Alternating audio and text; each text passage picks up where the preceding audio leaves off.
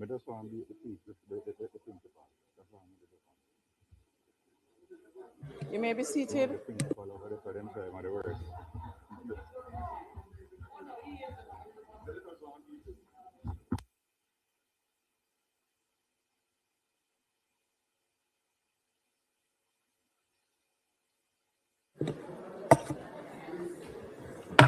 This Honorable House now resumes its sitting.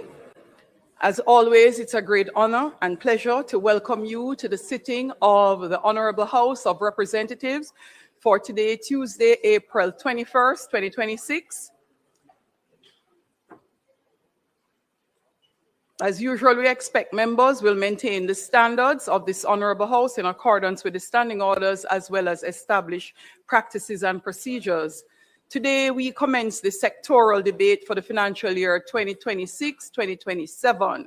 I would like to make special mention and welcome to members of the Diplomatic Corps, representatives from the Ministry of National Security, who are primarily seated to my right, Mrs. Beverly Manley Duncan, other invited guests, and those who are joining us on the various media platforms, particularly PBCJ live stream. Call of the roll.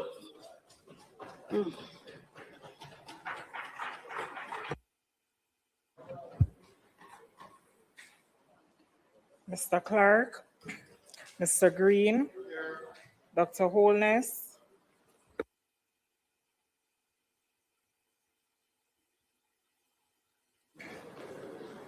Dr. Chang, Mrs. Williams, Mr. Bartlett, Ms. Grange, Dr. Tufton, Mr. Mackenzie, Mr. Montague, Mr. Vaz, Mr. Chuck, Mr. Charles Jr., Mr. Morgan, Ambassador Marks, Mr. Samuda, Dr. Wheatley, Mrs. Cuthbert Flynn, Mr. Terrelong, Mr. Witter, Mrs. Dalrymple Filbert, Ms. Morrison,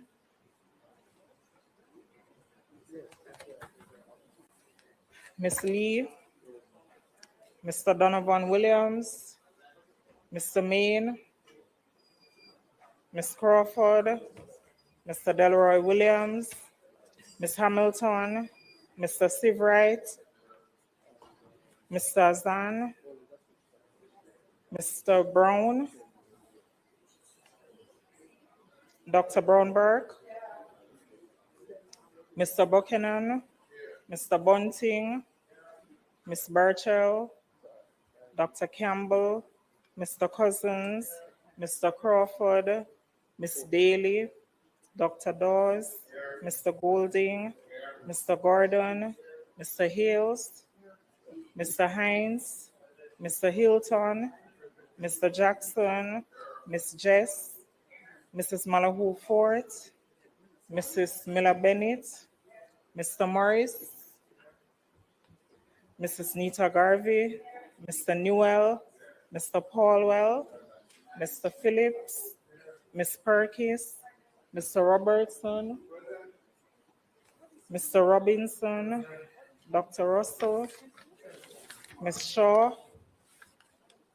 Mr. Smith, Mr. Vaz, and Mr. Warmington.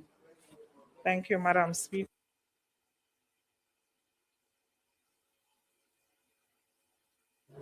House Leader.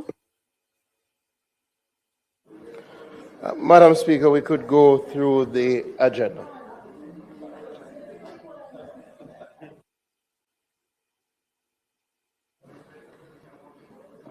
Statement by ministers, announcements. Laid on the table of the House are the following: annual report and statements accounts of the Banana Board for the year ended December 31, 2023, and its related ministry paper number 22 of 2026, titled Annual Report and Audited Financial Statements of the Banana Board for the year 2023. And finally, the Bank of Jamaica's report on performance and main activities of the Bank of Jamaica Board of Directors for the financial year 2025, and the Bank of Jamaica's Monetary Policy Statement, August 2025 Quarterly Monetary Policy Report, and December 2025 Quarterly Monetary Policy Report. Thank you, Madam Speaker. Bills brought from the Senate. The following is a message from the President of the Senate. To the Honorable House of Representatives, I have the honor to advise the Honorable House of Representatives that on the 17th day of April 2026, a bill entitled An Act to Amend the Jury Act was passed in the Senate without amendment. Thomas Tavares Finson, President of the Senate.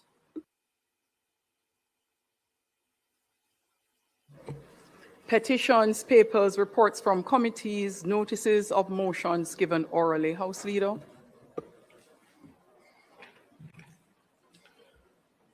Madam Speaker, I beg to give notice that at the next meeting of the House, I will move the following motion, whereas subsection 1G of section 41 of the Constitution of Jamaica requires a member of this Honorable House of Representatives to vacate his seat if any firm in which he is a partner or any company of which he is a director or manager becomes a party to any contract with the government of Jamaica for or on account of the public service, or if he becomes a partner in a firm or a director or manager of a company which is party to any such contract, and whereas the Member of Parliament for Manchester North West is a director of Awesome Party Rentals and a shareholder of ITGG Limited, and whereas Awesome Party Rentals may from time to time enter into contracts with the government of Jamaica and its affiliated agencies, and whereas the member has disclosed his interest in these entities, be it resolved that this motion be referred to the Ethics Committee of the House of Representatives for consideration and report. Madam Speaker, I beg to give further notice that at a later stage today, I will move for the suspension of the standing orders to enable me to take this motion.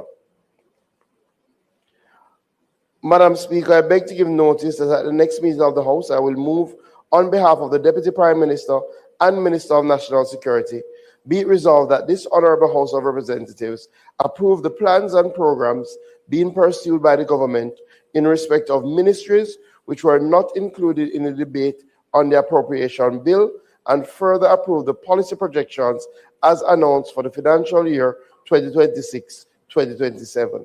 Madam Speaker, I further beg to give notice that at a later stage today, I will move for the suspension of the standing orders to enable me to take this motion. Thank you, House Leader. Questions and answers to questions. Motions that may be made at the commencement of public business requiring notice. Motions relating to the sitting of the House. Motion for leave to introduce bills. Presentation of bills without leave of the House. First obtained. Public business. House Leader. Madam Speaker, I now move for the suspension of standing orders to enable me to take the motion, notice of which I gave earlier today, and this is in relation to referring the matter to the Ethics Committee of the House of Representatives. Question is that the standing orders be suspended to enable the minister to take the motion, notice of which he gave earlier. Those in favor? Aye. Those against? The ayes have it. Madam Speaker, I now move that the motion, notice of which I gave earlier today, be approved. Members, those in favor? Aye. Those against? The ayes have it. Madam Speaker, I now move for the suspension of the standing orders to enable me to take the motion, notice of which I gave earlier today in relation to our debates regarding the appropriation bill in respect of ministries not included in the debate prior to that motion. The standing orders be suspended to enable me to take that motion. Members, the question is that we suspend the standing orders to enable the minister to take the motion, notice of which he gave earlier in respect of the sectoral debate. Those in favor? Aye. Those against? The ayes have it. Madam Speaker, as we have indicated today, we will commence our sectoral debate.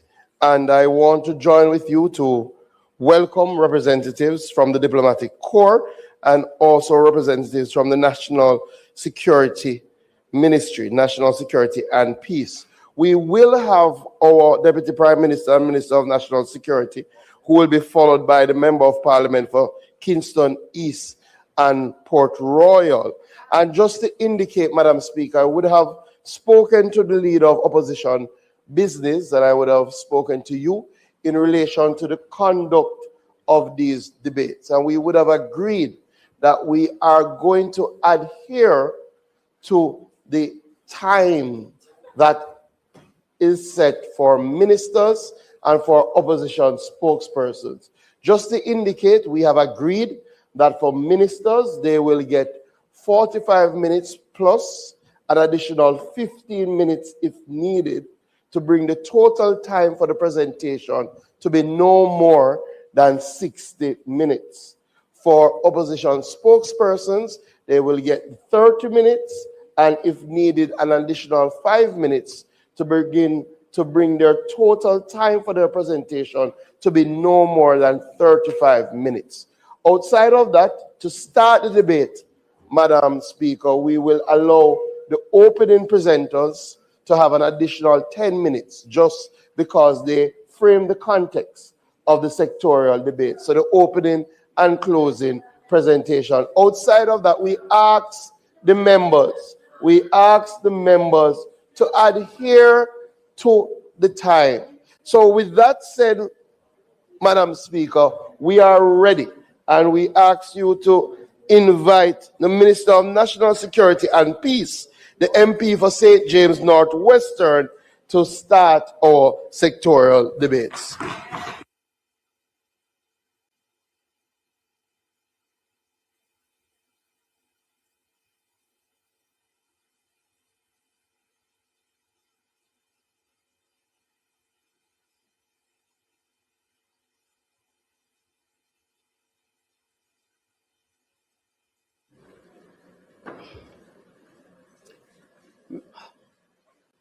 Members, before we welcome the Minister of National Security and Peace, in respect of extension of time being granted in the sectoral debate presentation, those in favor, those against, the ayes have it.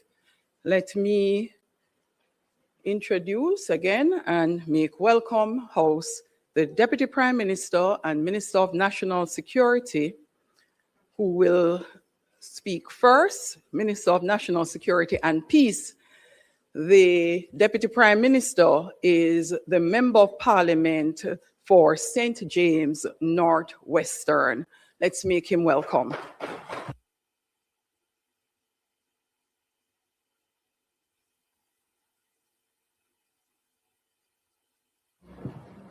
My colleagues, today I rise with gratitude and a deep sense of service for the 9th time in the sectoral debate. I'm speaking on the mission today of the Ministry of National Security.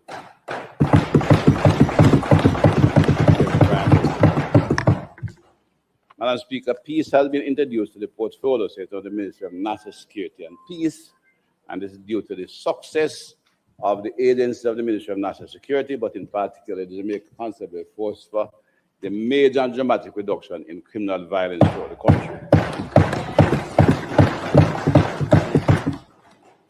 Each year in this House, I am reminded of the strength of the Jamaican people, even in the face of major challenges. The strength inspired me to give me hope and compelled me to continue to work with purpose and resolve. In reminders that our duty must always be anchored in service to the people, guided not by party colors, but by our shared responsibility to every Jamaican. We bear a solemn charge to act with courage, integrity, and purpose as we shape the future of our nation. The recent passage of Hurricane Melissa infested many of our communities. Homes were damaged, lives were disrupted, but the Jamaican people did not break. Our recovery continues. We remain committed to ensuring that no community is left behind. I want to commend the men and women of the Jamaica Constabulary Force, Jamaica Defense Force, the Fire Brigade, and the wide members of the public service. They are not only guardians of public safety, they are the steady hand that our nation depends on in this most difficult time. In particular of this hurricane, many of them are out there, even their families themselves were under severe pressure. Their sacrifice speaks not just to duty, but to the deep and enduring commitment to the country. I want to acknowledge, of course, Madam Speaker, the leadership of the Most Honorable Andrew Michael Honis, who said the guiders continue to provide direction and confidence during times of great challenge and uncertainty. Madam Speaker, it is a fact that this Prime Minister has faced some of the most challenging times in the history of our country. We have had, we start with the economic issues, which was started in the previous government, but the fiscal challenges were faced, and it's one of the successes of the country at this point in time. COVID-19 pandemic, a 100-year pandemic that hit the world, but hit the country for the first time in 100 years. Well, it's a 100-year pandemic, major challenge to the entire country, damaging the very fabric of our society. Of course, we have had severe weather conditions, very last year, Melissa, and of course, in maintaining our democratic standards, we have had 2 general elections and a parish council election. And of course, we inherited a wave, an chronic epidemic of severe criminal activity, and we have had to deal with all of them.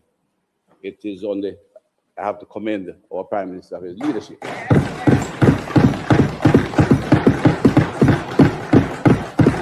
As we continue, Madam Speaker, I have noted my colleagues across there said, one of my good friends from South Manchester spoke of divine intervention. I don't think he understood that it was already decided. He got the wrong intervention. Somewhere in Spanish Town was a young man who intervened to occupy the seat of authority as Prime Minister. That was a divine intervention. One pair. It is remarkable that we have one Prime Minister through this remarkable stage in our history, with all the crises we have had. I want to thank my colleagues in the Cabinet for their continued partnership and collaboration, and extend special appreciation to my Minister of State, Juliet Cuthbert-Flynn.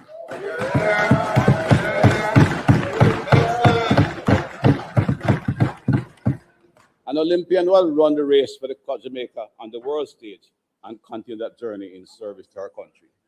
Thank you. I want to thank her. She brings that spirit of determination to the ministry, carrying out her responsibilities with quiet strength, unwavering commitment, and a deep sense of national duty. I want to recognize a dedicated team within the ministry, led by Permanent Secretary Ambassador Alistair Stonewall, including technical and administrative staff. They work tirelessly to deliver on our mandate. It is indeed a privilege to work alongside our national security departments and agencies, which include the Jamaican Constable Force already referred to, led by our Commissioner, Dr. Kevin Blake, the major organized crime and anti-corruption agency that has quietly invaded that area and is having some significant success both in the public and private sector in dealing with corruption. The Passport Immigration System Agency, a quiet agency, tend to be below the radar, but a very important part of our border security and doing an excellent job both in security and allowing our visitor experience to be improved. We are working hard at taking it to another level. The Institute of Forensic Science and Legal Medicine, which will be approved later again, one of the finest in this region. The Firearm Licensing Authority, the Department of Correctional Services, the police, and my minister has particular responsibility for it, although she's the lady. The Police Civilian Oversight Authority and the Private Security Regulatory Authority. I commend their leadership and staff for their unwavering commitment to building a safer Jamaica. I want to express my deepest gratitude to my wife and children for their continued support.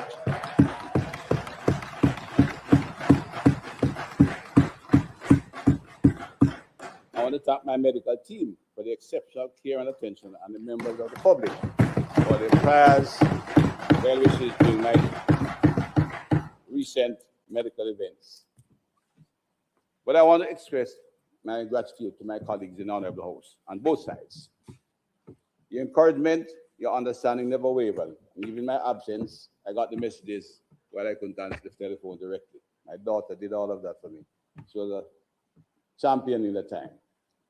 I didn't have the opportunity to speak with each of you individually, but your goodwill and your prayers and expression of getting well better was deeply felt and sincerely appreciated on both sides of the house. I thank you both. I want to thank the people of my constituency for their trust and confidence. Their support continue to guide my service. I have to recognize, should have recognized the audience, but I have at a later stage the diplomats who are here and other members of the Ministry of Staff who joined me. And of course, I should also add a recognition on this very manly and it's honestly manly Duncan, who is here more for the house leader on that side, the opposition leader.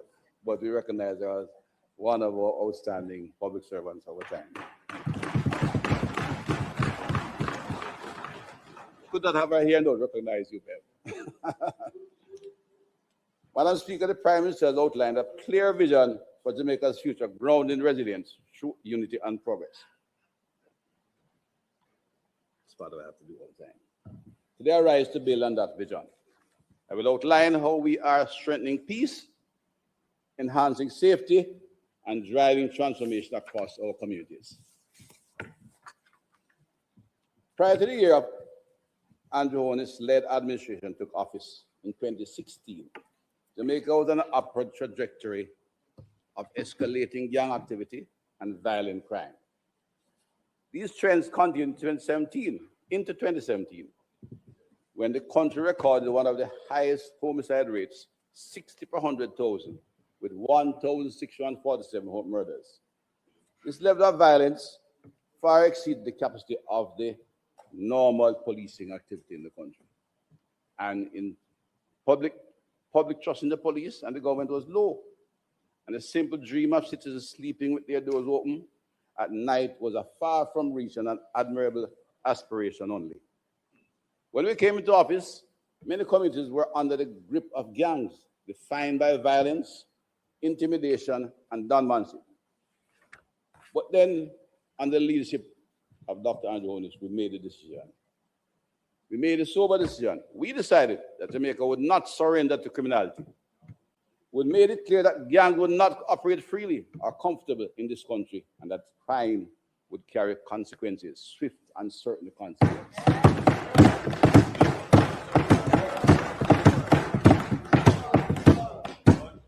Despite certain skepticism and constant pressure, we remained focused, locked in, and stayed the course. We committed to doing the difficult work required to restore order and rebuild society. This is the foundation of our legacy, Madam Speaker, and today we are building on that foundation. Madam Speaker, since 2016, we have made sustained and unprecedented investment in national security. On the average, we have committed approximately 10 billion annually in capital expenditure into capital. Despite the various economic shocks that we have had to confront over the period, we have remained disciplined and unwavering in that positive direction. This level of investment is far greater than any previous period in our history and reflects a deliberate strategy to build a modern, capable, and responsive security architecture. The security capital expenditure can be seen on display, and it is obvious what happened after 2016 and the remarkable investment to make Jamaica safe and to protect and serve our people. We'll comment on some of the major economic implications for that at a later stage. In fact, my colleague to my right and my friend in St. James will in fact make him a stronger comment, as it has aided his own progress, who has worked hard to bring the visa industry up to a certain level. I want to commend the administrative leadership of the Central Ministry.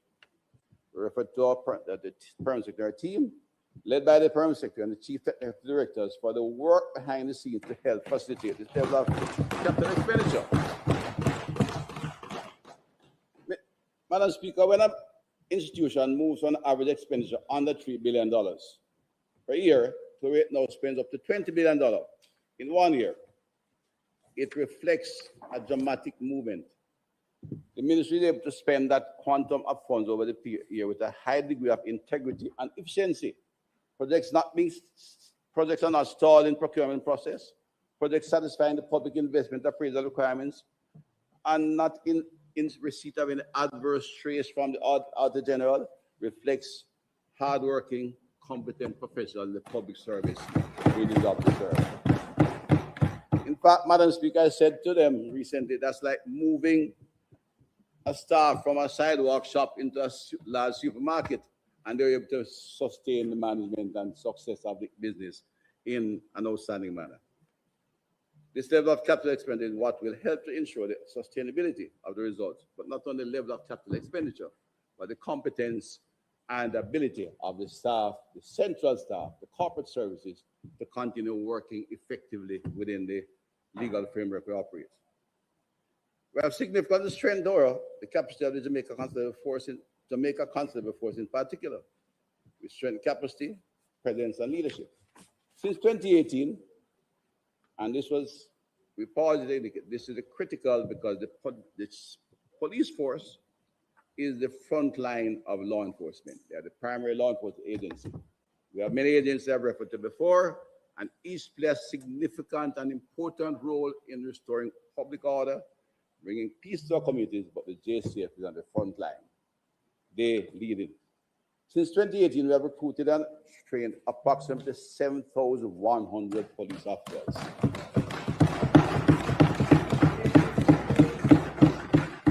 There was many talk of all kinds of policing deployment, proximity policing, more police here, more there, but there was no attempt to expand the force to a level where they could manage the tasks they were given. We recruited, we trained, and we introduced new training programs. This expansion has allowed for a more effective deployment, establishment of specialized units like the operational supporting teams, the special operation teams, increased presence in communities, and the advancement of proximity policing. Many will tell you sometimes you're driving to and from Montego Bay, you pass police every parish you go. Every major intersection, a reflection of presence. We have strengthened leadership and supervision in the force, and this is crucial, Madam Speaker, to ensure sustainability and quality. Since 2024, some 2,250 police officers, including 250 gazetted ranks, have been promoted to fill critical vacancies, support our policy to expand, professionalize the officer corps of the police force. In addition, we have invested heavily in mobility and operational readiness. We have procured just over 2,000 motor vehicles to ensure and maintain a steady fleet, cost of $7.5 billion. This increased capacity, Madam Speaker, has enabled the JCF to significantly strengthen its various policing activities, but in particular, the use of what they call national coordinating roadblocks. In all divisions, the police have provided operational tools that disrupted criminality heavily. It's also contributed significantly to reduce road fatalities. It is hard work.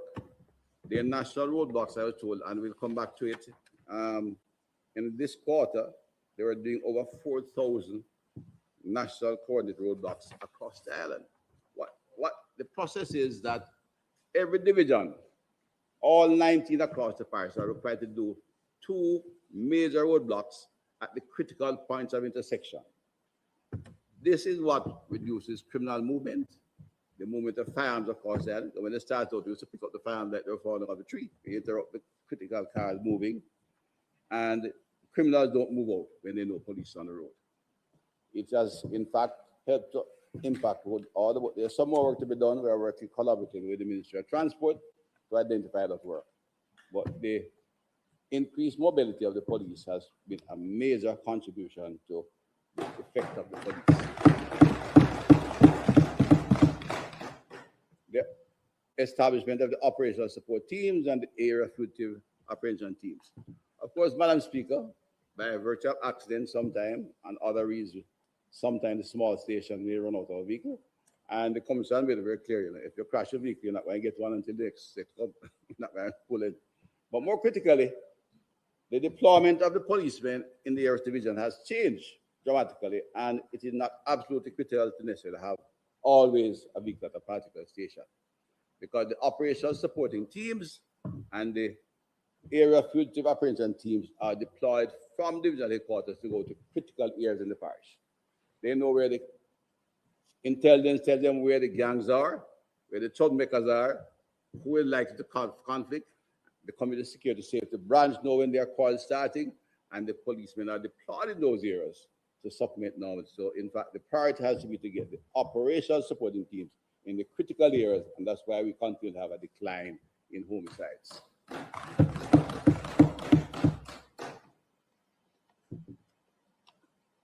But yes, we are seeking to maintain our fleet level where all the states will have at least one vehicle, but we have to ensure those special teams are operational. What we call the kinetic teams. They must be in the critical areas. So when problems start in land settlement, MP from Manchester, we put people there, and we're going to cut the rate of homicide. Madam Speaker, we are making targeted strategic investment to build a modern police force driven by technology, powered by data, and enhanced, anchored in accountability. Among all agencies of government, the JSF has demonstrated some of the most significant progress in modernizing its processes and operations.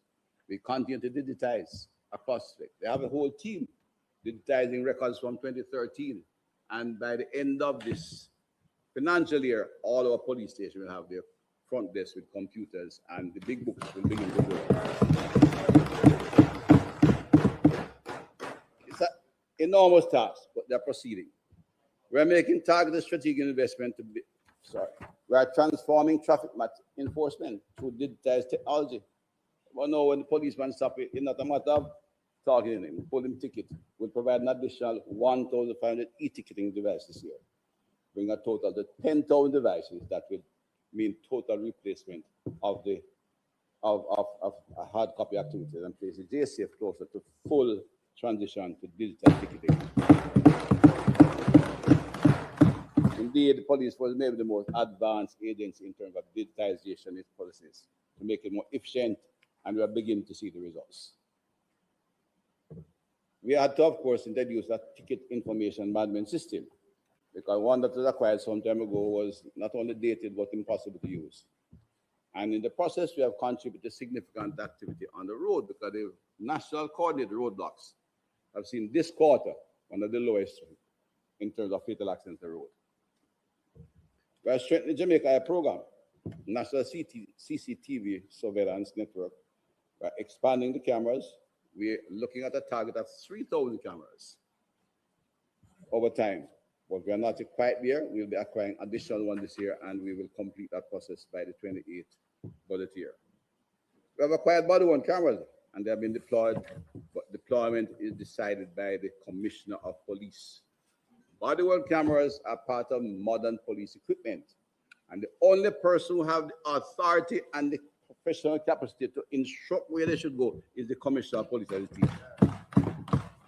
No civil society organization can tell us where to put it. That was what was damaging the police for years. Everybody like cowboy policing and gunmanship, and then tell police how to go police.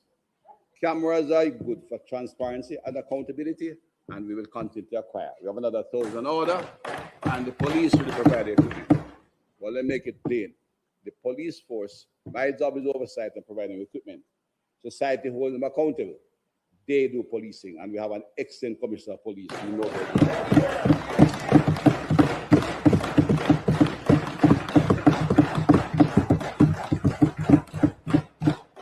modern policing, Madam Speaker, is grounded in science. We have made the investment to upgrade and expand our forensic capabilities. It includes the opening of one of the finest forensic pathology autopsy suite down in Kingston, near the KPH. You know, when we did it, Madam Speaker, somebody said it looks so good. They want to go there, so I remind them, you go there with the dead. He said his friend told him, well, go to KPH and we'll send you over there fast. But he was concerned. That forensic pathology autopsy suite is excellent. We expect our first corpse in June, and from then on we expect to reduce the weeks and months, wait for autopsy to less than to more than like 10 days. We have also, and Speaker, the modern police must also be supported by modern infrastructure. The ministry has spearheaded the project Rebuild, Overhaul, and Construct initiative. systematically upgrading and renovating all police facilities nationwide following rigorous engineering aftermath.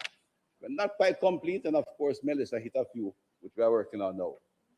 Notwithstanding the impact of Hurricane Melissa, which hit the economy very hard, there is now about $30 billion worth of investment on the ground, not pipe dream, not promises, on the ground, which we can talk about. These include the Westmoreland Police Division, and I didn't invite them to give you any problem, Mr. President. I'm sorry that. I got here and there, some heat there. I don't know if it's your colleague in Eastern or so, kind of remind you that you will need some attention. You know. The St. Catherine North Division, both models of what should be divisional headquarters, and of course, replacement in Bull Bay, K Valley, Mucker, Granville, and Amity Hall in St. James are already in the pre-construction phase, and we are working on that. Investment in security for the safety of public Jamaicans. And we'll come to more. There's a major special operation unit to be built in Montego Bay. It will be a multi-billion-dollar project because we have had to be spending money renting spaces for police officers costing millions of dollars, and we'll put that as a major public sector investment. It will run in the region anywhere from $8 to $12 billion. They say average maybe $10 billion. It will be a major, one of the biggest government investment in the public sector infrastructure for a long time. But the move there, Madam Speaker, was not just a matter of high crime rate in Montego Bay, or the fact that we say a number of us have interjected in the government. Myself, my colleague as senior minister, the Prime Minister, loves Montego Bay. We love him there too. But the economic reality is that a lot of activities have shifted west.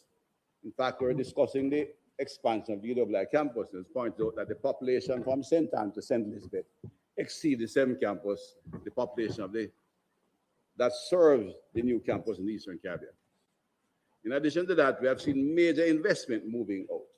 In fact, while we have had disinvestment in the Southeast region, a fact we are also seeking to reverse, but a fact of the economy, Twickenham Park, Bell Road, etc., where a lot of industries went, and government is the driving force. We're now doing the development of the port facilities that will replace that. But in the West, the airport alone has seen investment of nearly 400 million US. The perimeter road is there, the hotel rooms, the outsourcing activities. I've all seen economic activity moving to the northwest and the population increasing accordingly. Nigville now is a major township. Montego Bay is a hub. We have multi-port, which is the Montego Bay port facility have expanded and improved.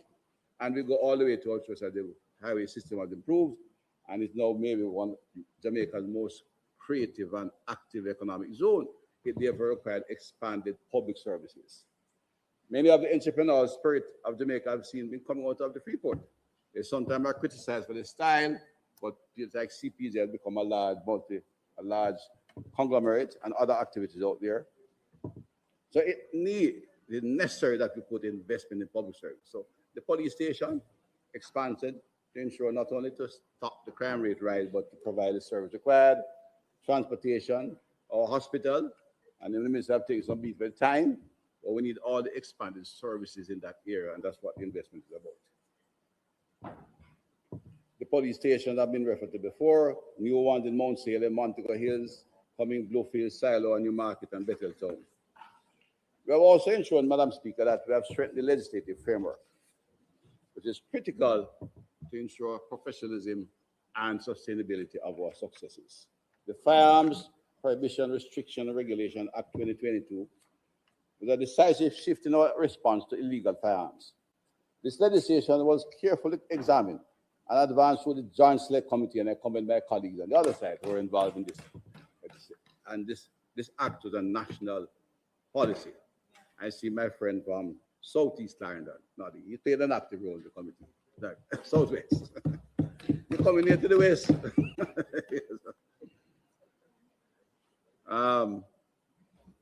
Good broad deliberation and national consensus. Tough penalties were introduced, including mandatory sentencing. I've had a few minor things to amend, and that process is proceeding, and we should have that in this financial year. We have complemented this with strong anti-gang measures, organized, professional, targeted policing, data-driven, and calculated to find the gangs where they are, disrupt them, and intelligence has been extended, ensuring enforcement is not only robust, but strategic and targeted, hence a reduction of criminal violence. This has been further strengthened by the allowing MOCA an increased range of activities which they can investigate. And we have seen that coming, I said, not only the public sector, but their work in the recent corruption activity at the bank is signature of the kind of work that MOCA can do to ensure there is integrity. Legislative strengthening has been reinforced by decisive operational tools, those through short-term targeted interventions such as the state of public emergency.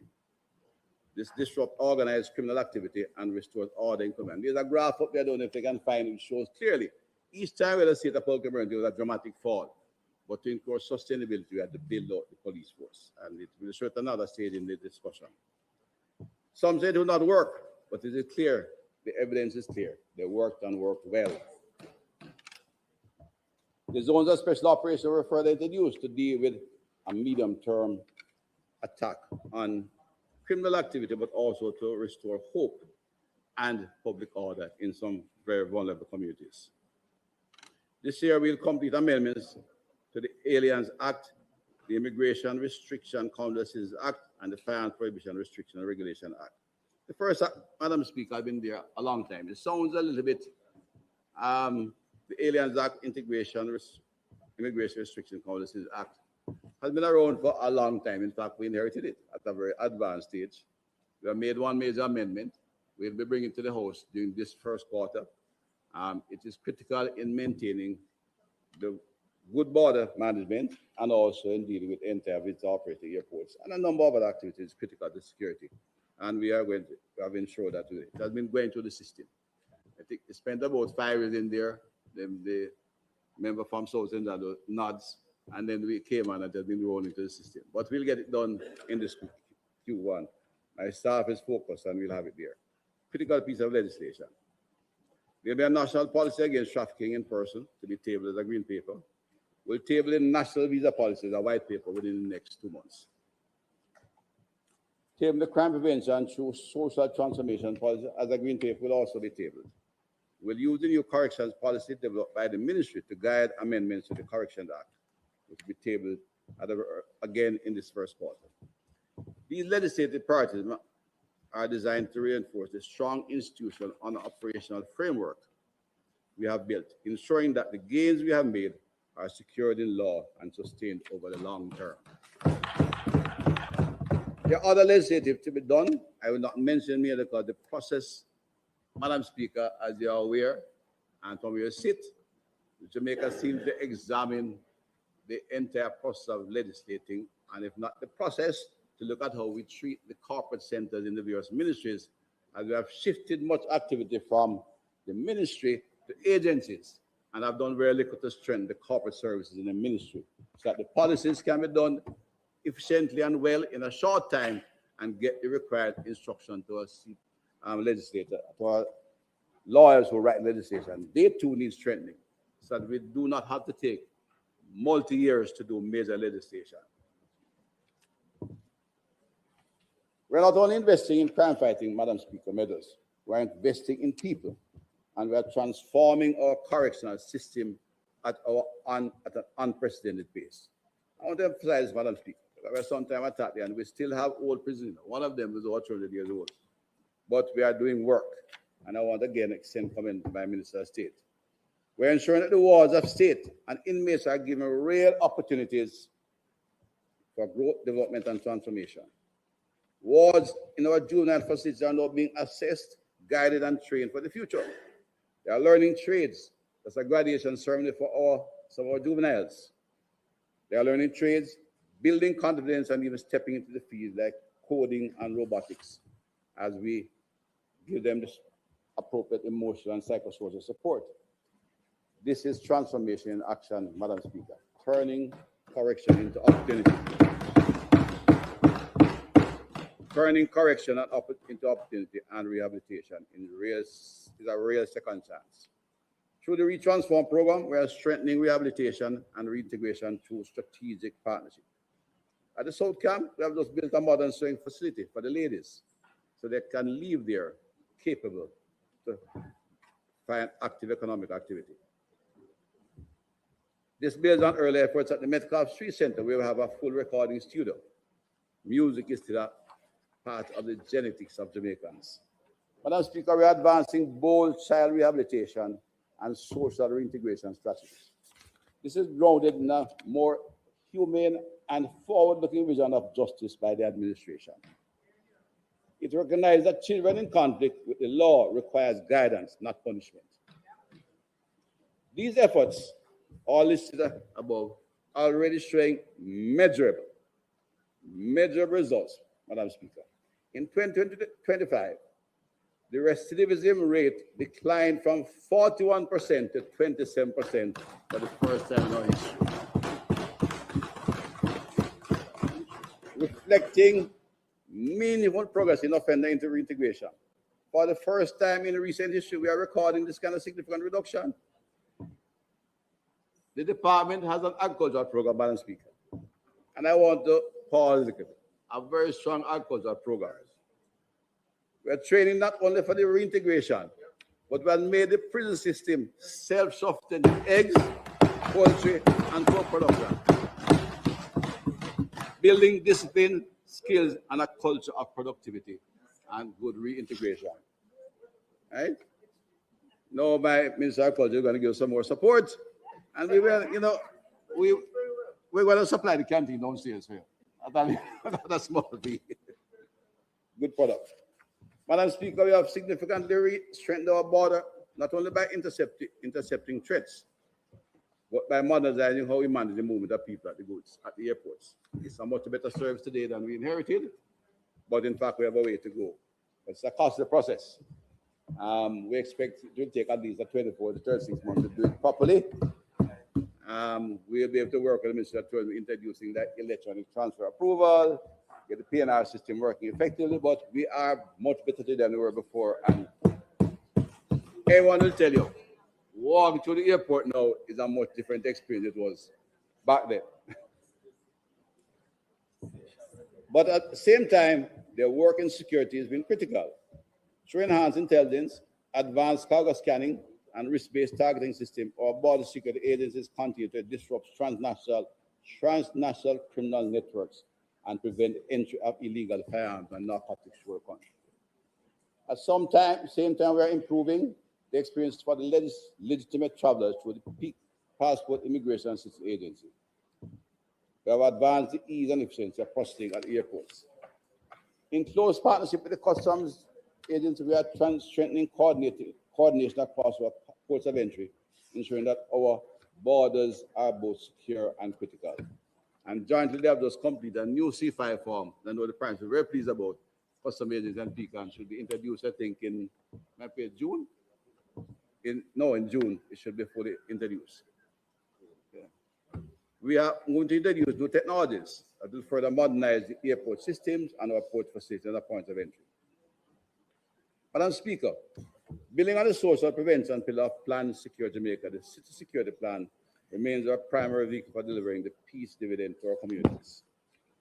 Support by the European Union, UK's Violence Prevention Partnership Program, and our own consolidated fund, the CSP has delivered targeted investment in governance, infrastructure, and social intervention. And Madam Speaker, I just pause again to recognize the several members of the diplomatic corps present in the audience from our partners who have been supportive in our efforts throughout, and we welcome them to this event, and we look forward to continuing work with them.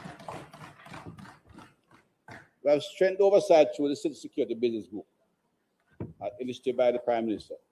The establishment of safe space in vulnerable communities, continue the upgrading of police stations, skills training and certification by at-risk youth like heavy vehicle driving and other construction work, which continue to work closely with the Heart and Ministry of Education to see how we can scale these operations and really provide a genuine alternative for our young people.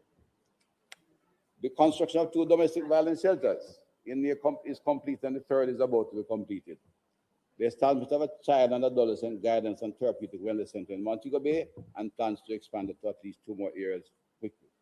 The rollout of the interministerial school support strategy in 37 schools, that too will scale up. We have successfully closed phase 1, but building on the lessons of phase 1, we are strengthening what works and expanding our reach. The CSP will now extend beyond the ZOZOs to vulnerable communities under the Community Renewal Program.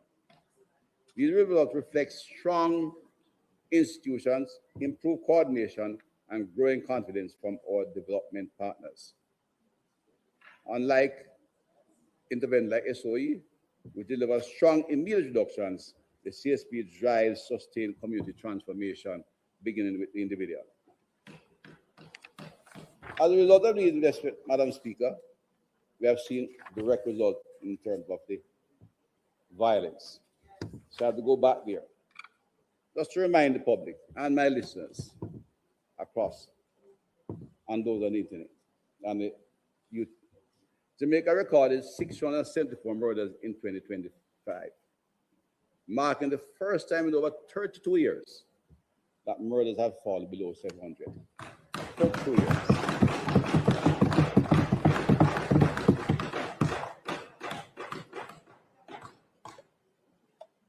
We're now on the threshold of achieving another in the historic low. The first quarter of the calendar year has already recorded a significant 29% reduction decline in murders compared to the corresponding period last year.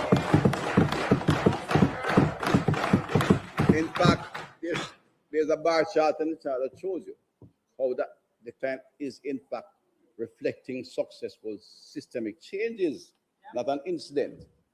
As one man was quick to write when we got the 674, that they need to see a trend. Well, you can look and see there's a trend coming from Q4 of 2024. Strong trend.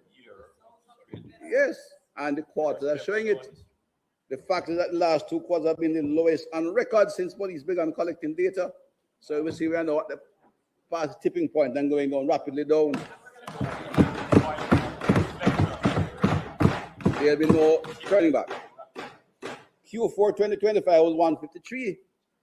Q1 2026 is 134. And we'll continue in them. No, Madam Speaker, though. I think well, the member from North St. Andrew is here. But for the entire quarter of Q1 2026, there are not one single murder in Northern St. Andrew. It has some tough, hardcore areas. Tough areas. I used to every month, Madam Speaker. I used to every month, Madam Speaker. Look at my report. Brook Valley, Stony Hill, Park Lane, 100 Lane, Aki Walk, Gully Bank. Them things that come again. Nothing happening. Zero. You know, we give God thanks for our successes, but it was hard work, good policy to start with, good planning, hard work and investment in our security forces that did this. But let me go a little further, Madam Speaker. It was suggested that since 2017, we have saved 3,000 lives by the work of government. This represents an average of 374 Jamaicans who are still alive today to look to our future. Shooting and other violent crimes all decline. We express gratitude not only to our security forces, but to our international partners. You see the graph, and again, I'm not following as well, but a steep decline since 2022 in particular. Without the investments and the action and planning of our government, Jamaica would have continued a trajectory that would have made us one of the most unsafe places in the world. Today, people are beginning to have confidence in the street again. There, I pause again. There have been an incident that gives concern. Entertainment is an area where I have constant discussion. And there have been no contention, really. But we have had this one. My colleagues to my right, both of them, my constituency, in other words, Flanker sees itself as the entertainment center of Montego Bay. At the time when I was in Flanker, you had Wednesday, Wednesday, this is Thursday, wet Sunday and Friday and Saturday, every day of the week, a party going. And in the Prime Minister's got the hip strip and Olympic Way. They're partying all the time. But we have seen some little trend, and we are going to work to, we're not going to allow it, criminals to disrupt our entertainment.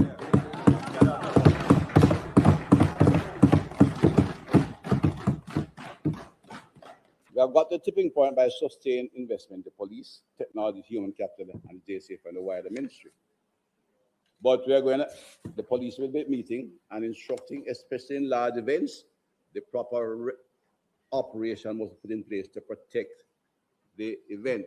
We're not stopping them, but it is established once it, the FLA has the armored vehicle, will come.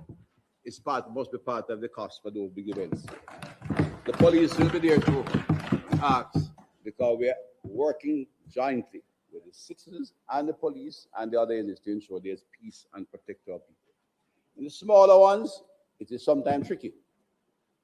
But it is the policy of the police not to stop the round robins and the wakes, etc. But they must also understand that part of this, large part of the success of the police force is sheer intelligence. And we know when they are about to damage somebody's party. So sometimes we have to stop them. We can't tell them, but it is a fact of life and you have to understand. There are many years having parties, but sometimes, you hear things happen. There will be, social media allows for quick transmission of data and pictures. And we have had one or two incidents which the police commissioner is concerned about. They said the police were abusing their authority.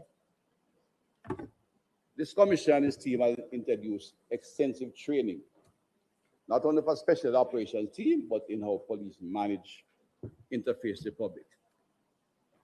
But they're still concerned if there's one incident.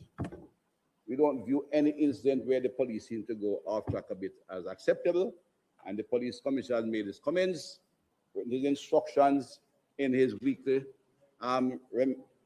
message to the police officers under the police publication on a weekly basis, and we know that will correct them.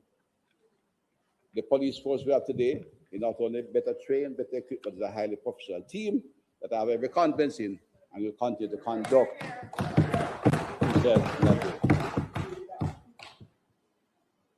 Madam Speaker, key drivers to progress have been the strengthening of intelligence policing, which I've seen recovery of massive amount of weapons. 1,076 weapons in 2025 alone. Illegal firearms. 1,000. If they kill one, each is 1,000. The police have effectively found them, and in recent times, firearm recoveries have increased, violence declined. And average recovered, some statistics have relevance. In 2011, average we recovered about 44 firearms for every 100 murders. 44 for every 100 murders. A ratio of 4 to 10. In 2024, we recorded 73 firearms for every 100 murders, 7 out of 10. We find the gun and went to take them. By 2025, we're recovering an average of 3 firearms for every 2 murders. In other words, we are finding some of the stockpiles in the armories because of better intelligence. There's this 50 to 1. No, we'll take Mr. Based on the motion, you don't need to sit. You will hear the bell go off just to remind you of the extension of time. And so it helps you to manage the remainder of your presentation. Continue, Minister. Thank you. Thank you, Madam Speaker. The ratio of arrest to murder has been from approximately 44 arrests per 100 murders in 2012 and extraordinary 99 arrests for every 100 murders. This level of performance signals a major breakthrough driven by strong intelligence, better coordination, and effective national response. A transformed Jamaica Constable Force working in collaboration with other agencies, MOCA, JDF, and others in the security architecture. We're moving towards a one-to-one relationship. Because the greatest deterrence to criminal activity is certitude of apprehension, prosecution. As my advisor say, we have to incapacitate the criminal. If they fight, we knock them out too. Civil society, I just want to make a quick comment, Madam Speaker, and my 24 is good. Let me begin by affirming that Jamaica is a strong democratic country governed by the rule of law And we have no problem with criticism of the police force or any element of the security forces. More critically, even internationally, we tend not to pay respect to our own achievements in certain areas. Jamaica is one of the oldest democracies in the world. We are among the top 10, right? Even our good friends, and many of our good friends have achieved that. What, 82 years of electoral democracy. On time within the Constitution. We have had change of government, the majority have won. We have countries, well, I don't mind, they are friends, but France couldn't pass a budget last year. No? About 2 years they can't pass a budget. The US had the conflict of February 20 when they had a change of government. We have been able to have election when we occupied parliament completely on time and change government. A reflection of Jamaica's commitment to democracy, and we must respect it. We sometimes follow the legacy thought that, of course, because we are politicians, we are not capable of doing what should be done, and disrespect our democracy. It's one of the strongest and most resilient in the world. I put it here because we have in place institutional framework to oversee, monitor, and evaluate the conduct of our public servants and police force. At once, you have about 4 bodies overseeing the police, and yet when you have an incident here, we must call for independent review. Foolishness. In the Office of the Defender, Public Defender, the Financial Investigation Division, the Integrity Commission, and I probe into all bodies which oversee public servants and the police force. And they're designed to investigate issues and take them through the criminal justice system. It's important, Madam Speaker, because if we charge the police in particular in a high violence society, you know, President went to 60 per 100,000. You know. The United Nations defined what? 36 as civil strife. Went as far as 60. If we support cause that make the police look like they're acting criminally in high violence and in difficult areas, it undermines the authority of the police. More critically, and I feel strongly, I said, you know, I didn't lose my temper when I went and read the radio, and I wasn't fully out yet. It hurts me personally, very strongly about it. We must allow the criminal justice system and the oversight body to work. You put policemen at risk. You put 2 police officers in my constituency, retiring members of the force, were killed because it was said that police were killing people without cause. And these were retiring, so they find the soft targets. Mr. Brown family understand. The man was about to retire. Mr. Lindsay was going to look for his friend in Glendevon, right? Who's a lady who was the mother of many of the strong men. But it was said the week before they had killed somebody without cause and then murdered it. And he went to say goodbye because he was retiring and returned to St. Anne. A quiet little old man driving, of course, on the old corridor they used to have, so he couldn't drive too far, dropping a patrol, and the man just walked and shoot him.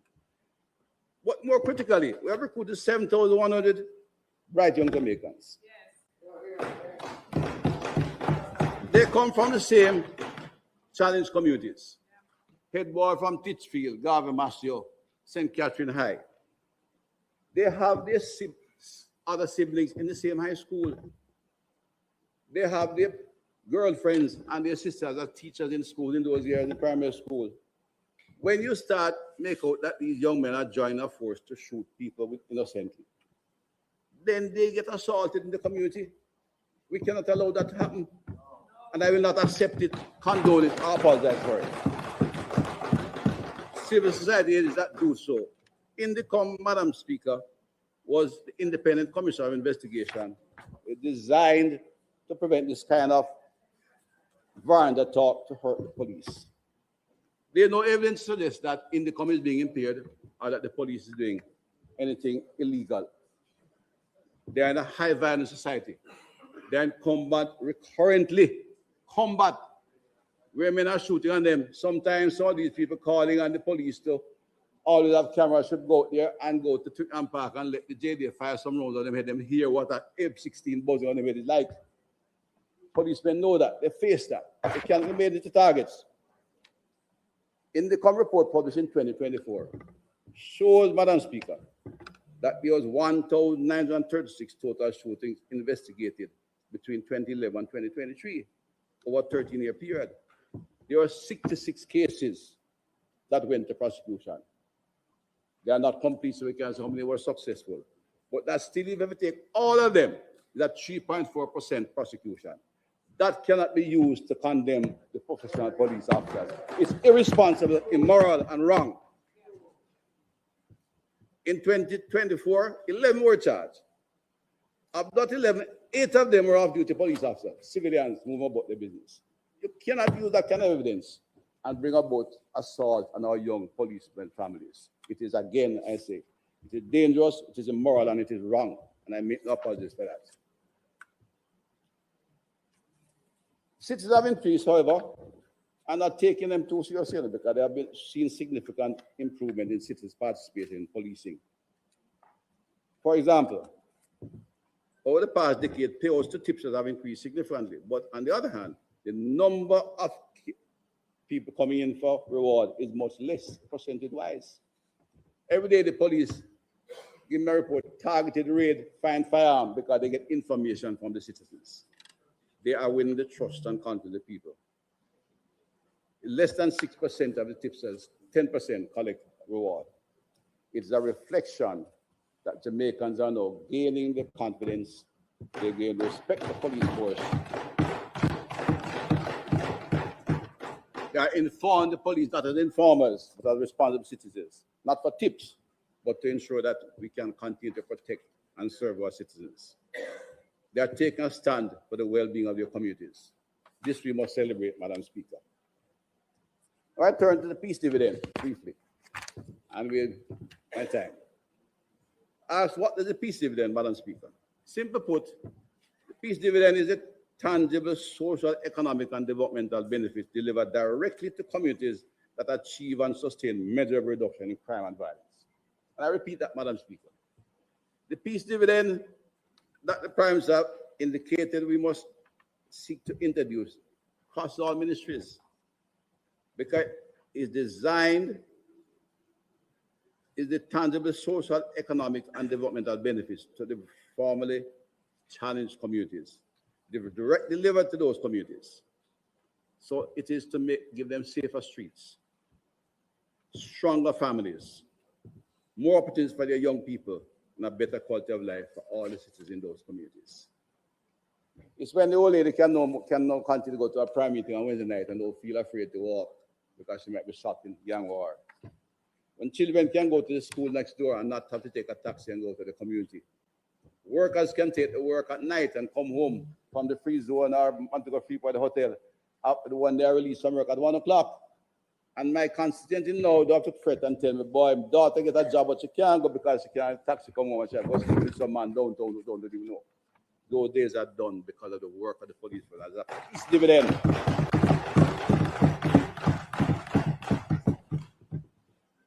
Some interesting facts. The final estimate that crime costs Jamaica between 4 and 6% of GDP. Public costs account for about 1.5 to 2.5%. Private costs about 1.5 to 2.16. And in addition, human capital losses amount for about 1.33% of GDP, reflecting reduced economic productivity, a big problem for society due to homicides, non-lethal victimization, and incarceration. The academics outline that not only a human, the estimate that each life lost is not only a tragedy, but an economic loss, and they put that about 147,000 years. So if you consider lives saved between 2017 and 2025, economic benefit to Jamaica is between $360 and $700 billion US. According to this study, based on expenditure on the implementation of the sort of public emergency alone, Jamaica realized a return of between $44 and $90 per head on the dollar invested. This is the power of peace, Madam Speaker. This is what our Prime Minister spoke about. Peace saves lives. Peace creates value, and peace must be reinvested in those vulnerable communities. Building a durable peace requires more than an individual program. So we'll be having extensive program through the City Security Bureau across various ministries. We'll provide opportunities for schools. We work for the schools and we're working with the Ministry of Education to ensure we can broaden and scale up much of the program we've done. Our case management program is an outstanding example of successful intervention. The police community, community security and safety branch is being expanded. We expect to be able to place resource personnel in all the challenge schools. And I'm sure the Prime Minister and the Ministry of Education work to ensure those schools do not remain long in their state. They classify them as tier 3 and 4 schools where the productivity is absolute. Well, I won't go say it's 0, but we end up not providing any quality education for some very hard-working humble Jamaicans. That will change and must change under this administration. There are 59 such schools at the secondary level and 134 at the primary level. In fact, one primary school, we did a national survey, all the schools. And unfortunately, I found the most unsafe school, like a school in Westmoreland, based on the survey. And the safest school, incidentally, was in the hills of St. Elizabeth, on a constituency border. It was interesting, I thought, because in the school that was considered safe, they knew all of the political leadership. One was from both sides. And this have active PTA, active community activity. The other one, they didn't know anybody at all. So, I urge the members here to provide leadership in the community and be involved in the guidance to the children in a responsible way. The police, in our movement to deliver the peace dividend, will be like the driver of the vehicle, working with case managers, social workers, school principals, and parents to ensure we can take the dividends to those communities, which are challenged. And the police will not only be seen as special operations team in the blue uniform, which will continue to be there, but that gives them confidence that they are safe to work with the police or special operations team. Our intelligence teams are there to look for them and find them. We will not allow in a hiding place for any criminal activity. At the same time, the school police resource officer and the members of the community security safety branch know the personnel. They know the bad guys, they know the challenged families, and their job is to ensure we can get the social workers and the guidance counselors to meet those families, the single mother who is under pressure, the one with 4 or 5 kids, and get them into the social safety net. Jamaica does not have a wealthy, well-endowed safety net, I say, compared to developed countries. But we have several programs that can assist such people, and we are ensuring that they get to the right people and provide hope for those people in these areas. The work of the police officer is to build trust, deepen cooperation, and ensure that security is felt and not just enforced. Yes. Keeping the peace requires more than enforcement. It requires structure, standard, and consistency. We'll strengthen the public order this year, Madam Speaker, because we have built out a strong e-ticketing information management system. One was there before, called TTMS. Cost government a lot of money. It was never used. We have spent time and built out a proper system, and everybody who get a traffic ticket now know they are met by a police officer with a ruggedized handheld device that gives them a ticket, and you can pay it on the telephone and it go. It's going a long way in strengthening our ability to manage our public spaces. We're going to expand this. That's why we call the ticketing information management system. For example, it can be applied to noise abatement. So rather than have the police fight with a promoter over his equipment, which is today's world is primitive, cost, expensive. They're using computers, not big boxes, again. So they can give them a ticket, and you can have a structured system. First, whether it's ticket for a party at home, ticket in a square, the amount varies with time, as well as if they do more than 2 or 3, it goes up and they can end up doing a warrant for court. But we're going to introduce a technological, modern, efficient system to reduce antagonism between the police and the citizen, even when they breach the law. So instead of take our vendors' basket them goods, after cooperating with the Ministerial local government, we give them a ticket. And they know it's coming. We are providing training a modern police force that will be able to restore, not only reduce criminal violence, but indeed restore public order and bring hope and opportunity to our people across the country. That is the legacy of this government, and we make no point taking credit. The zones of special operation, thank you, will become zones of peace and opportunity as we expand the opportunity, because we're not leaving those communities. Even when we take down the checkpoints, we'll ensure that we continue to provide the services to those communities. These will represent a new phase as we move on to other years, because we don't necessarily need the same level of intense security in the other areas that are vulnerable. So we'll have now phase where peace is not enforced but sustained. We're opting to replace fear. Enforcement policing now becomes community-based development policing, and where communities are rewarded for maintaining stability. We seek to build peaceful society, but return to a positive Jamaican cultural activity. Our Live Good program, we're going to the schools, in the communities, and across the country. As the grandmothers used to tell you, we have to live good with each other. Madam Speaker, there is no doubt that there's a breath of fresh air across Jamaica.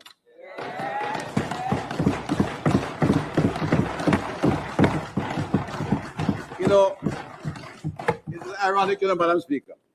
We used to be always a laughing stock by the Caribbean. But they'll tell you the last carnival, the Trinidad and found their way to Jamaica. You know why, Madam Speaker? Not because that's no wonderful carnival, but it's just safe to walk on the streets of Jamaica despite of a little hiccup at one party. More people are coming here. We are making our communities safe, and people are recognizing that. They have asked us for help across the Caribbean. I have 30 police officers in the Turks and Caicos. They have in 1 year reduced homicides by nearly 40% here too. They're asking us to take them in training. We have been invited to transfer Zozos to other areas in the Caribbean. And for Jamaica, where we're earning what we have invested. Madam Speaker, it has been a pleasure to work with the team, with the leadership of this Prime Minister, and the men and women of the ministry, and in particular our police force and the leadership of Kevin Blake. But what we are going to ensure that our achievements not only will not be undermined, but will be sustainable by legislation and investment. Today, we have, as I said, we are investing enough to ensure that, and the training program to guide and develop our young officers. Yes, we have transformed the police force. A friend of mine, they look better, Dr. Chan. They operate better. They succeed in reducing. And a man, one lady said to me, Dr. Chan, you know how long we see a police car park for the bar? They're out working.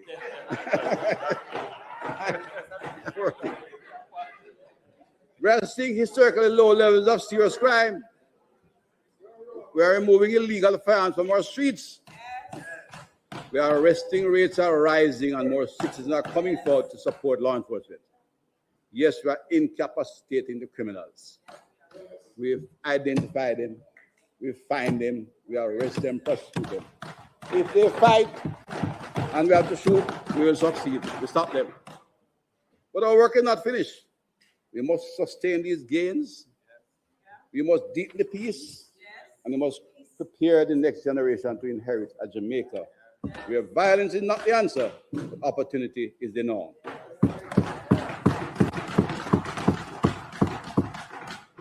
This is not only about enforcement, Madam Speaker, colleagues. It is about transformation.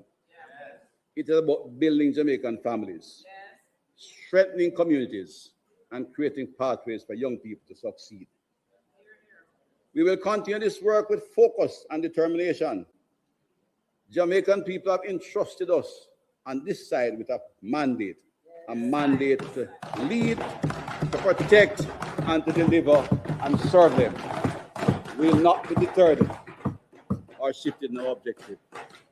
Under the leadership of this Honorable Prime Minister, Andrew Holness, we will continue to move the country forward in peace, in good economics, and in prosperity. A Jamaica that is safer, a Jamaica that is stronger, a Jamaica where peace endures, a Jamaica where all Jamaicans and others we want to live, work, raise their families, do business, and rely in peace, and live in time. May God bless Jamaica. Thank you, Madam Speaker.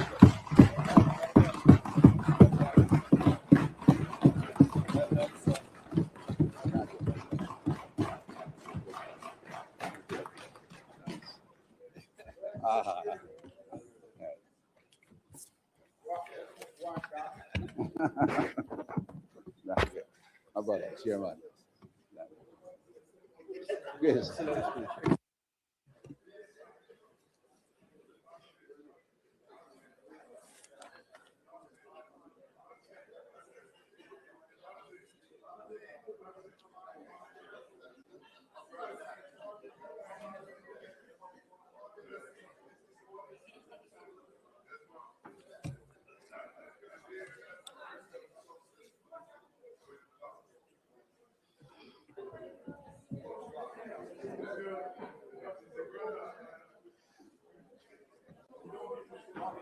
Madam Speaker, let us thank the most successful Minister of National Security in the history of Jamaica.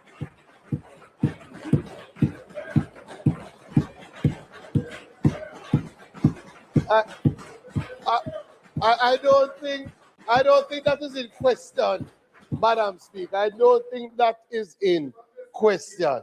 Excellent work.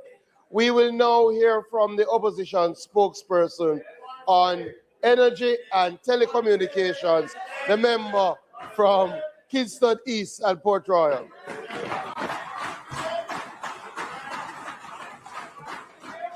Thank you, House Leader. Member of Parliament for Kingston East and Port Royal. Madam Speaker, Jamaica stands at a defining crossroads. The decisions this Parliament makes on energy and telecommunications will determine whether our people pay less for electricity, whether our entrepreneurs can compete in a digital economy, and whether Jamaica leads or lags the region for the next generation. We on this side, the People's National Party, we come to this debate with a clear and unwavering conviction that the only sustainable path forward for this country is to build with purpose and to build with people.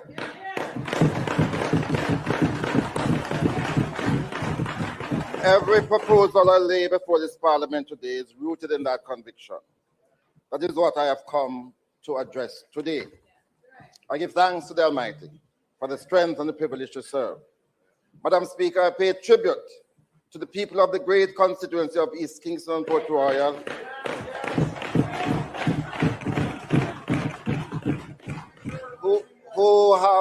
who have once again elected me for the 7th straight term.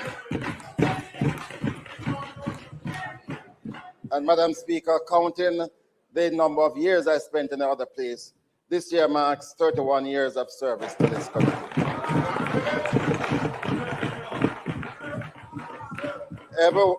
Every one of those years has been in service to the people of Jamaica, and in particular to my people in East Kingston and Port Royal, because they know when I win, they win.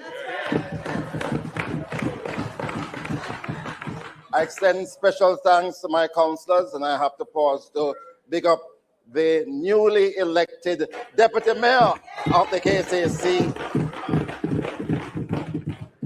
I want to thank my task force. I want to thank my party leader for his continued faith in me as spokesperson on energy and telecommunications and as leader of opposition business. It's a responsibility I carry with the utmost seriousness. Madam Speaker, I did not come here today to reflect on the past. I came to speak about Jamaica's future. And in a moment, I will lay before this Parliament a set of specific and actionable proposals for energy and telecommunications that, if adopted, will lower costs for Jamaican households, accelerate our digital transformation, and position this nation as a competitive force in the Caribbean economy. I don't think I'll have the time today, so I'm inviting all the listeners and viewers to check my online presentation tomorrow at 5 p.m.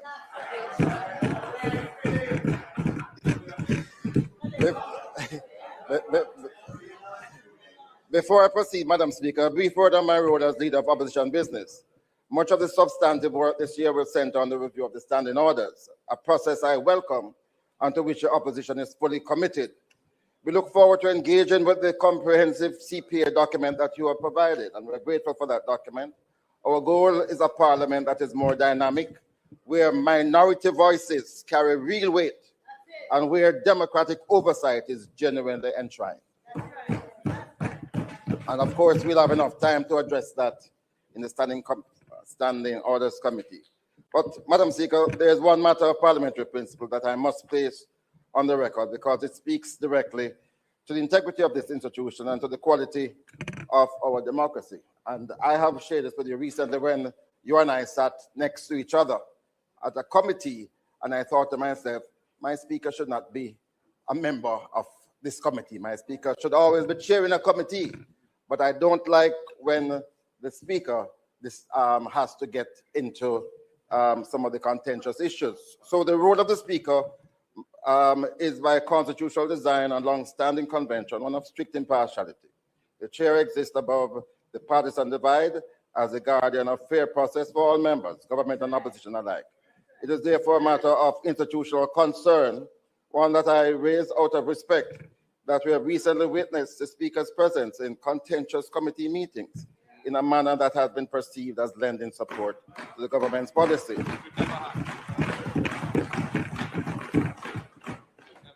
I don't think this is right, Madam Speaker. I think if we're serious about our standing orders reform, and if we're serious about strengthening Jamaican democracy, that we must also be serious about protecting you and the role of impartiality as Speaker.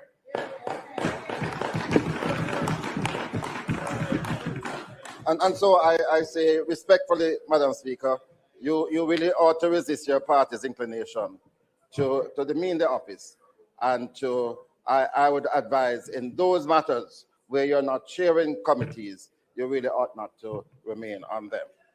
Madam Speaker, I am grateful to our party leader for returning the portfolio of telecommunications to my stewardship. I do not receive it as a ceremonial honor. I receive it as a mandate to complete work that remains unfinished. When I last held this portfolio, this parliament oversaw one of the most consequential economic transformation in Jamaica's modern history, the full liberalization of telecommunications. That decision opened our airwaves to competition, drove down costs for Jamaican consumers, created thousands of jobs, and attracted foreign investment at a scale this sector had never seen. It was a model that every Caribbean nation subsequently followed, and one that international bodies have cited as a proven standard for developing economies.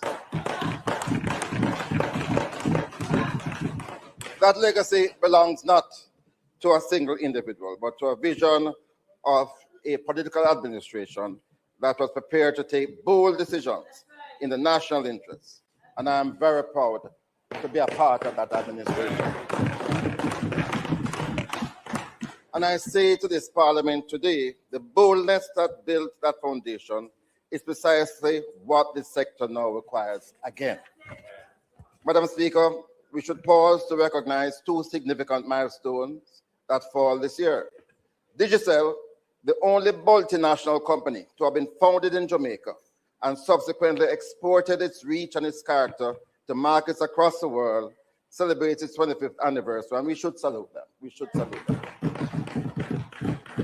We also have to recognize the Universal Service Fund, a cornerstone instrument for extending the connectivity to every corner of this island.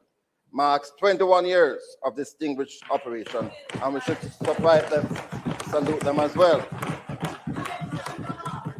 These are not mere footnotes. They are proof that when Jamaica gets its telecoms policies right, the results are felt in communities, in businesses, and in the international reputation of this nation. Add to these the Spectrum Management Authority, the e-learning initiative, the e-government, which has now become information and communication, and the other institutions built during the period of reform, and the record speaks with clarity. This party built the architecture of Jamaica's digital infrastructure. We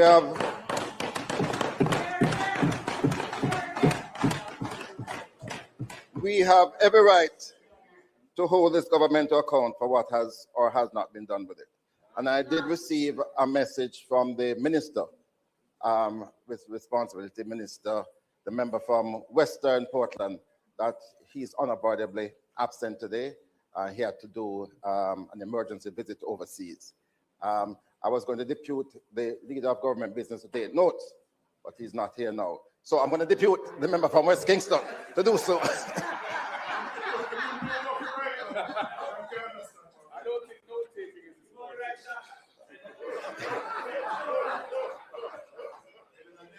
Madam Speaker, I say all of that not to dwell in the past, but to provide an honest baseline against which the present must be measured. And when that measurement is made, the conclusion is uncomfortable.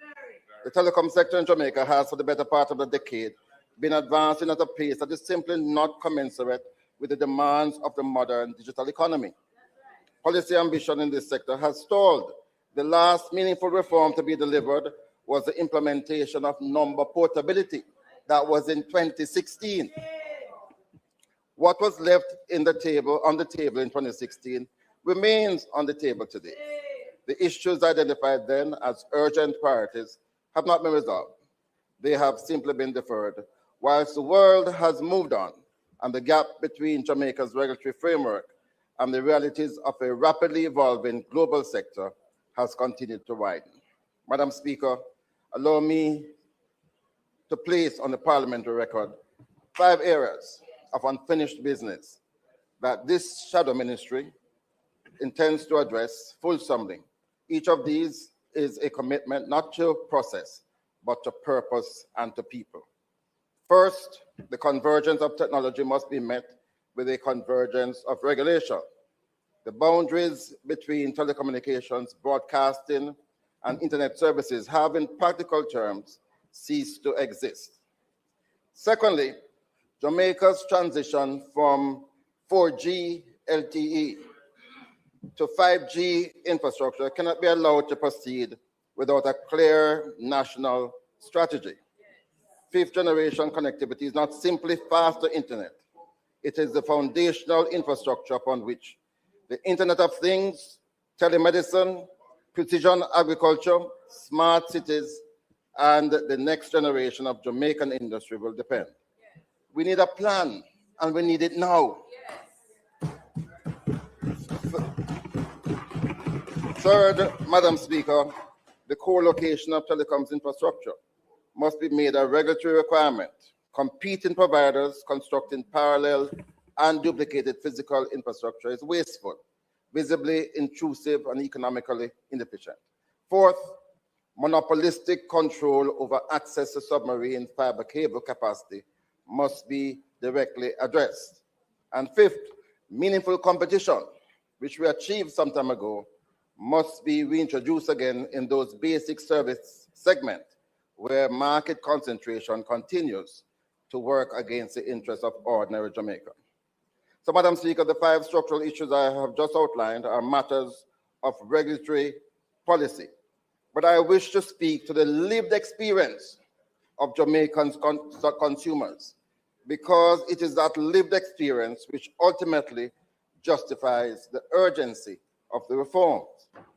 The quality of our telecom services in Jamaica is by any objective measure below the standards that consumers are paying for and below the standard. Madam Speaker, I'm tired to be on my phone, losing the calls, seeing appearing on my screen, missed calls, and the phone didn't ring. Madam Speaker, I don't want to beat up too much on the providers, but the service is poor and we need an improvement in the service.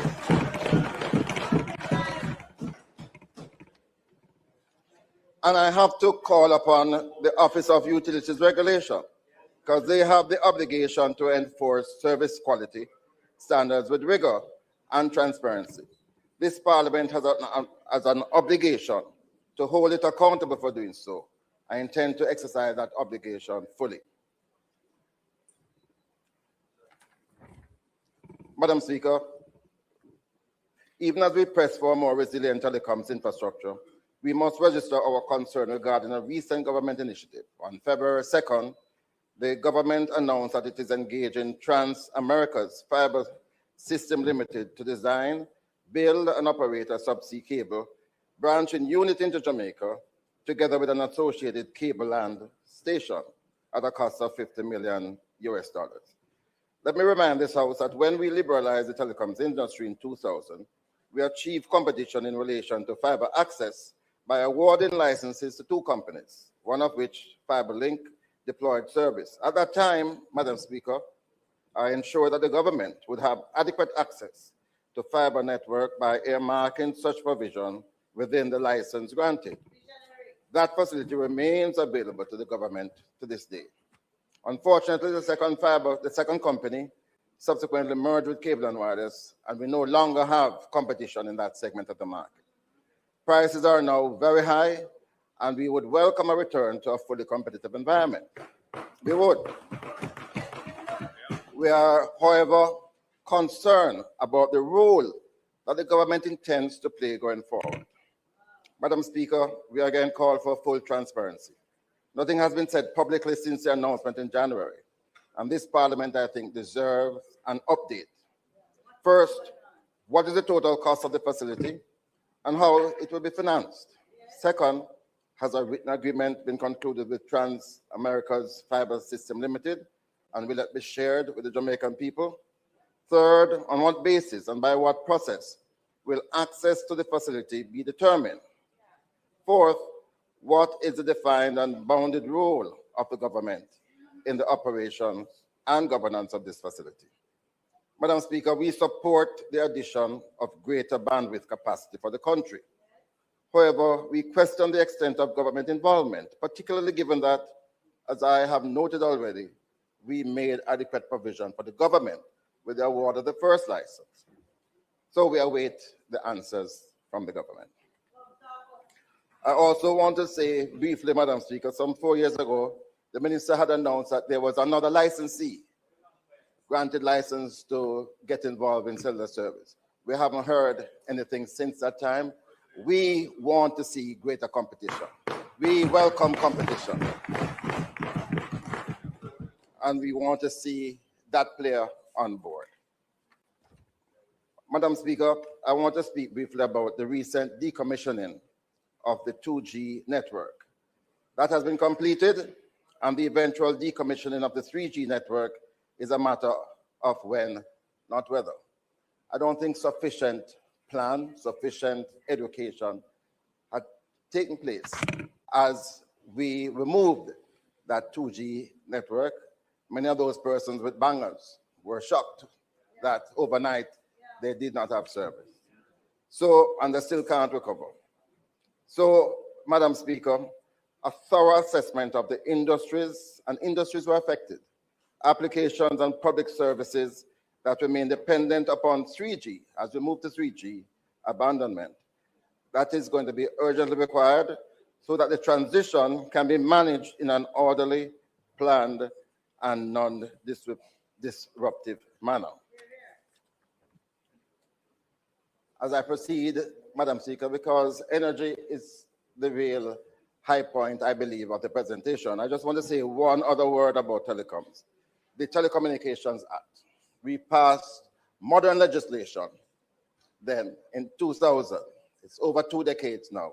I think it is sufficient time for the government to revisit that law, to modernize the law, because the legislation is in urgent need of a comprehensive review. The nature of emerging technologies and the evolution in the way that established terminologies are applied means that the language of the Act requires updating to reflect current realities. And more fundamentally, the regulatory structure established by the Act must be modernized to take account of the convergence of technologies that I have already described. Madam Speaker, I want to turn to the Universal Service Fund. As I mentioned earlier, the fund celebrates 21 years of service, and I have acknowledged them, but I want to say a special word of thanks to the staff of the Universal Service Fund. And in particular, their commitment to deploying the free Wi-Fi facilities across communities often in challenging circumstances and with evident, or certainly with evident enthusiasm. They represent the original mandate of this institution at its best. They have made a genuine and substantial contribution to enabling Jamaicans to access the internet. However, we have not yet achieved the goal of universal broadband connectivity across the island. The mission was to ensure that every single Jamaican in every community has ready access to high-speed broadband connectivity. That mission remains incomplete. And from as early as 2015, the Human Rights Council of the UN had declared that access to the internet is a basic human right. In today's society, the internet is a necessary component of the exercise of the right to freedom of expression, and its use promotes progress of our society as a whole. My concern centers on the resources that were provided in this year's budget for the Universal Service Fund. I'm aware that they had asked for $1.4 billion to continue the work that they are doing to ensure that all communities in Jamaica had free Wi-Fi. They only received 400 million of the 1.4 billion asked. And I think that is wrong. And I want to commend to the Ministry of Finance that they look again at the allocation for the USF, because everybody inside here knows that those Wi-Fi facilities that have been established in communities, they cost a lot of money, but many of them don't work after a few weeks because there's no money to maintain them. There's no money to pay the bills. And it really is a shame, because you have these elaborate ceremonies where the communities celebrate the establishment of these free Wi-Fi, and after a short while, the system is down. We have to get the USF greater support, and this is their 21st year. Madam Speaker, again, I remind people, tomorrow you'll get a full presentation online. I wish JIS would cover it. No holy breath. The importance of energy to the growth of our economy is not a new argument. And I fully am aware that this House has heard it from me before. I make no apology for returning to it, because the problem has not been resolved, and the consequences for the Jamaican people grow more severe with each passing year. Right. The high cost of energy continues to impose a heavy burden upon our country. It bears down on every household struggling to make ends meet, on every commuter trying to get to work, and on every business fighting to remain viable. Until this issue is addressed with decisiveness and a genuine political will, sustainable economic growth will remain out of reach. On the matter of electricity pricing, the minister would have the country believe that the high price of electricity is attributable solely to the terms of the JPS license. It is necessary, Madam Speaker, to address that claim frontally today. The JPS license came into being in 2001. Over its life, it has been amended by the Jamaica Labour Party government, by the PNP government. Substantial amendments have occurred. Whenever it was necessary that changes were needed in the national interest. It is due to expire in July 2027. There is no legal impediment, Madam Speaker, that should prevent this government from initiating early negotiations and seeking a new license even before that expiry date. The truth, Madam Speaker, is that the failure to act has been a matter of political choice, not legal constraints. And it has sent the entire industry, JPS and all others, in a state of uncertainty that this country cannot afford. That's when I write it. Let me remind this House of the record. Madam Speaker, I remind the House, the price of electricity in 2016, under the very same license, was 26 US cents per kilowatt hour. Today, the price is in excess of 40 US cents per kilowatt hour. That increase has occurred under this government's watch.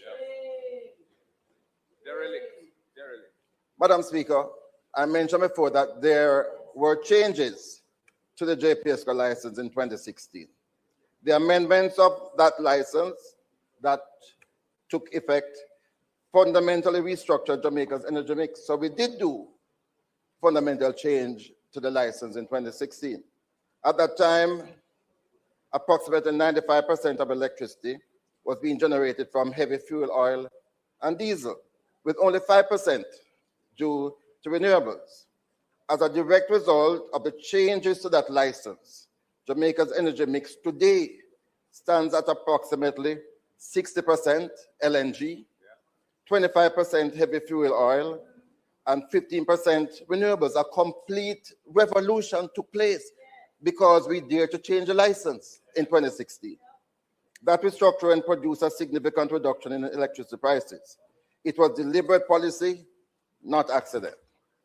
Let me remind this House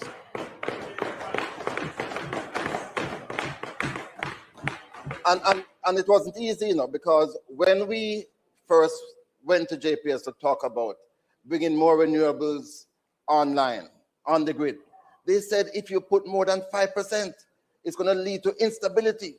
We're going to have shutdown and blackouts. And today we're at 15%. We need to get to 50%.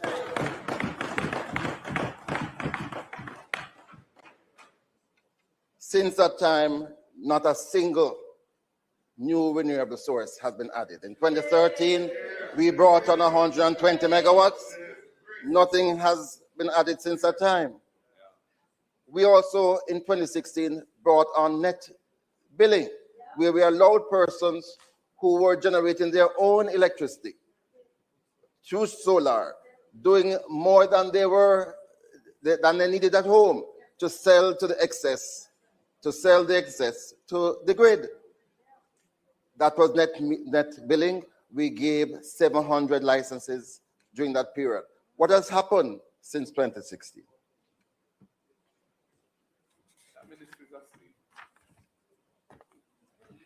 But, Madam Seaga, as I speak about the JPSCO license, I think it is appropriate because in 2024, when we were hit by Hurricane Beryl, we did criticize the JPSCO harshly for the slow response. I want to put on record our appreciation for the JPSCO's response to Hurricane Melissa. And even though they are not 100% as yet, I think the effort has been valiant. We want the people, though, of Westmoreland to get electricity back as soon as possible. As soon as possible. And St. Elizabeth. But, Madam Speaker, let me go back to the license issue, because today I intend to show to this Parliament that the Minister need not start any negotiations for a new license. He need not import new advisors to advise him on the terms of a new license. From 2 years ago, we have been providing this Parliament the terms of that new license. Today, I'm going to give you the new license that the Minister should import. So firstly,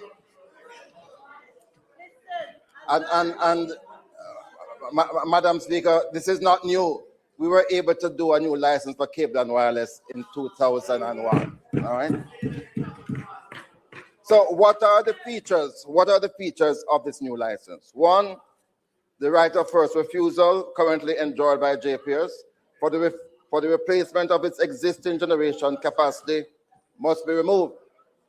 Any new generation license must be procured through the government-owned GPE entity by way of an internationally competitive tender, with awards based on least cost of available renewable technology, supported by the most efficient storage solution. You can't award licenses for renewables without thinking about storage. And the level of efficiency in storage has improved tremendously. I'm telling you what the new license must be. Two, Madam Speaker, secondly, wheeling must be implemented immediately under the new license. This is a facility that permits a large commercial. Yeah, yeah, yeah. You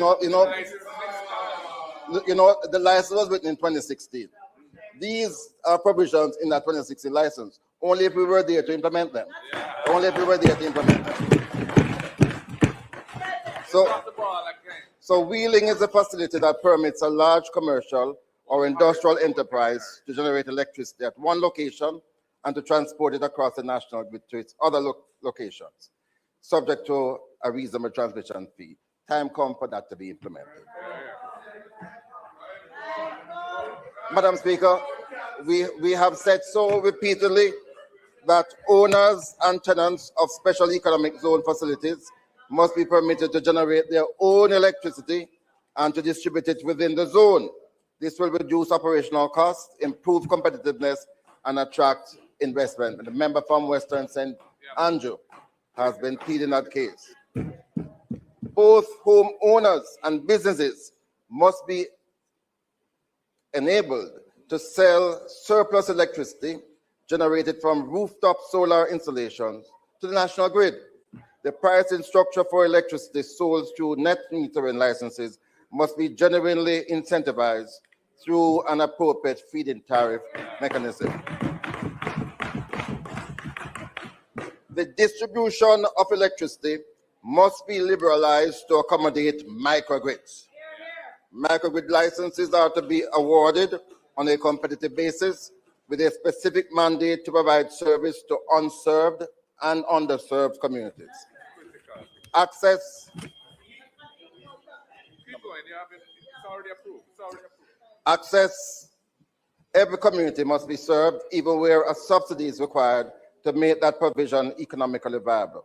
This is what it means to build with purpose and to build with people. And very importantly, Madam Speaker, because this constitutes 20% of the cost of electricity that all of us pay, there must be a clear and enforceable mandate for the reduction and elimination of illegal connections and unmetered electricity usage. The government must accept a substantially greater responsibility for addressing this practice that has before now been the case. Penalties for such occurrences in wealthy communities, because many people believe that theft only occurs in poor communities. I think we need to increase the penalties where people steal electricity in these wealthy communities and provide a mechanism for the poorer communities to get attached to the grid. Lawfully.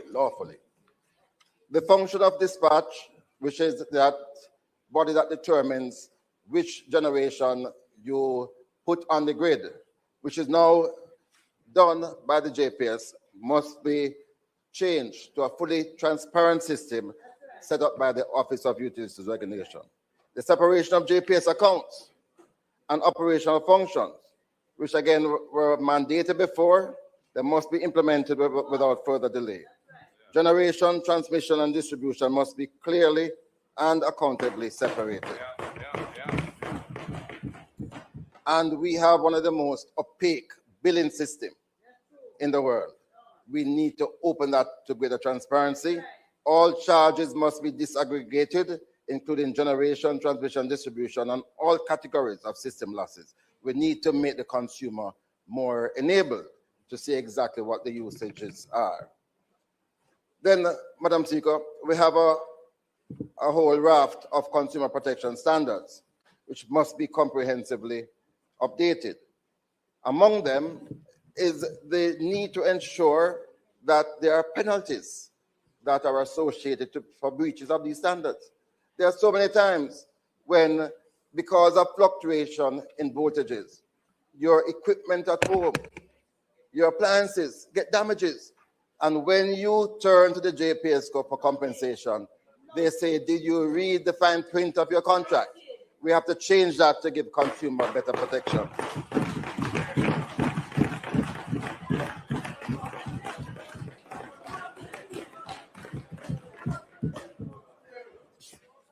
We have to also, Madam Speaker, move to the completion of the transition to LED street lighting It must be mandated that the provision of the 2016 provisions must be enforced without further delay.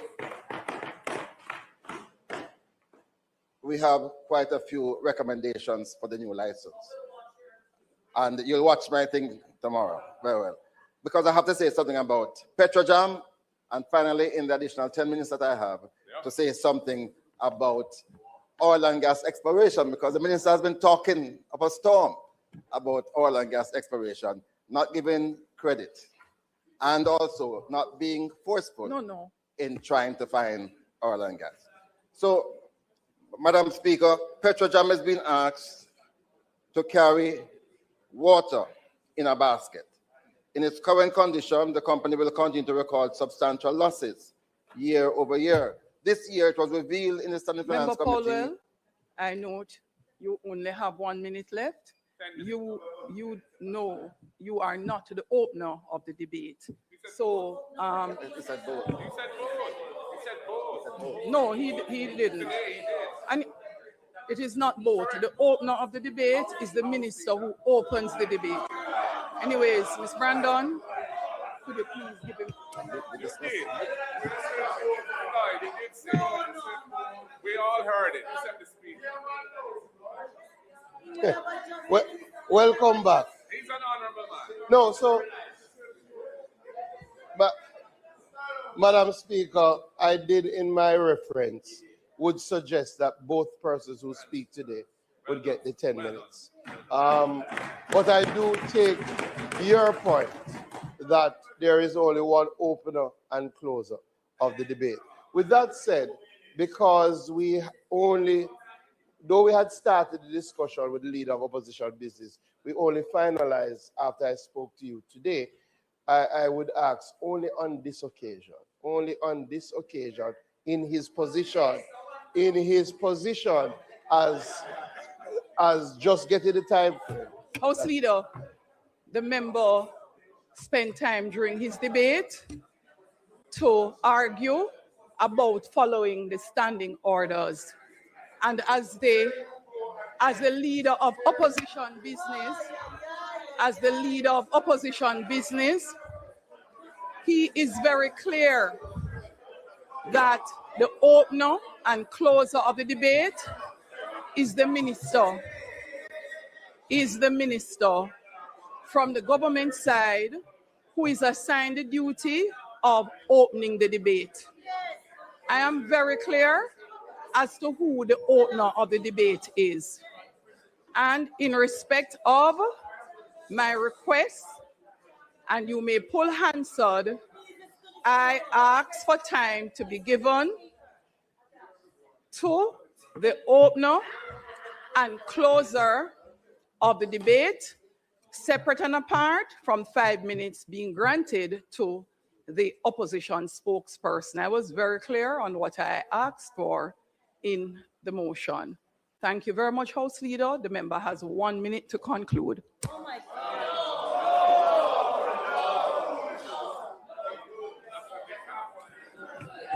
No.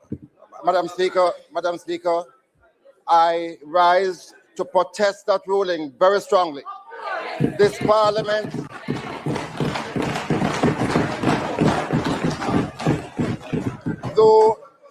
though you are the chair, the arena is right here. And if the leader of government business and opposition business agree on a certain process, that is how it should go. You should not join the arena, Madam Speaker.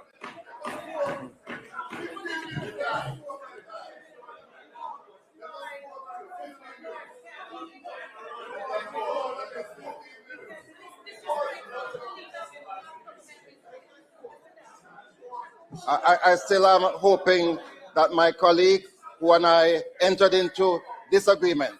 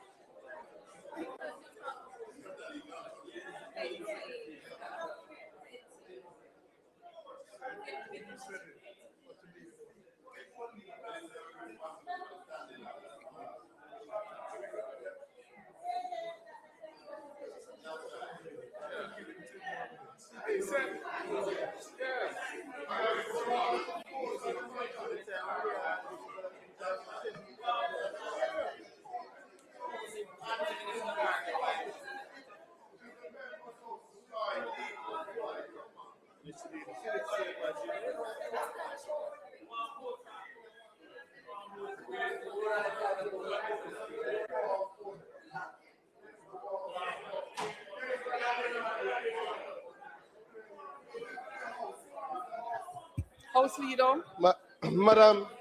Madam Speaker, in the spirit of the start of the debates and based on And House Leader, I would also want you to incorporate, based on the discussion, or exactly what was agreed by the Speaker.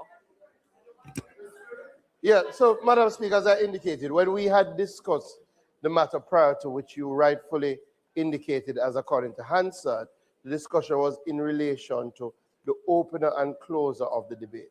However, in my discussions with Member Paulwell, because we had not signed off on the time frame until we got to the House and seen that he would have prepared prior to, I thought it was only fitting to communicate that he would get some additional time. So I do understand the confusion.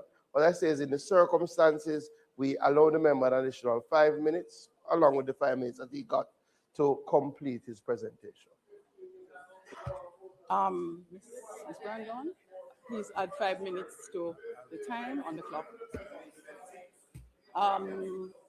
Leader of Opposition Business, you have 6 minutes to complete.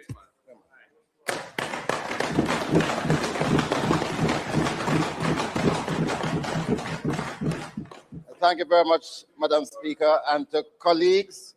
And I remind you to watch the live tomorrow and get the full chapter and verse. I was saying, Madam Speaker, that the government has given Petrojam basket to carry water. And I want to say to the minister, as he revealed recently that there is this price cap on the pricing mechanism at Petrojam, that we have to be very careful, because Petrojam has lost $4 million in the year 2020, $4 billion in the year ending 2025, another $4 billion in the year ending March 2026, and they're likely to lose a lot more. And rather than tampering with the pricing mechanism, I think you can provide consumers with some benefits, because the government is making a windfall in the taxes now being generated by fuel. So I want to say that, and I want to remind the government, there is something called a hedge tax, that was established to provide money to buy insurance and also to do the reforms that are necessary to transition from the heavy usage of heavy fuel oil and diesel. Nothing has happened since 2016. But Madam Speaker, I'm going to go to the oil and gas section, because I think Jamaicans are very confused about the situation as it obtains to the search for oil. My conviction regarding the hydrocarbon potential of Jamaica's territorial waters was formed in a single defining meeting when I sat with the late Dr. Raymond Wright and spent several hours reviewing 3 decades of PCJ's data. I became firmly convinced that Jamaica sits atop a significant hydrocarbon system. It is true that wells had previously been drilled without yielding commercial quantities, but in 10 of those wells, we had oil shows. And what we mean by that is that we did find oil, but not in commercial quantities. So there's no question that the data points to oil being around in Jamaica, that there's evidence to suggest that there is oil. With the advances in deep sea exploration technology that have occurred in recent decades, I believe then and believe now that the search must continue. However, the government of Jamaica at the time could not fund the work that was necessary, especially because we were constrained by the IMF agreement. I therefore did at the time what was responsible. I took Jamaica's geological data, our technical case, and our ambition on a roadshow from Dallas to Dublin, seeking credible international partners. After all that effort, a single serious player emerged, Tullow Oil, which has since become United Oil and Gas. So that effort, you have heard about United Oil and Gas, that license was signed by me. Yeah.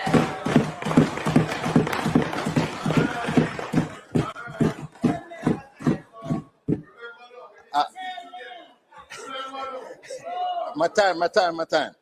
A 5-year agreement was signed in 2015. The commitment was explicit. The completion of 3D seismic data collection, followed by drilling no later than 2020.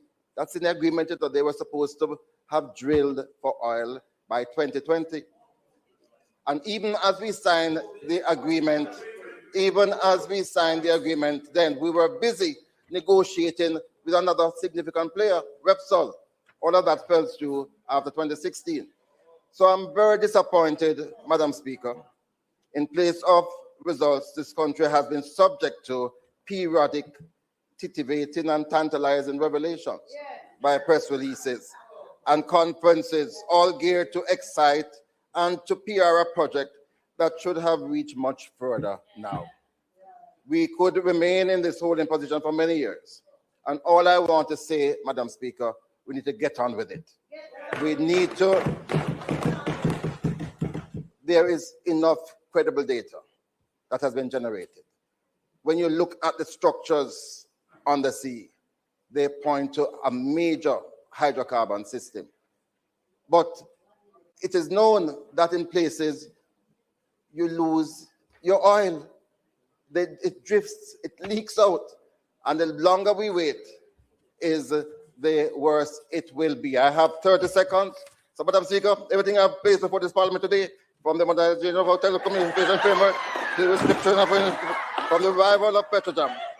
We do not build for meaningless statistics or for press releases.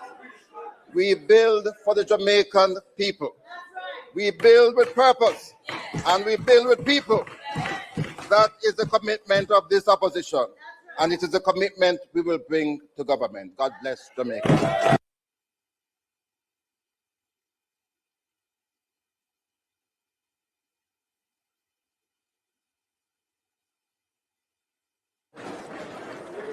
House Leader.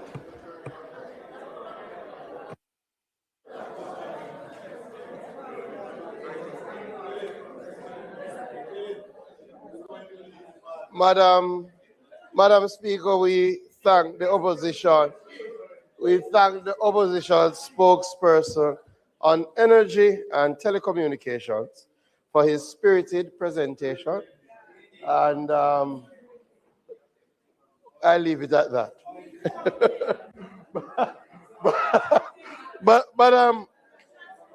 Madam Speaker, today, so Madam Speaker, I will now suspend our sectorial debates until next week, at which point we are scheduled to hear from the Minister of Water, Environment and Climate Change, and also from opposition spokespersons on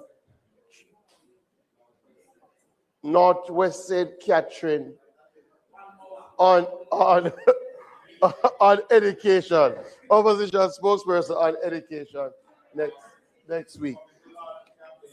Madam Speaker, today we will resume the debate on the National Reconstruction and Resilience Authority Act 2026. We ask members who have not yet spoken, this is now their opportunity to contribute to that debate.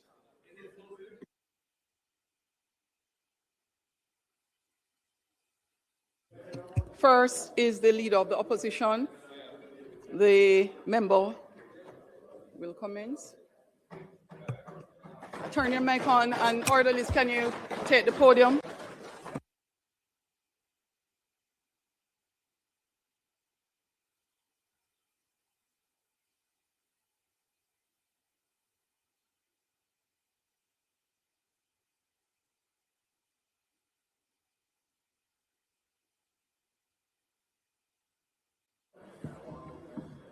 Thank you.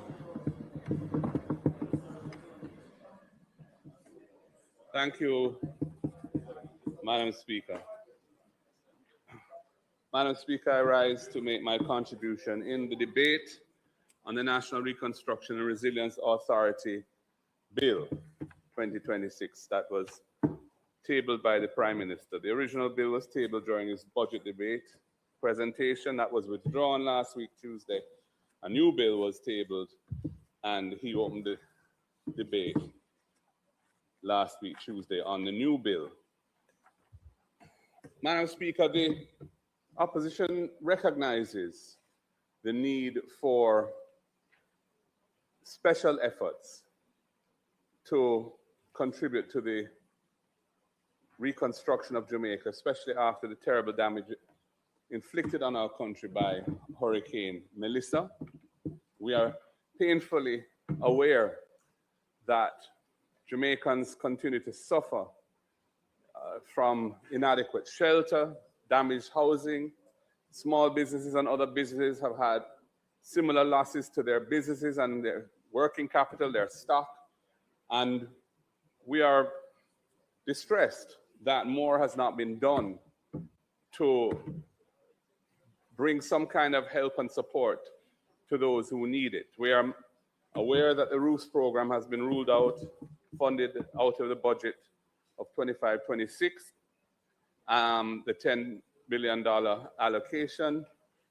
However, it is inadequate both in its scope, because it does not reach and will not reach many who need that help, and in its depth, because those who do get help will get inadequate support from the limits that apply to it, and also the deficiencies in the administrative arrangements, which have made it very challenging for persons who have sought to access the benefits.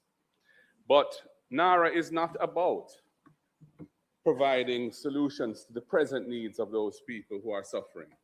NARA is really a revamped attempt to inject higher levels of growth into the economy of Jamaica. That is primarily what it is about. If you actually look at the bill, other than the preamble, which does not become a permanent part of the legislation, there is no reference in the bill to Melissa or to any hurricane. And if you look at its provisions, it is really about the government trying to find a way of achieving meaningful rates of economic growth after a decade of failure to do so. Jamaica has been categorized by low levels, very low levels of real economic growth over the past decade. And despite promises like 5 in 4, which were spectacular failures, where 5% real GDP growth was to have been achieved after 4 years, nothing like that was achieved. We've had periods of negative economic growth because of shocks to the economy and so on, but there's been no structural shift in the design of our economy that would enable our economy to deliver high levels of growth. We're also mindful of the role that the bureaucracy plays in delaying projects and the frustrations that come with that. And NARA is an attempt to address that issue in a particular way. So I understand the underlying philosophy that has given rise to NARA and the desire to provide a legislative solution to the lethargic rates of economic growth that have been bedeviling Jamaica's economic development, and also the bureaucratic entanglements that the government has found it difficult to find ways to navigate through efficiently. However, given the role that NARA will play as the major construct for the allocation of substantial resources to public projects, and also as an adjunct to that, its role in facilitating private sector investments as well, especially given how broadly that is now being framed, because originally the projects that we had anticipated being included in these arrangements were projects of 150 million US and up. And when the bill came last week, the Prime Minister had changed his tune on that and reduced that by to a tenth of the original figure, to 15 million US, which means that a vast array of projects are going to be potentially eligible for inclusion under the NARA regime. And this means that the governance arrangements are absolutely critical going forward for the people of Jamaica and for investors and for our international partners to have confidence in this new construct called NARA. The governance arrangements, the transparency of its operations, the accountability of the persons who are reposed with responsibility for executing its functions, all of these are vital. And this is where the bill falls well and seriously short of what is required. The fact of the matter is that NARA is a statutory body without a statutory board.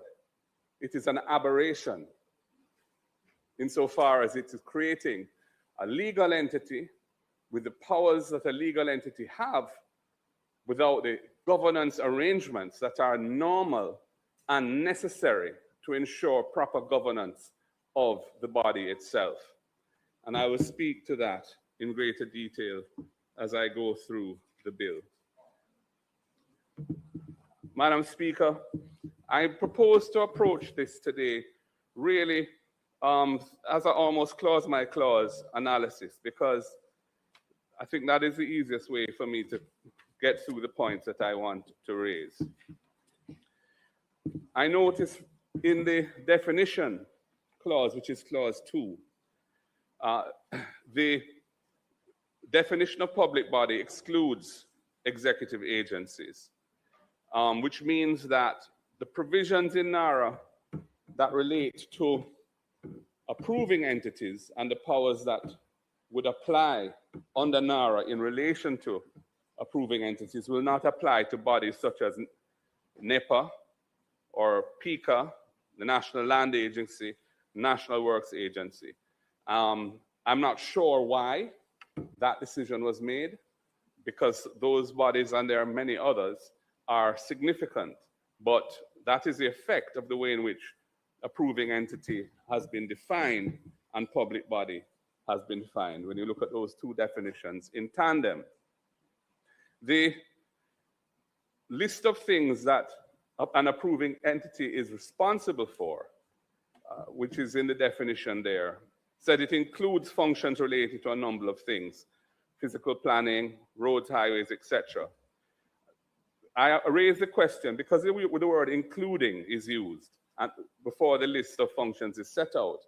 I wanted to know whether this would include other things that are not in this list, such as permits and licenses that may be needed by the designated strategic investment projects, which are the private sector projects, such as licenses to operate a casino or gaming facility, hotel or resort licenses, wharfage licenses, sufferance wharf licenses to establish private ports, petroleum facilities or energy facilities, and so on. These things, I'm not sure whether or not it's intended that the definition of approving entity would extend to those types of regulated functions, because the language used in the definition says that the list that's provided there is not a exhaustive list. It is just a list of things that happen to be included.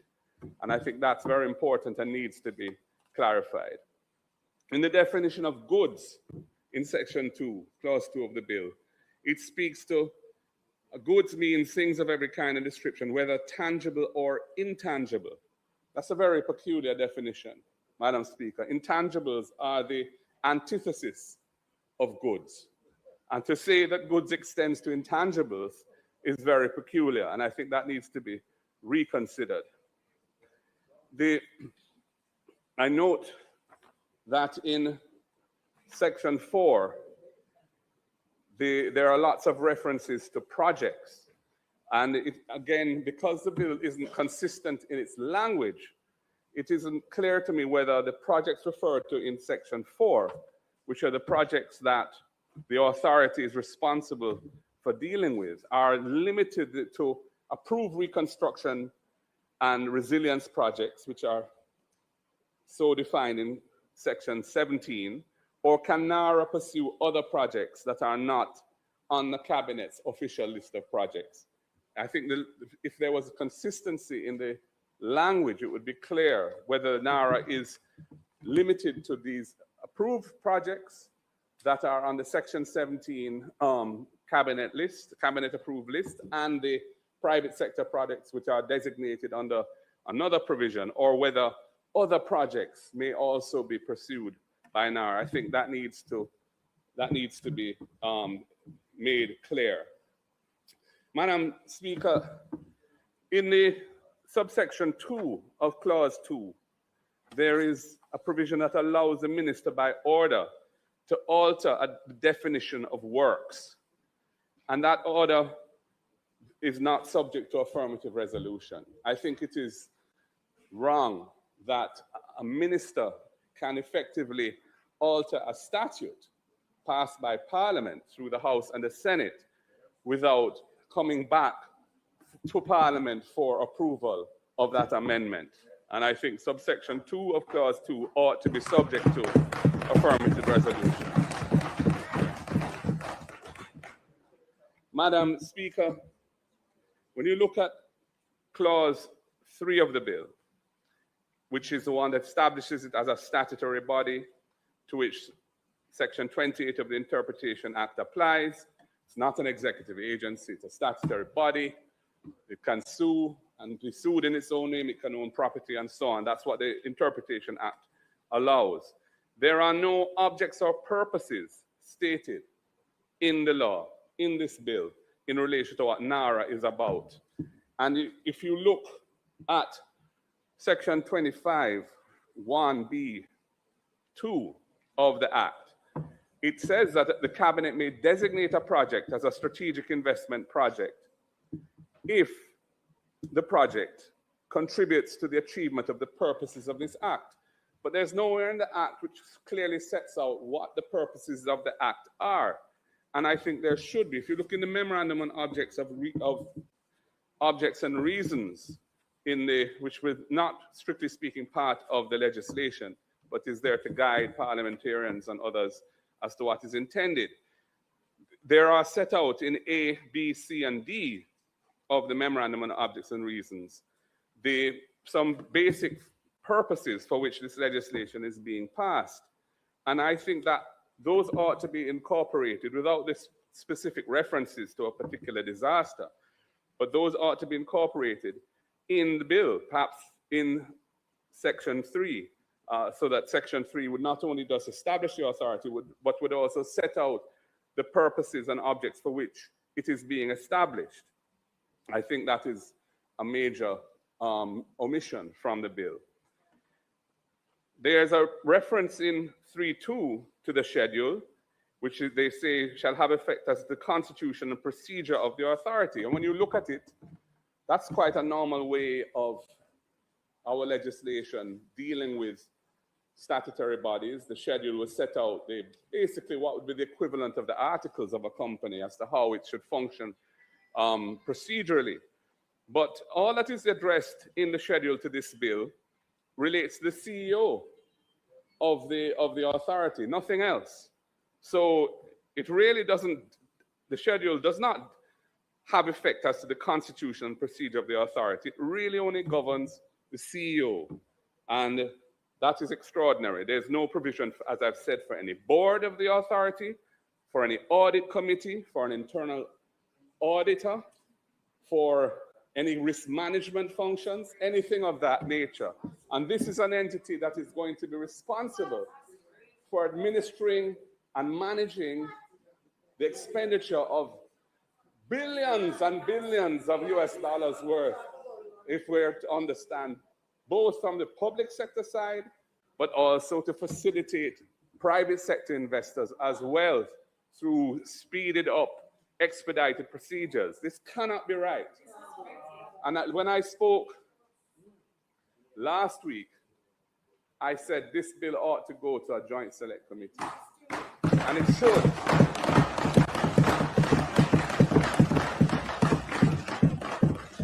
Even if you require that joint select committee to complete its deliberations within a finite period of time, perhaps a month, because of the urgency of this, it needs to have the benefit of interventions and contributions from stakeholders, from the wider society that have a strong interest in this.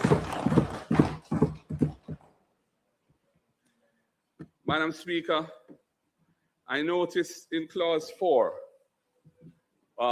which sets out functions of the authority, it doesn't make any reference to designated strategic investment projects.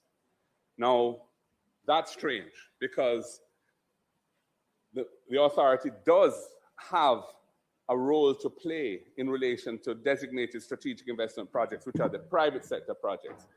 But in the functions of the authority set out in clause 4, there's no reference to them. And that is odd.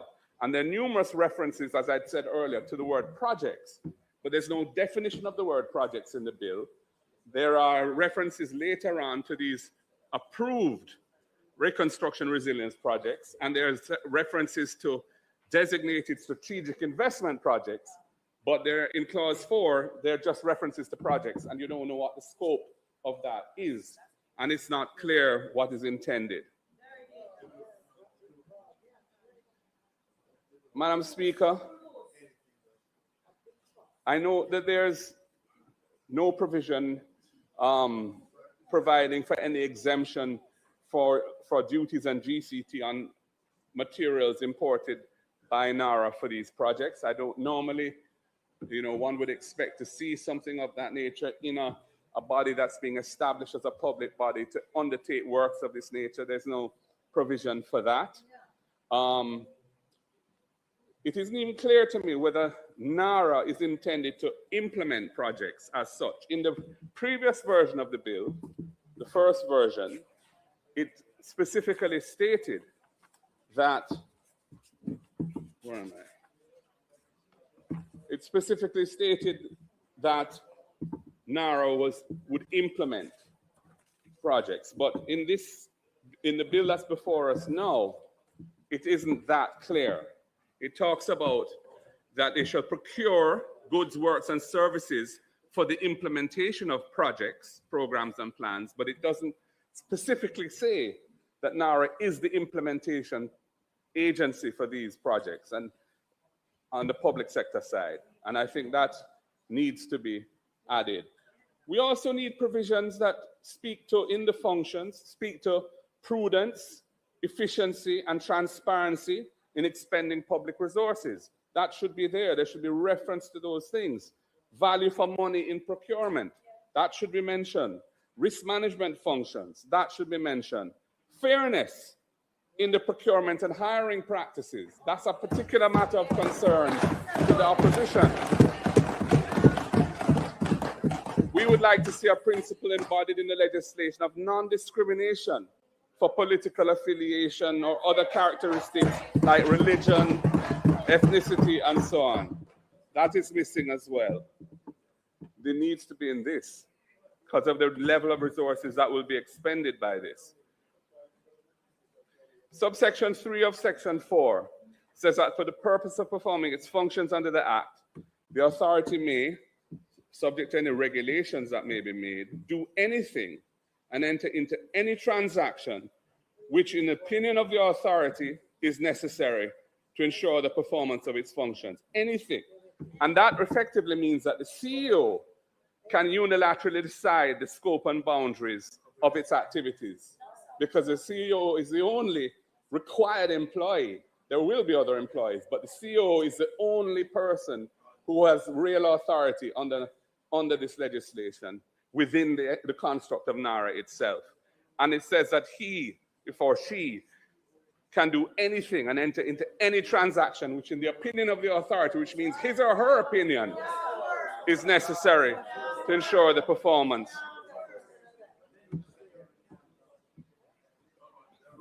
Madam Speaker, I turn to clause 5, which deals with the appointment of the Chief Executive Officer. The law is not clear as to who the Chief Executive Officer reports to. There is a reporting section where the minister can require reports, but that's a different thing from a management perspective and a governance perspective. Who does the CEO report to? It's not clear. How is the CEO's deliverables decided? What are the key performance indicators applicable to the authority and to the CEO's functions? Nothing at all on this. It says that in section 10 that NARA reports to the Prime Minister, but there's nothing about the CEO's reporting responsibility. And that is a big issue. Madam Speaker, clause 6 of the bill says that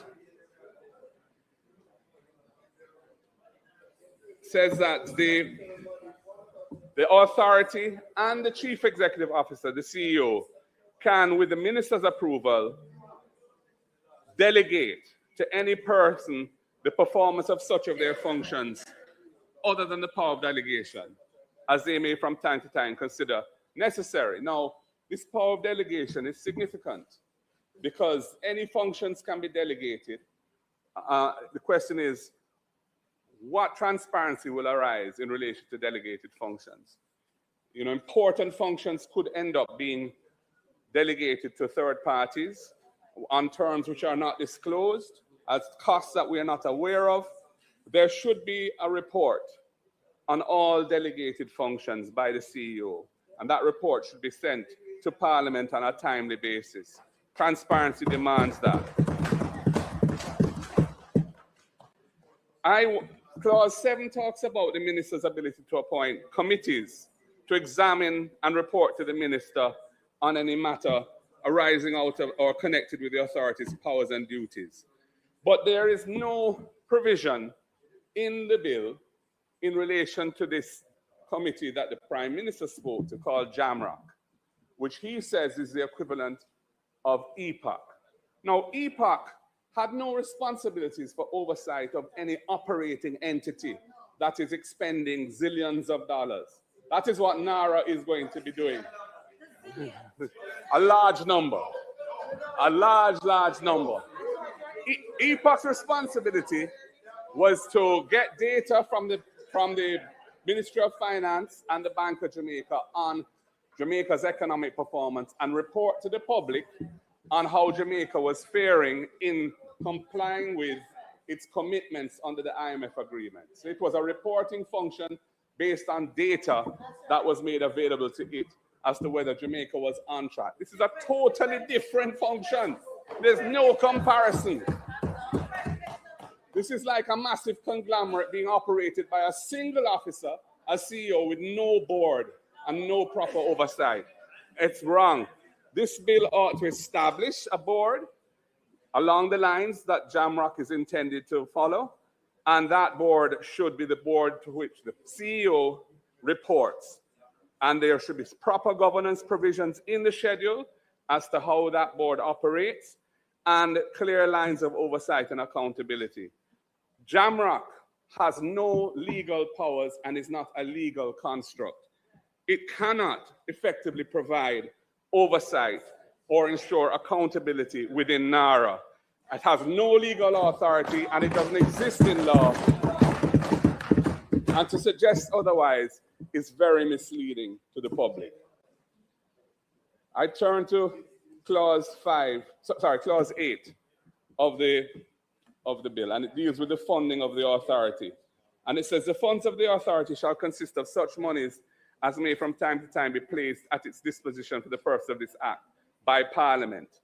I assume, and I'd like it to be clarified, that what that is saying then is that NARA's resources from public resources would have to come through an appropriation act. It would have to be included in the budget of the country or in a supplementary budget.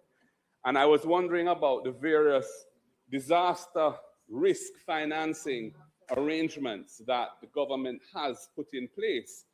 There are two statutory funds. There's a disaster fund and a national disaster fund. There are the insurance arrangements with CRIF. There are the catastrophe bonds which have been entered into and so on.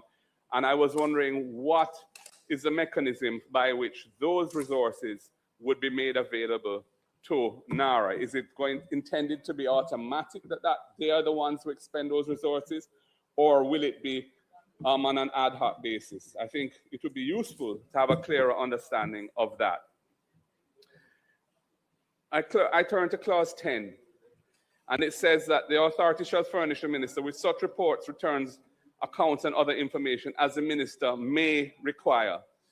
Now, supposing the minister doesn't require any reporting, or doesn't require any formal reporting, written reports, this cannot be the reporting obligation to put it on this discretionary basis.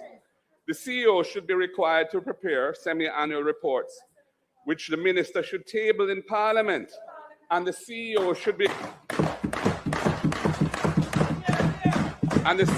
be required by law to attend Parliament twice a year, like the Bank of Jamaica's governor is now, under the Bank of Jamaica Act, to answer questions in relation to those reports.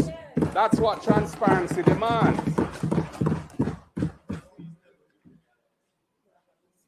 The clause 11, which deals with reporting, speaks to annual and other reports shall be prepared by the authority.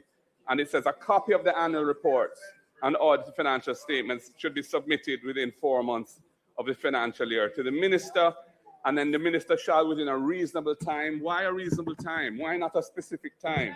Why not within 45 days or 30 days? Cause those to be tabled in Parliament. There should be, as I've said, semi-annual interim reports to update the nation on the progress through Parliament of the challenges being faced, how those challenges are being addressed. There's a complete absence of proper oversight for this body. Clause 12 speaks to the need to submit to the approval of the minister by the September 30th of each year a corporate plan, an operating plan, and its estimates of revenue and expenditure for the financial year. I assume it means the next financial year. I was wondering whether this is subject to the Ministry of Finance's role in finalizing budgets in the normal way that there's a budget call and the statutory bodies, ministries, etc., well, central government bodies submit their proposals for funding, and then the Ministry of Finance essentially scours all of that and the resources that are available and decides what is actually affordable. Is that process going to apply to NARA or not? It's not clear to me from the wording of clause 12 whether that will happen.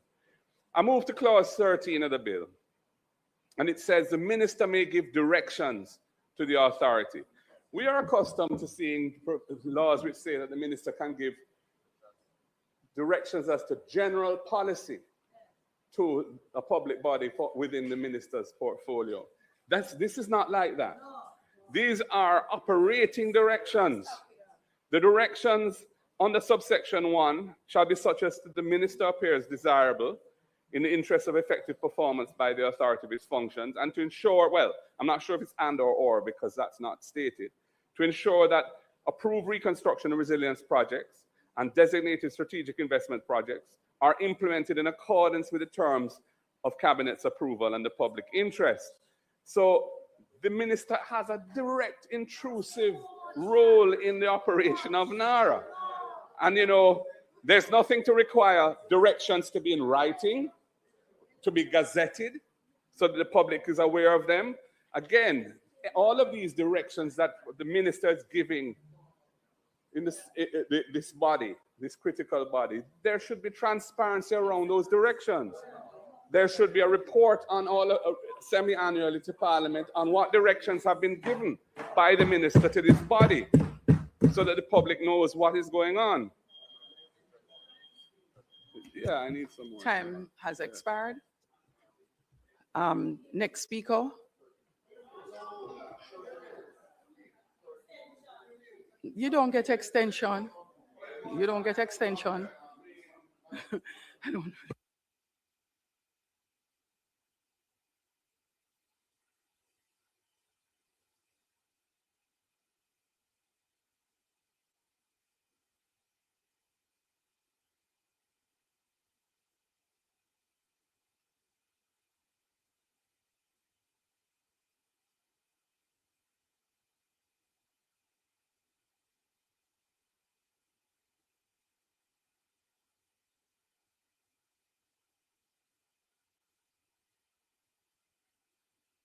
We'll allow the leader of the opposition 10 minutes, and members, for the other members, you will have to operate within the designated time period. Also, the process of turning on your mics before your knowledge means you will have to turn them off so that we can allow the leader of opposition the additional time. And I'm not sure who would have been in the lineup. Opposition leader? Yes, Madam Speaker. Leader, hold on. Let me ask House Leader to just move the motion to allow the extra time. Turn off. Madam Speaker, we ask that the leader of the opposition be given an additional 10 minutes to complete his presentation. Members, the question is that the leader of the opposition in the debate be allowed an additional 10 minutes. Opposition leader, 10 to 15 minutes at most. Those in favor, those against, the ayes have it.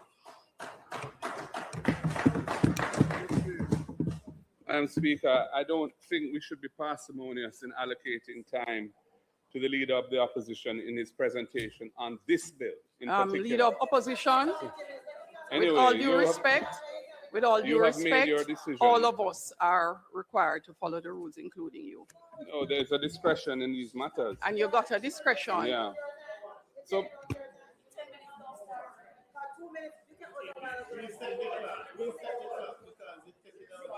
Madam Speaker,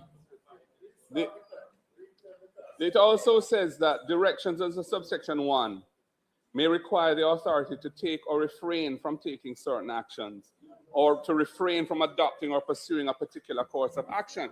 The minister is in a position to directly interfere in how this statutory body is performing its functions. It's the CEO is there, but the minister is the one who can really direct how it works. And that is not how we normally. And these directions are not required to be in any way disclosed. They're not even required to be in writing. But there should be proper transparency and disclosure around these directions by the minister. Madam Speaker, I was going to say some things in relation to clause 14, which deals with secrecy. I'm going to not use my time for that because I'm aware that one of my colleagues intends to speak on that issue. I moved, and also the provisions on indemnification. I would only say that the way this is the wording of the clause 15 on indemnification is that if the CEO or any other employee is charged for a criminal offense, even if that person is convicted, they can be indemnified if it's deemed that they acted honestly and in good faith, and that taxpayers have to pay the legal fees of that convicted criminal. That is bizarre, to say the least. But it's bizarre, to say the least. Madam Speaker, clause 17 talks about approved projects. And it says that the authority shall develop programs and detailed plans, including project scope, delivery arrangements, and timelines. But why does that not make reference to budgets, project budgets, to funding arrangements, and to the contractors and professionals that are to be engaged in these projects? Why are those things not included in the programs and detailed plans? That doesn't make sense to me. And it isn't clear as well exactly what NARA's role is in relation to the designated strategic investment projects, which are not referenced here at all.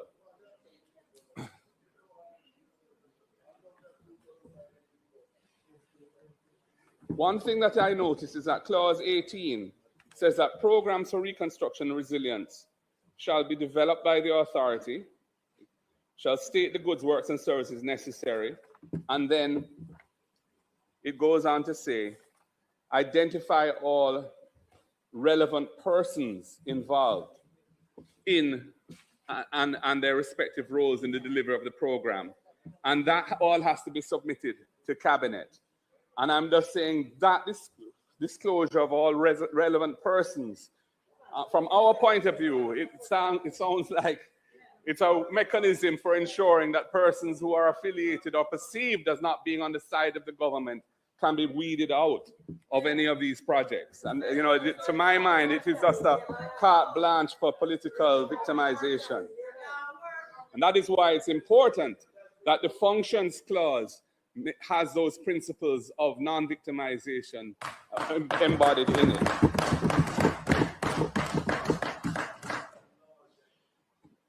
Clause 19 deals with plans, but it speaks to that the authority must update plans periodically, and after any material change in a plan,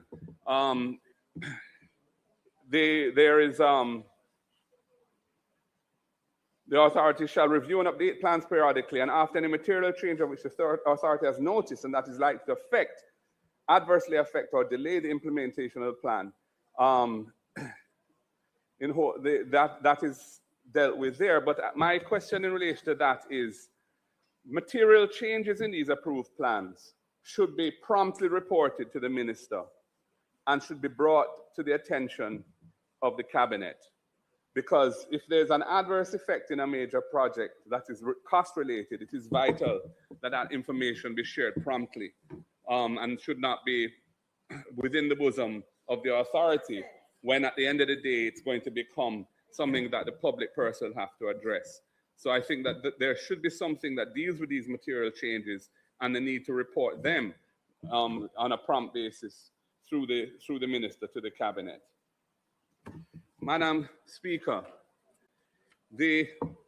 since I have limited time and I have a lot more I'd like to say, but I'm not going to be permitted to do so, I just want to make a point here. There's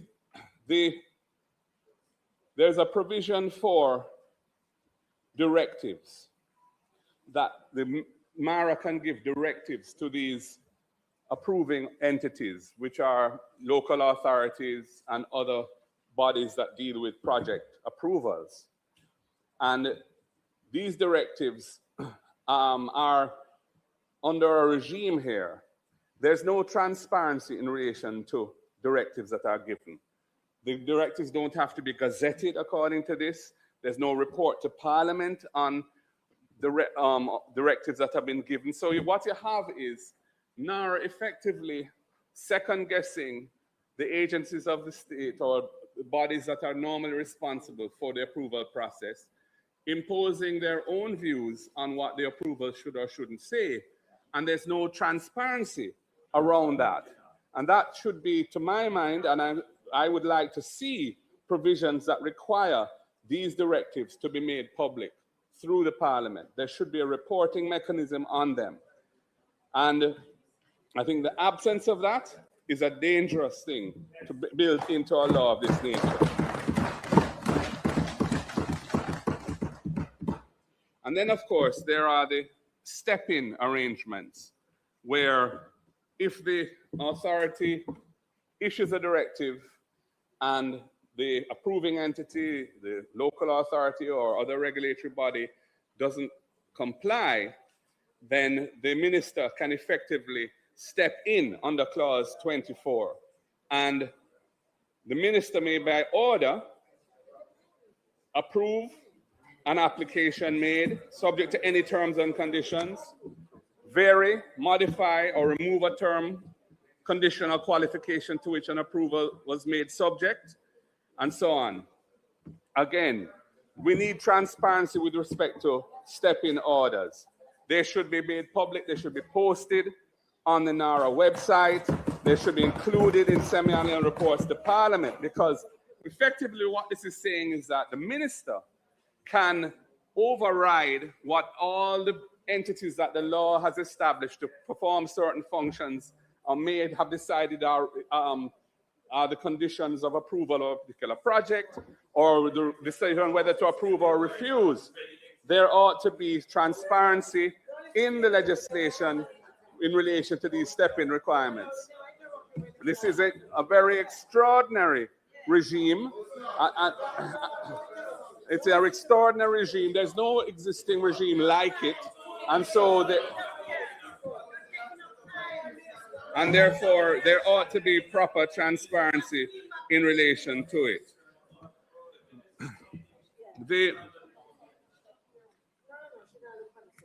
I move to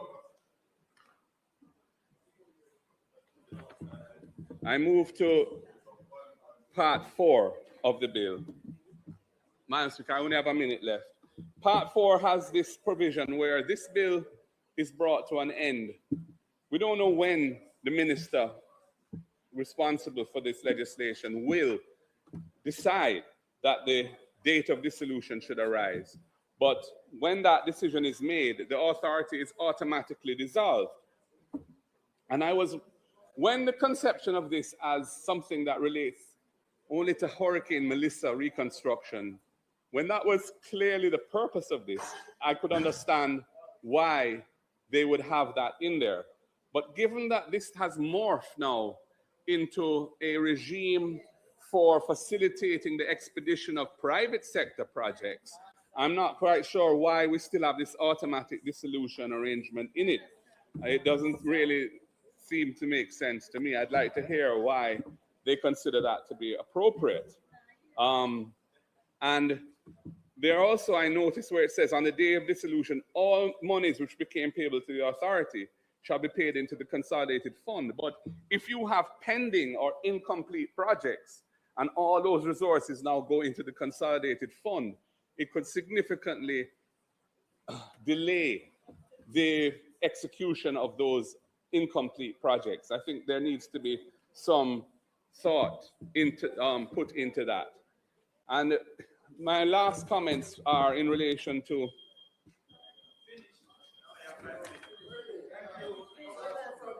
in the schedule, Madam Speaker, there's no annual performance reviews provision for the CEO. There's no provision in terms of revocation of appointments. There's nothing to do with failure to achieve contracted deliverables or to satisfy key performance indicators. It is not the normal thing you would expect in a contract of employment with a senior executive. The provisions are more what you'd accustomed to see in relation to an officer who's holding a public office rather than somebody running an organization as a CEO. And I think that is a peculiar thing. And the last point, Madam Speaker, is just to say these provisions which allow the CEO to sign authorizations under the seal of the authority on his own and to sign contracts and other documents on his own with no oversight. Dangerous. This, from a governance perspective, this legislation is an aberration. It needs to be. Leader of Opposition, your mic is off. Leader of Opposition, your mic is off. Give me the time. Now, members.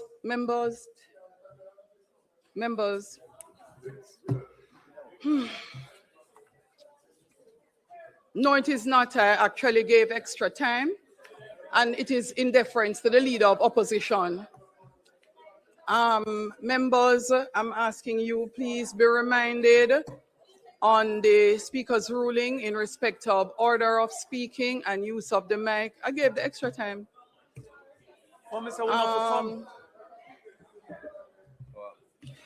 The member from St. Catherine Northwest.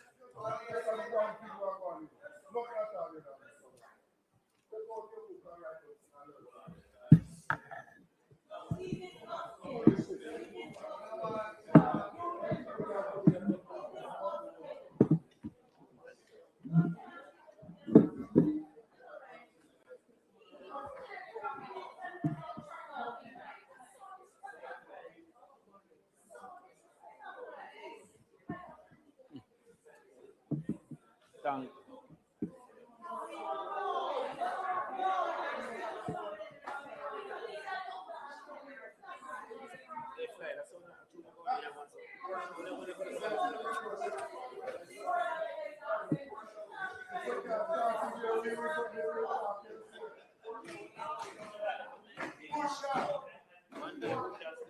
Yeah.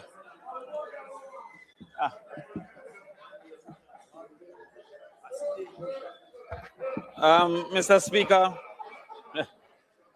I find it unfortunate that such overreach is causing for this debate to deteriorate into almost a cross quarrel. I also want to remind the House of a statement made by the member from East Portland consistently, that context matters. And a bill of this importance, I can't see why we're so hard and fast on time and the time of the leader of the opposition in particular. Now, the multiplicity of clauses had caused for the Prime Minister himself to need for adequate coverage 2 hours. None of us here are expecting 2 hours ourselves. But the side, you're the open, you open. And yeah, okay, so 1.5 hours minus interruption. But the importance of this bill, as has been highlighted by the Prime Minister, I don't think that it is reasonable for us to have been all intervention. In fact, there was an invitation from the Prime Minister for serious intervention upon this bill. And so I find that, and I will begin in short order, but there's a problem with Parliament if the Speaker dominates the Parliament. And that is what we are having. The Speaker gets more time than the speakers. But let us start. Madam Speaker, the conversation of this bill, the conversation on the bill should rightfully start with the objectives of the bill.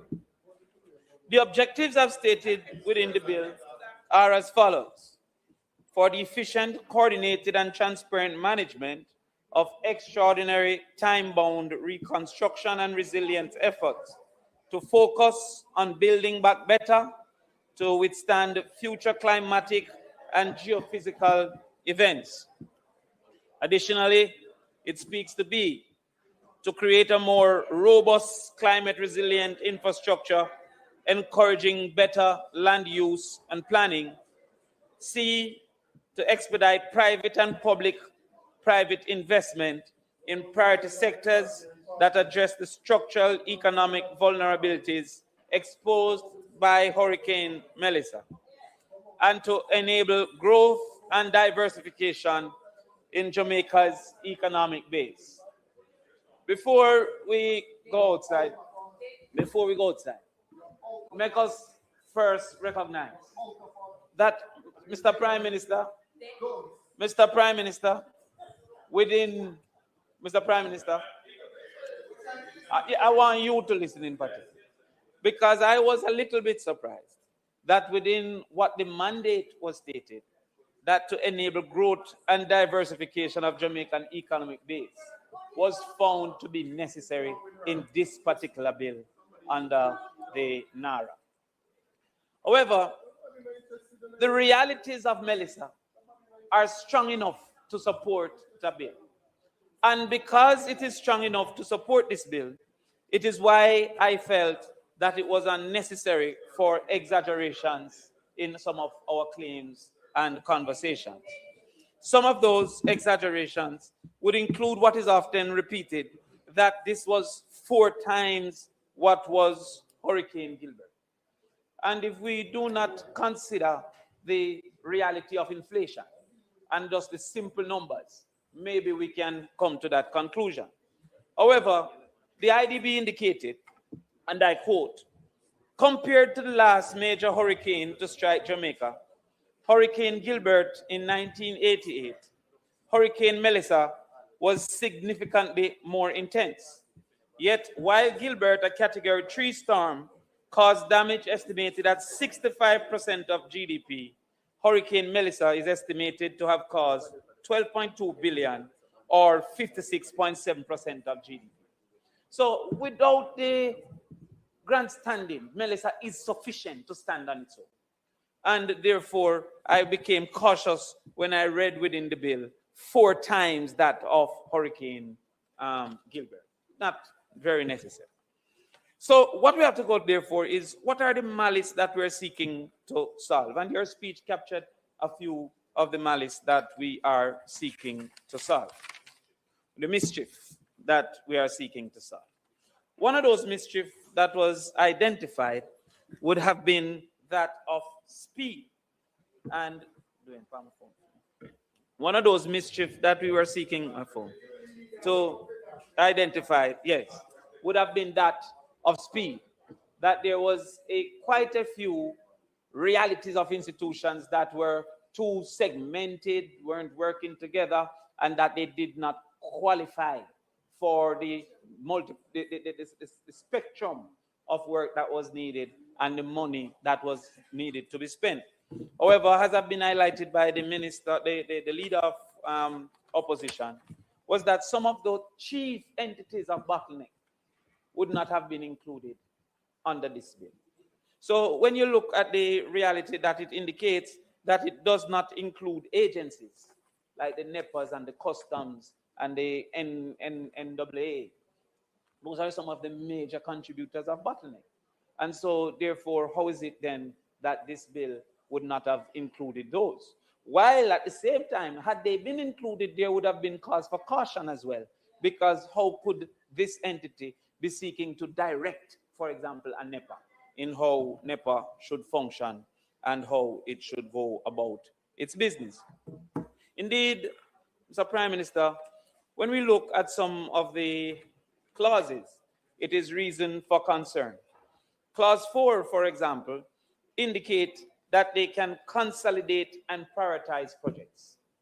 Now, I don't think that that would be the mandate of NARA. I believe Cabinet should rightfully prioritize projects.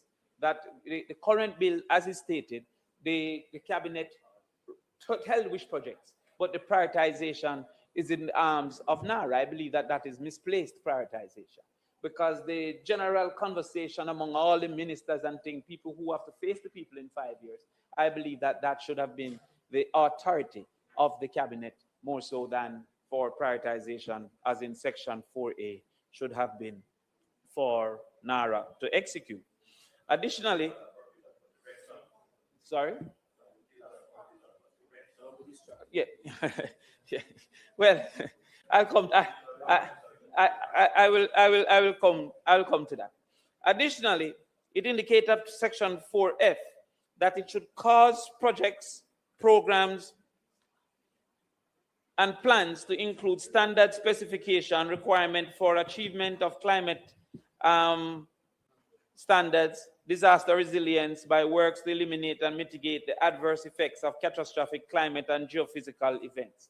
Again, I believe that while they are the implementing agencies, the standards should not be set by the people who are the ones to implement. The standards should be set for them to go forward and implement those particular standards.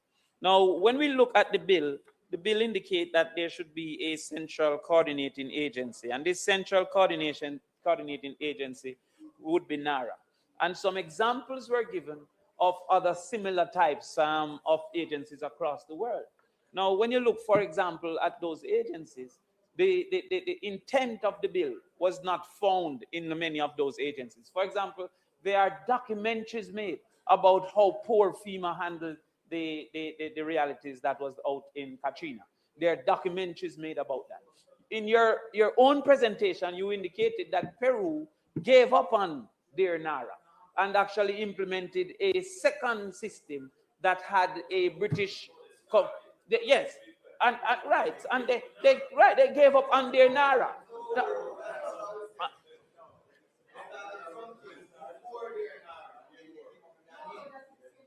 Boy, when me and the Prime Minister talk, I don't want to get into it.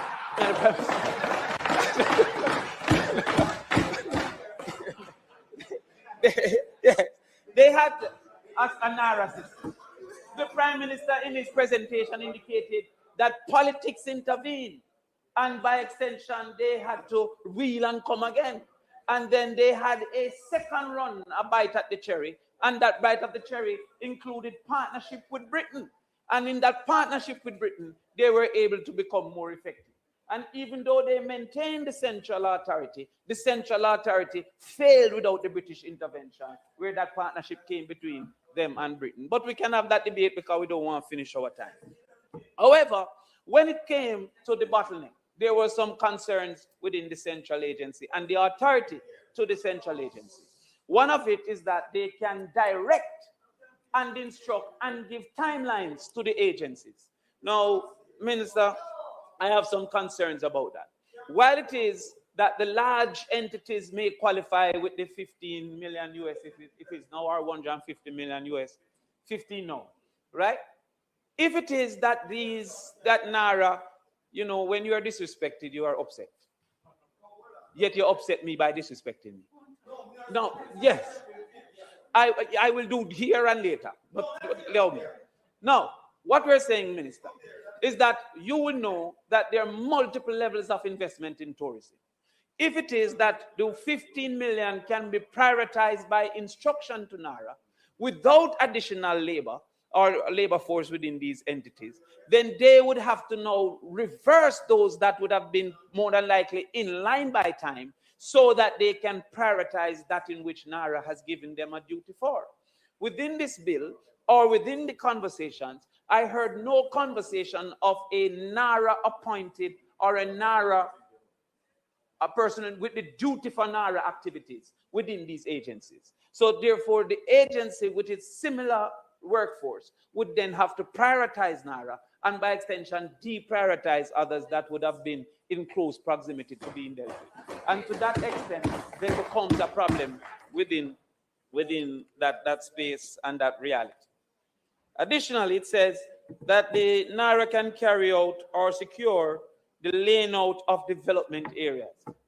I thought that was above NARA's capacity. That they can carry out or secure the laying out of development areas. I believe that the entities, that NARA shouldn't be able to do that. Additionally, it says lay out, construct, rehabilitate roads and buildings and carry out such other building and engineering operations as may appear to it to be necessary or desirable in, on, over, under land within any area. I thought that is the duty of a general planning system and not NARA in and of itself. So when you say NARA can lay out, construct, rehabilitate roads and buildings, as it says here, that may appear to it to be necessary. Not appear to the cabinet to be necessary.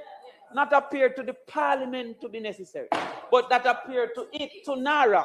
I thought that would have gone too far. And it include other things like public gardens, public amenities, carry on any business or undertaking from the reconstruction and development of any area. I thought that was too wide. Then it says in F, engage in any other activity designed to promote the development of any area. Any activity in any area. That I believe, I think that NARA is subverting cabinet's duty to the people. And to that extent, I was confused by that. I also found that the authority shall, if lawful and practicable, utilize existing capacity, resources, facilities, and systems in government, which may be appropriate, co-opted, etc., were in some cases excessive. Now, again, I wouldn't repeat the leader, but he indicated that subject to subsection 5, the chief executive officer shall be employed as such remuneration, etc., and had duties that I feel should have been rightfully designated to a board. Now, I wanted to understand what is the negative of the concept of JAMRAC being the board, because Jamrock's concept was these people would have been included. And I remember when I was in the ministry once upon a time, our board included multiple private sector functionaries on the entertainment board. So the fact that it is a board, a governance board, does not disqualify private sector functionaries to be a part of it. What disqualifies, what's the negative of Jamrock actually being the board? Because as has been indicated, Jamrock's only duty is to alert the public of discrepancies that it perceives.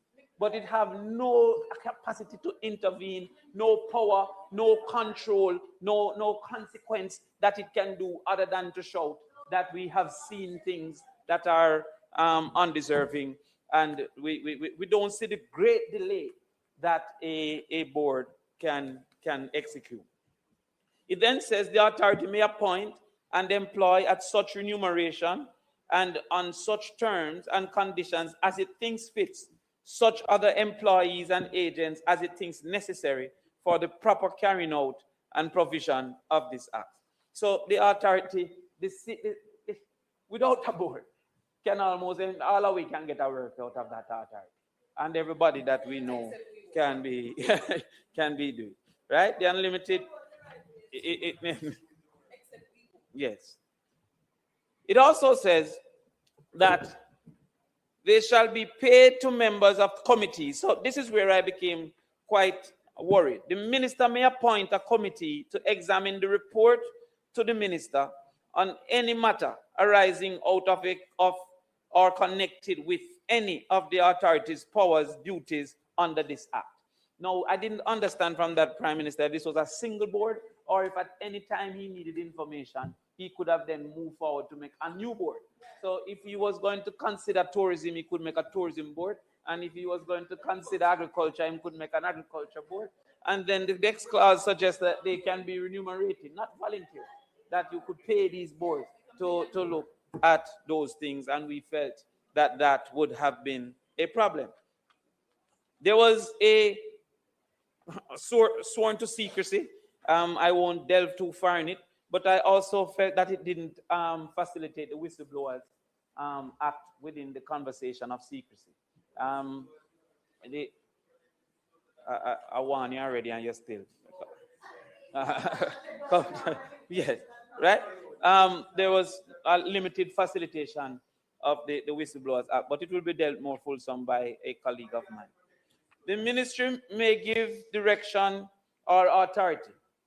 In this case, it says that the minister, in the interest of effective performance by the authority of its function. So it became confusing because it almost was giving the NARA freedom to act until you reach section 13, where it took away that freedom and said, first of all, NARA should implement nothing until it's approved by cabinet, but the minister can intervene and tell NARA and nothing but do what he decided to do at any given time. In fact, it says that the minister that the authority shall act in compliance with any direction given under subsection 1. And subsection 1 said the minister may give direction to the authority. So therefore, anything that the minister tells the authority to do, the authority should then act in that way. And we believe that that is a little bit confusing, because on one standard, the authority could do as it saw fit. And on the other standard, it was actually going to give that permission. Within it, it indicates that the entity could be instructed almost by NARA to actually carry out a duty. And if that duty wasn't carried out, Mr. Speaker, then they could send up that authority up to the minister and ask for the minister to grant that approval to the entity. So to that extent, it indicates here that the minister could then step in at any time. Now, before we move to the minister's ability to step in, we also found that the projects under NARA seemed extremely wide. Now, for example, the hospitals that were mashed up. I didn't hear them in this, but I presume they would be in it. But then how would the Victoria Jubilee, the KPH, be under NARA? Now, if it is that we say that the procurement is a problem and we want to change procurement, then we'd have to, NARA is now doing everything that they want to do. Now, because of the lobby efforts of the minister from West Kingston, I could say, well, maybe this is resilience, because if there was high emergency, we could need a hospital like that. But how then the parliament fit into NARA? Under what resilience or reconstruction could the new parliament be a NARA project? That seems to be an overextension of what NARA should do and should be doing. And I think that is the reason why there was no sunset date for NARA. Because while it was indicated that NARA should last for 5 years, for some reason within this bill we could find no date for NARA to end. So any project over time that you want to put in, you can claim that this should go under NARA. And I believe that that is a problem moving forward. It indicated that they could give directives. An approving entity shall cause an application for approval or other input to be dealt with in compliance with the terms of any directive issued by the authority. So what it is saying is that if it is that there is an approving entity and the authority gives it an instruction, then that had a duty to carry out the authority's instruction. And if they didn't carry out the instruction, then the authority could complain to the minister. But the authority, before complaining to the minister, would then have to get a private entity to review what the government entity was already reviewing, so as to take the private entity's opinion to the minister.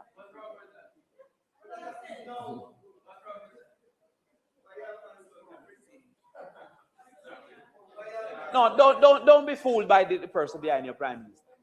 He has indicated that if an entity is in disagreement with the authority should seek to validate its disagreement by employing.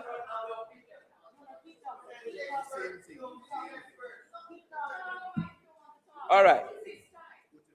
They can proceed with consideration of an application for approval where the approving entity may otherwise delay or decline to process the application solely on the basis that the approval or the input from another approving entity is yet to be granted or given. Relying on approvals previously granted by the approving entity for standardized design or pre-approval, they can seek to modify or make exceptions for zoning requirement, make decisions on the application for the approval of other inputs. It indicates, therefore, that to address non-compliance, the authority shall not make application for a step-in, they call it, without first obtaining independent expert advice on the matter. So what did we say that was different? What did we say that was different? No, but well, are you saying it's a good thing or that what I said was Member, you don't have much time left, you know, so focus on your presentation, member.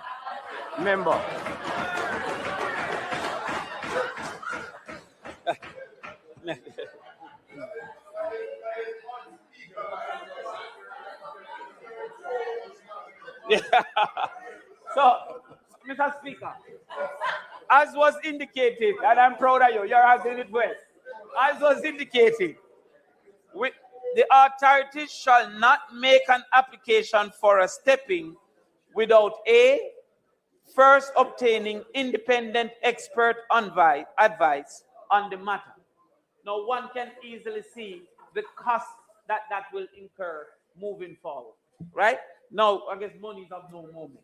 Then, without obtaining, and then B, unless the authority is satisfied that on the consideration of the approval requirements, the advice referred to in the paragraph A exists.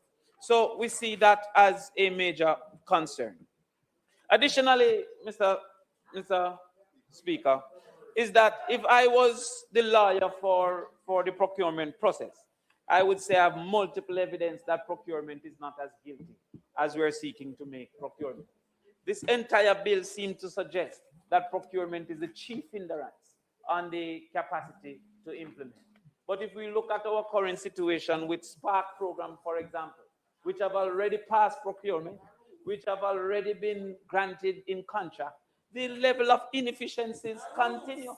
Indeed, we have seen just in the last conversation over the budget that Spark, which was to end in 2027, have indicated that it now end until 2030, and that funds that were supposed to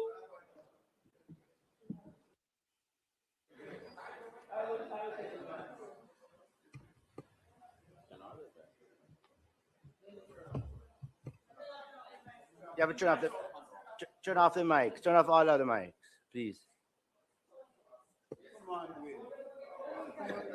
Thank you very much, Mr. Speaker. Thank you very much, Mr. Speaker. The member speaking is misleading the House. Spark, based on all documents submitted to the House, is a contract-bound program that ends in the next financial year, not 2030, and he needs to provide evidence to say that Spark is ending in 2030.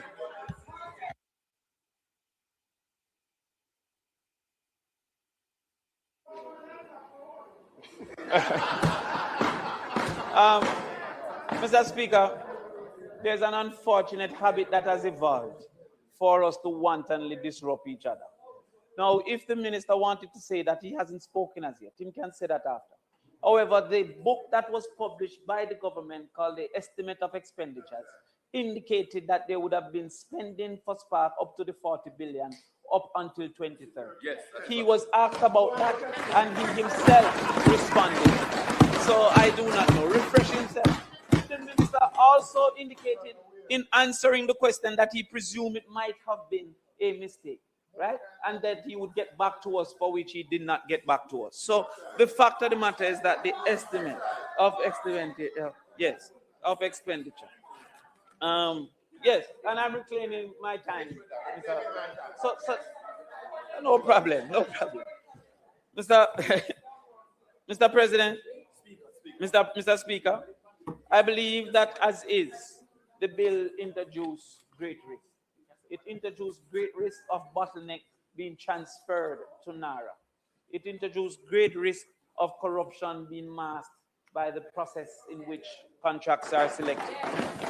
It introduced great risk that small investors may be at the back of the line because of the duty of prioritization within entities that already claim that they have understaffed realities.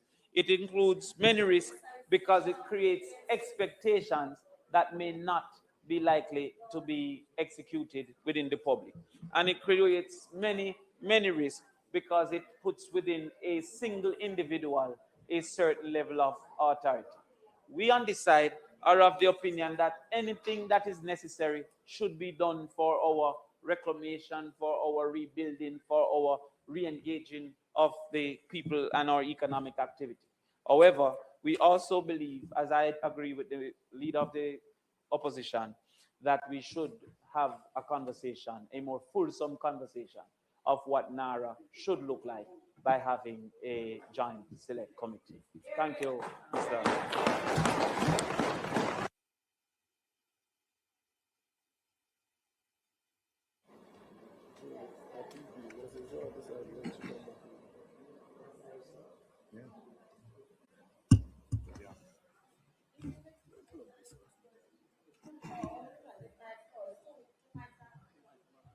Okay. So turn off everybody.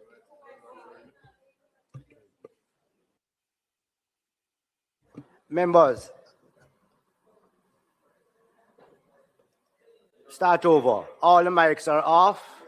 Start over. So member from Central.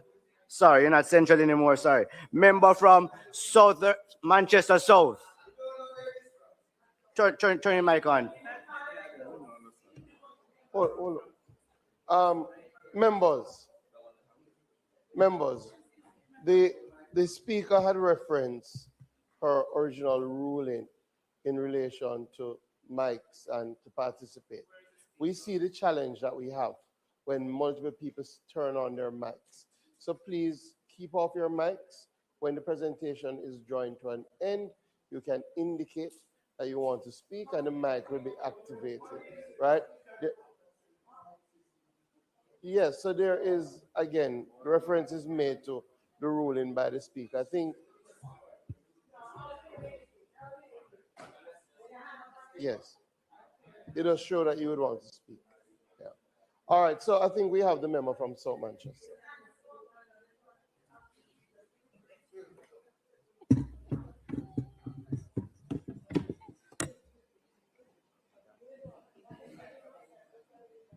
Thank you, Mr. Speaker.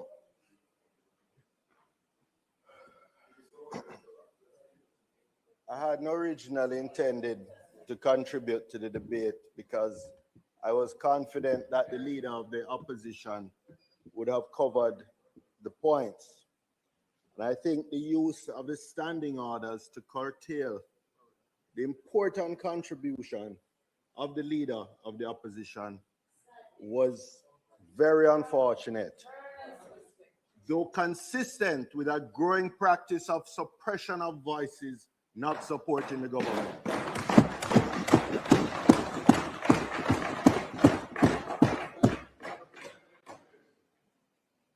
Members of Parliament were not elected to come here to serve the standing orders.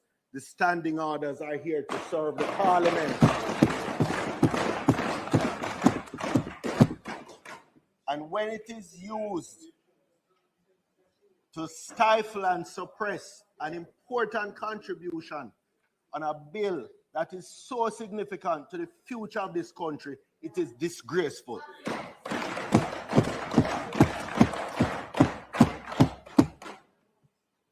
Mr. Speaker, we can begin by acknowledging the scale of the crisis.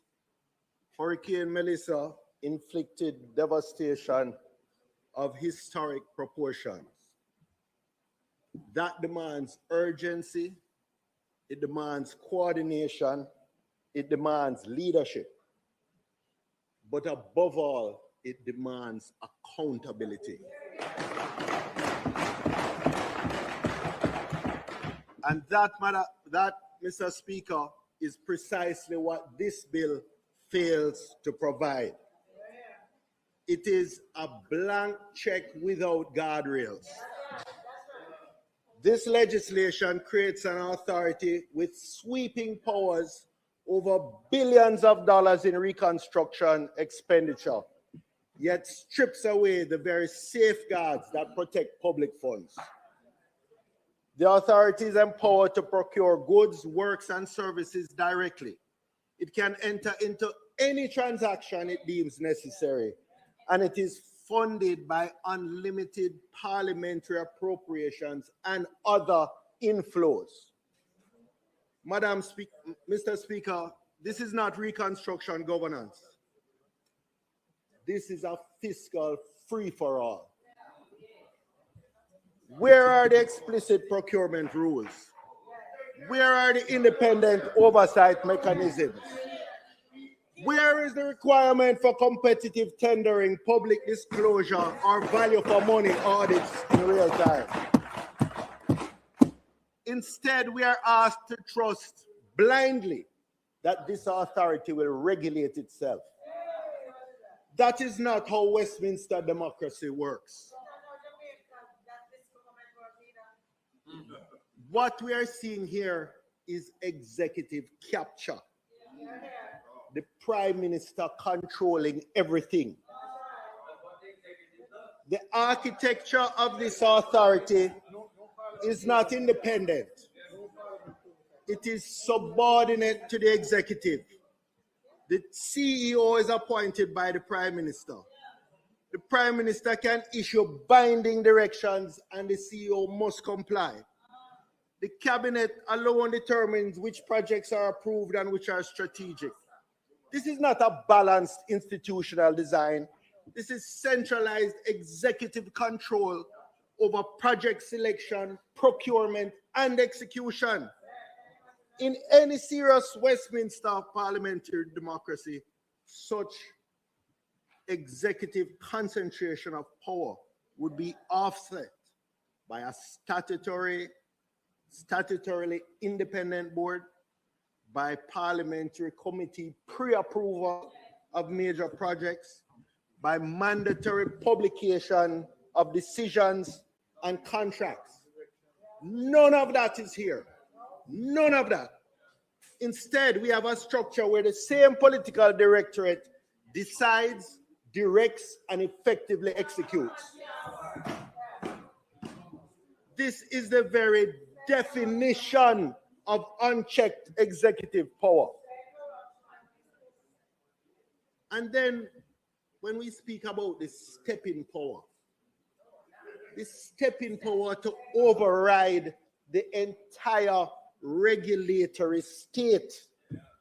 In a sense, this is perhaps the most alarming feature of this bill. Under sections 21 to 24, the authority can issue directives to regulatory bodies, force timelines, and ultimately ask the minister to override those bodies directly. The minister can then grant approvals himself, modify or remove conditions imposed by the regulators, and those decisions carry full legal effect as if made by the original authority.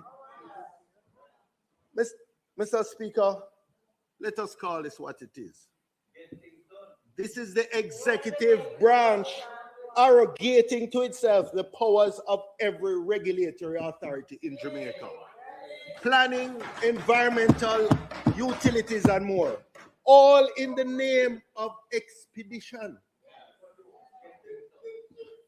But we have seen this movie before. We have seen this movie before. A recent example in Europe. I would call it the Urbanesque playbook.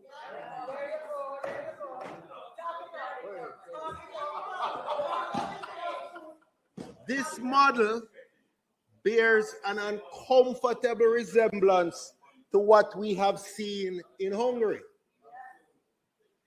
Emergency powers were used to centralize procurement authority. Regulatory checks were bypassed in the name of speed. Public contracts were channeled through politically controlled entities. Oversight institutions were weakened or sidelined. The result was a reconstruction and development model widely criticized across Europe for cronyism, opaque procurement, and misallocation of public funds. We must ask ourselves, are we building for resilience, or are we building a Jamaican version of that same model? I want to turn to what I might call the perfect conditions for abuse, the combination of secrecy and indemnity. The bill compounds the risk by combining these two dangerous provisions. The first is the secrecy clause. Officials are legally bound to treat documents as confidential with criminal penalties for disclosure, not administrative, criminal penalties. And then these officials are indemnified for any actions taken in their roles. So you're combining secrecy, executive control, weak oversight, massive discretionary spending. Mr. Speaker, this is not the formula for efficiency. This is a fertile ground for corruption.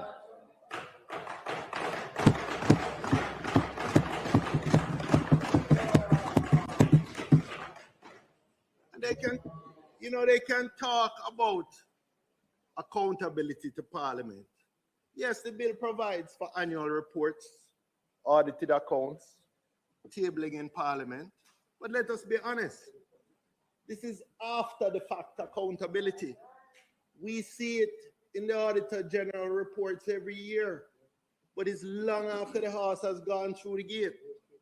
By the time parliaments see these reports, contracts will have been signed, funds will have been spent, decisions will be irreversible. Accountability is not just retrospective, it is contemporaneous and preventive. The irony is that in the memorandum, it speaks of transparent management. Yet procurement is not transparently structured. Decisions are not subject to real-time disclosure. Oversight is not independent. Confidentiality is criminally enforced. Mr. Speaker, this is not transparency. This is opacity dressed up in legislative language. Mr. Speaker, in conclusion,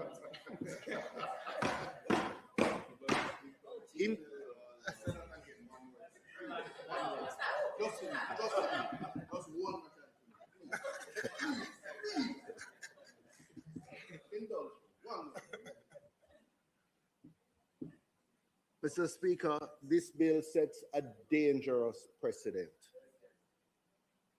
It is not merely about reconstruction. It is about how Jamaica governs large-scale public expenditure in times of crisis. And what it proposes is deeply troubling. Concentrated executive power, minimal oversight, weak transparency, legal tools to override institutions. We all want Jamaica rebuilt quickly, efficiently, and resiliently. But we must not rebuild Jamaica on a foundation of weakened democracy and compromised accountability.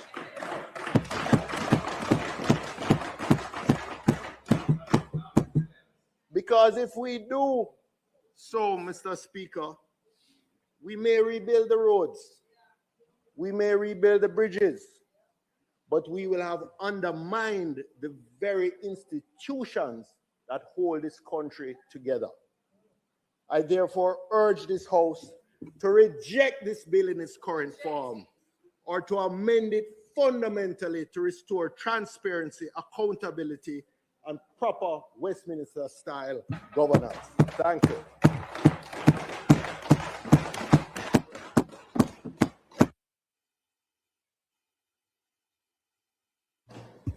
Members, could you please turn off all the mics?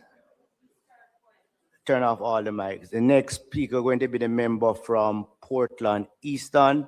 And after the Portland Eastern, we're going to have the member from St. Andrew North Central.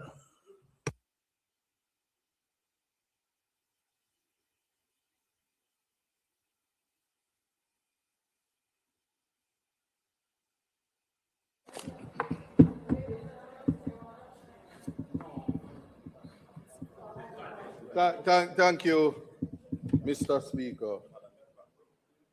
Madam Speaker, thank you. I see you have returned.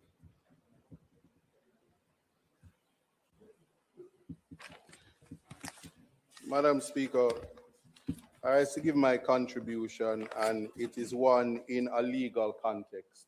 I will just address the first aspect, which is, it speaks of a bill entitled, and there's just one particular aspect that I'm highlighting. It says for resilience generally. And it is in that regard that I'm formulating my contribution. Now, section 2 speaks about definition. And I will just simply say that there are, in relation to resilience, Madam Speaker, the definition of resilience in this regard, I would only suggest humbly that it be included. The absence of it leaves it wide open, and it could contemplate resilience as we make it up as we go. and it needs to give some form of direction in that regard.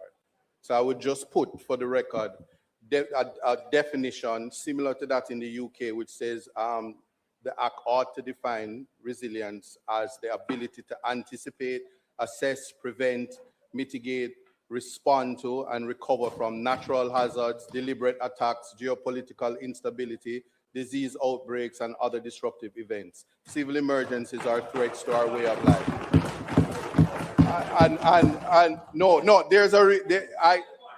I'm taking a point, but to say, Mr. Prime Minister, no, I'm using, but I just wish to say that because this bill comes from Parliament, and we are invited to say we are collectively passing legislation, the legislation at all times must contemplate gaps. We must fill them so that we don't appear to be incompetent. That is my contribution. Thank you. Now, in relation to, and I would invite my friends. I would invite my friends also to look at section 19.3. And 19.3 speaks about the plans and what the authorities shall do. In 19.3 it says the development of projects, programs, and plans shall prioritize. 19.3b speaks of the achievement of climate and disaster resilience. That again is a legal term of art that requires definition for us. I would only suggest then that we would have something similar to say that disaster resilience is the ability of communities and organizations and states to adapt to and recover from hazards, shocks, or stresses without compromising long-term prospects of development. Again, because it is a term of art, it's something that ought to be included in the definition for your consideration.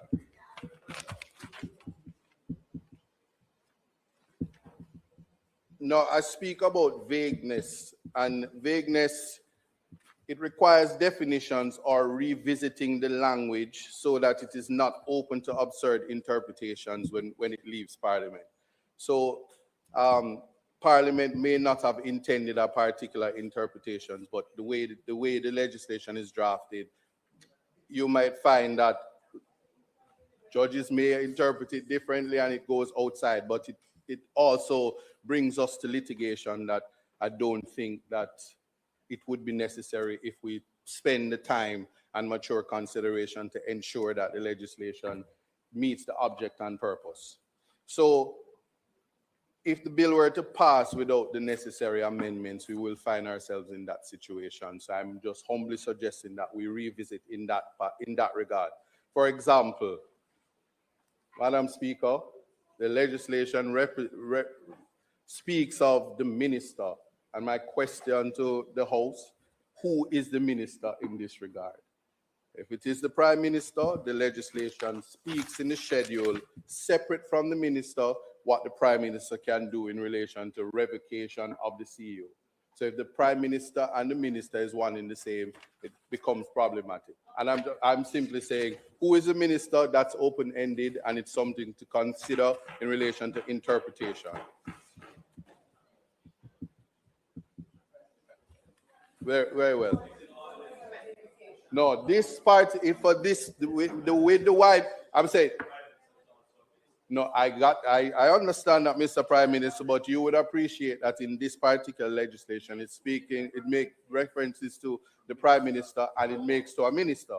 So because of that, I'm saying it needs to have clarity, because there are 3 ministers operating all at once in this legislation. I'm assuming the Minister of Finance. I see the minister, which could be the Prime Minister, then there is delegation. There's so many things happening at once that when it comes to the filling the accountability gap, this will be necessary. So it's just revisiting, and it's not difficult to do in a simple amendment. Who is the minister? And that falls within definition. I will only say in relation to directives and directions that it opens a Pandora's box, that is something that can be revisited. Now, I do not see where in the Act that putting vulnerable people at the center of our risk assessment for the rebuilding and resilience effort. It's nowhere in the Act. I read it here, I read it elsewhere, and the assumption from a human rights plane, from the speaking for the least among us, which oftentimes is the youth and the elderly. The rest can say include me, but they're rebuilding, reconstruction, resilience ought to consider the vulnerable. That is absent. That's something we need to think about. Also, because it is important to develop resilience, which was absent from the definition, there is nothing to measure resilience. I would only hope or urge my colleagues that we include something in the legislation itself that shows that we are trying to measure resilience, not in the big world, but for Jamaica or Ireland. So because there's currently no common methodology for measuring overall national resilience, having a benchmark from which to assess whether Jamaica is ready to absorb and adapt to threats and risks would allow us to measure the effectiveness of our reconstruction and resilience effort and model so that it becomes apparent we are making informed decisions on the trade-offs between investing and intervening in different risk areas. So given the wide powers to the minister and the CEO under the Act, it is important that something is included. A mechanism is included, and I don't think that appointing a board to do that or any mention of such a board, in the absence of that, the legislation would be wholly ineffective to achieve the object and purpose that it was intended for. Now, I'll just address my concerns seriatim or point by point in relation to the sections. Having said the definition section, section 2 now says that the minister may by order alter paragraph A of the definition of works. Now, one would appreciate that in the absence of a definition of resilience, it affects the power of the minister. So again, that's my pitch to say we have to include the resilience aspect. Section 4, functions of the authority. Madam Speaker, I need your protection on this one. At paragraph F, there seems to be a typo, A-N-D. Please fix it. No, I'll just work with me, please. In this day and age, it's important. There is a section 5.5 which speaks about what the Minister of Finance, the minister responsible for public service, that in relation to salaries. It is missing there is an accountability gap. So if you look at 5.5, it says that the chief executive officer, he creates people who he hires and he's paying them, and it has salary cap, similar to that in the government world. When it comes to section 71, the minister appoints his committee and they are able to get remuneration. It also says honorarium, salary, or fees, and such allowances. I would simply say that this section is circumventing the salary scheme, and as it is not subjected to section 5. I'm just simply saying it's similar to section 5. I'm just saying similar to section 5.5. It says subject to section 5, the chief executive officer shall be employed. I'm saying in the absence of that at section 7.2, you can see there is a gap. It is simply an accountability gap. I have that. I understand that. But I'm saying it is a salary. The salaries has no cap under section 7.2. It has absolutely none. No, section 7.2. Section 7.2. There it is an accountability gap. There is no salary cap, and it's in the absence of subject to section 5.5, wide powers. And this is in the vein that section 8 says they are to be paid from the funds of the authority, which shall consist of 8A, such monies as may from time to time be placed at its disposition for the purpose of this act by Parliament, and B, all other monies and other property which may in any manner become payable to or vested in the authority in respect of any matter incidental to its function. That is where the monies come from, and section 7.2 allows these persons to be paid from that. And there's no section 5, so it's not subject to the minister responsible. Now,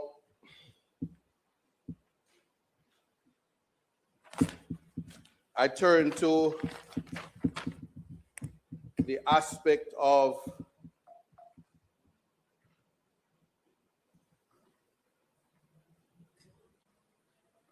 I will call it cost to taxpayers.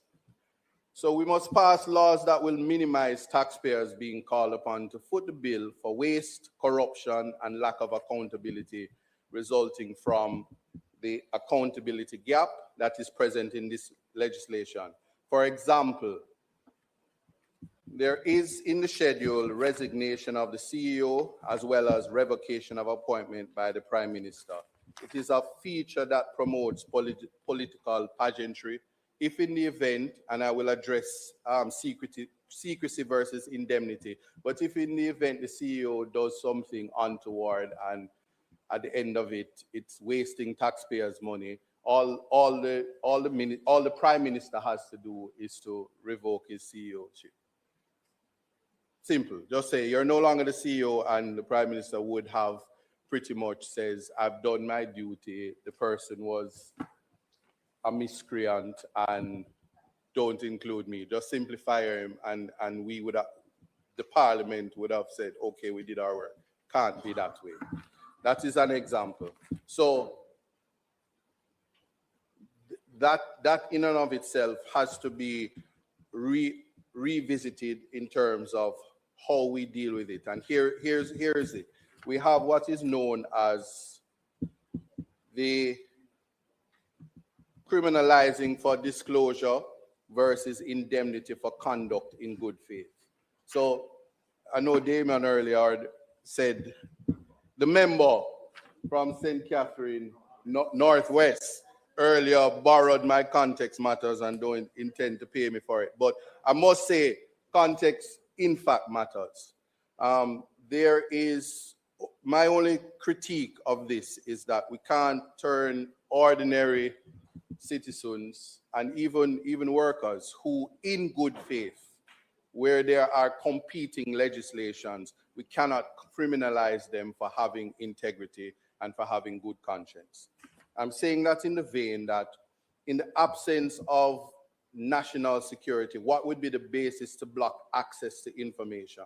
So this is the ATI legislation, and where transparency is concerned, and if anyone has ever used the ATI legislation, one of the first answers is we cannot give you the information because of national security.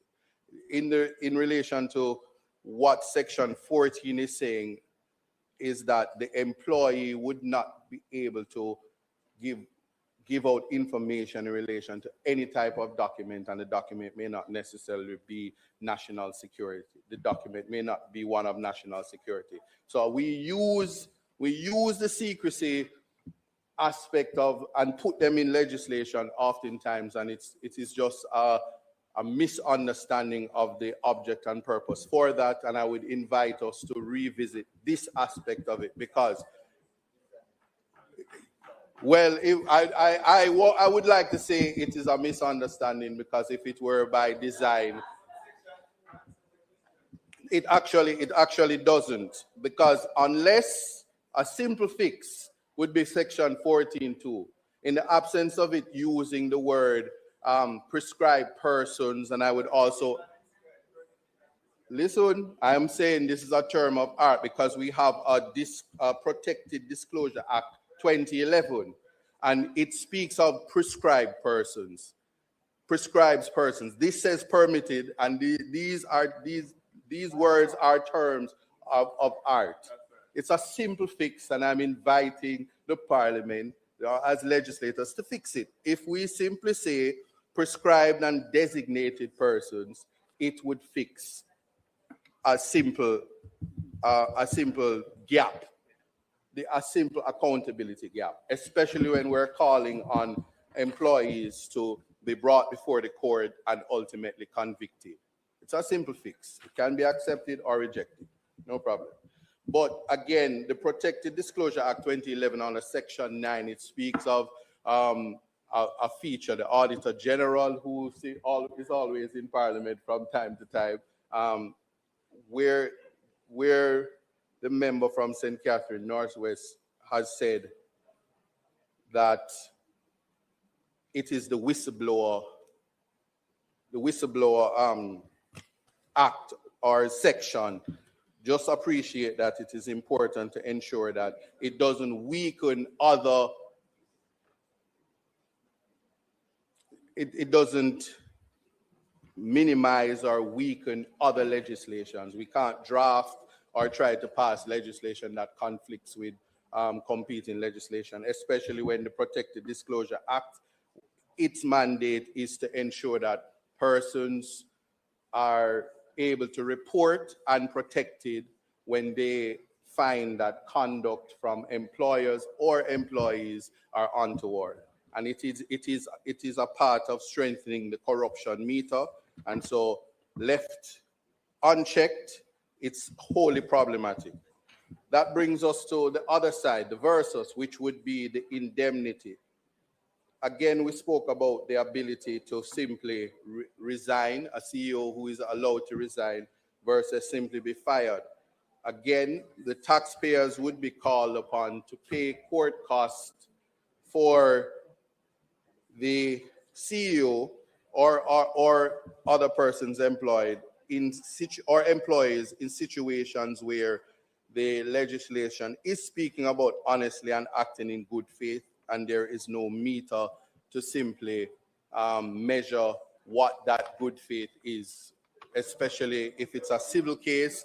And when you think about matters where if it remains in the parish court, the general rule is that it's a fine or time system. So you may find a CEO in the parish court being called upon to pay a fine and is indemnified by the legislation. I find that problematic, especially when you juxtapose that with what is called the stepping order and the ability to circumvent the entities which are protecting things such as the environment, whether it be human rights, whether it be just property rights, that is National Land Agency, National Works Agency, NEPA, all of these agencies which operate under what is known as mature consideration. So this is in the vein that when it comes to situations of environment, human rights, and capitalizing on the human potential, whether these entities know it or not, they are the ones responsible for ensuring that one thing doesn't affect the other. And so the stepping order would then act as a mechanism to circumvent that. And then when it comes to anything going wrong, all those entities will say is, but my power was taken away from me by virtue of this legislation. And as such, we are then called upon to say, what do we do? And it becomes, again, political pageantry. So I'm just simply saying that we ought to look at that in its entirety, because taking away the power, especially rebuilding, is, notwithstanding that it has to be expedited, is something that must be done with mature consideration. I'm sure that we can appreciate that. So as it is now, I will simply say that there's more work to be done before, if this legislation were to pass as is, it would be problematic and embarrassing for our parliament. And there are legislators and persons much senior to me, and I call upon you all to back me on the amendments that I speak on, and we are to be responsible as we are pushing legislation through. Thank you. Madam Speaker.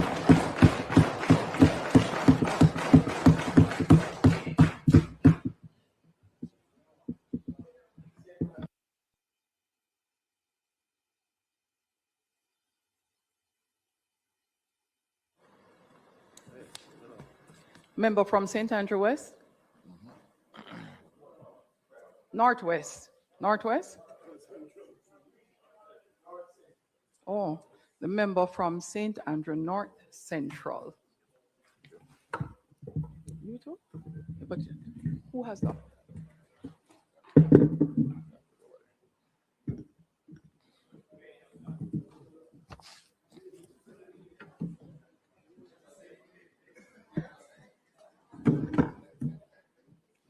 Thank you. Thank you so much, Madam Speaker. I rise in strong support of the National Reconstruction and Resilience Authority Bill. So let us be clear from the outset that this is not routine legislation. And as the Prime Minister indicated when opening this debate last week, this is among the most consequential pieces of legislation this Parliament has been asked to consider in the modern era of Jamaica's development. And it's consequential for the simple reason, I don't need to go through all the statistics, but Hurricane Melissa was catastrophic. One of the worst hurricanes on record, costing Jamaica $12.2 billion US or $1.95 trillion, more than half our GDP. 215,000 structures damaged, some of them destroyed, 600 schools impacted, health infrastructure compromised, major roads, drainage systems, utilities destroyed. Entire communities left devastated, towns such as Black River badly damaged, displacing thousands of residents and exposing deep vulnerabilities. So the scale, Madam Speaker, of the destruction underscored the urgent need for coordinated national reconstruction and resilience efforts. So it's not theory, it is about delivery. Now, we know the criticism, and this is democracy, it is healthy, but much of what is being said does not really, frankly, stand up to a careful reading of the bill as it now exists. Because when you move past the speculative points and actually examine the text, what you find is not recklessness. What you find is structure. What you find is discipline. And what you find is accountability built into law. Madam Speaker, this bill is grounded in a moment of extreme national urgency. Hurricane Melissa did not just damage infrastructure, it exposed structural weaknesses. And as the Prime Minister said, what has been missing is not the dream, but the institutional machinery to turn that dream into delivered reality. And that is what the bill provides. So, Madam Speaker, this foundation is structure, it's not chaos. Under clauses 1 and 2, the purpose is clear. It's post-disaster reconstruction and long-term resilience. Under clause 3, NARA is a body corporate, not informal, not ad hoc, but a legal institution with defined responsibilities and obligations. It's not, Madam Speaker, a temporary committee or a task force. This is institutional machinery for national execution. Madam Speaker, at the heart of this bill, clause 4, this is where the criticism begins and where it should end. Because clause 4 does something very simple. It creates a single central coordinating authority to plan, prioritize, implement, and track national reconstruction. That is not dangerous. That is necessary. And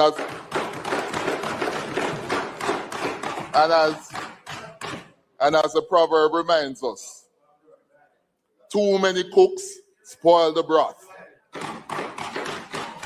Fragmentation is the enemy of recovery. And this bill is designed to eliminate fragmentation. So, Madam Speaker, let me give a direct response to this is a too broad a legislative effort. And I heard the opposition leader and the member from St. Catherine, Northwestern, and the member from Manchester South. We hear that the mandate is too broad. But let us be serious. Reconstruction is broad. You cannot fix roads without drainage. You can't fix houses without utilities. And you can't build communities without infrastructure.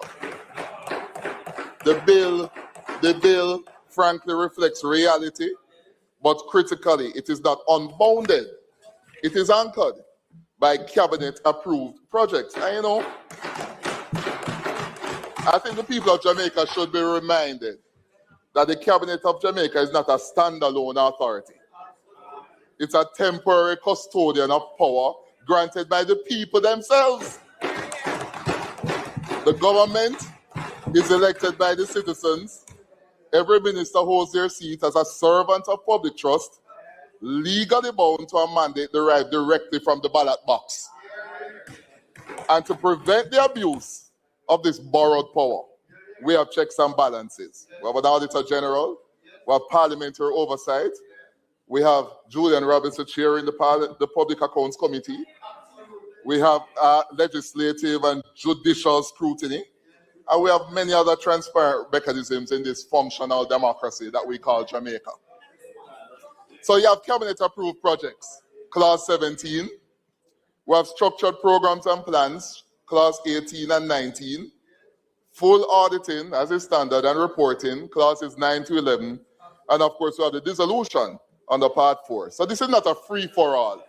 This is a structured flexibility under law. Madam Speaker, another claim is that the bill prioritizes speed over quality, and that is simply incorrect. Clauses 18 and 19 require structured programs, costed projects, monitoring systems, and critically, climate resilience and prioritization of vulnerable communities. So this is not rebuilding what failed. This is building what will last. Madam Speaker, I hear the points about power and, concentration of power. And, let us deal directly with this concern about leadership, because this is really a problem. I don't know what it is. I don't know what we're drinking. I don't know what we're drinking in the country.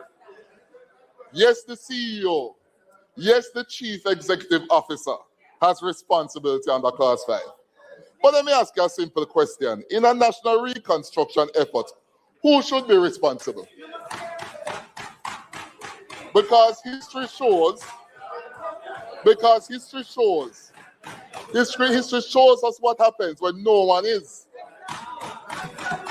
And as the Prime Minister rightly stated, when accountability is diffused, institutions start to protect the processes rather than deliver outcomes, and the people suffer.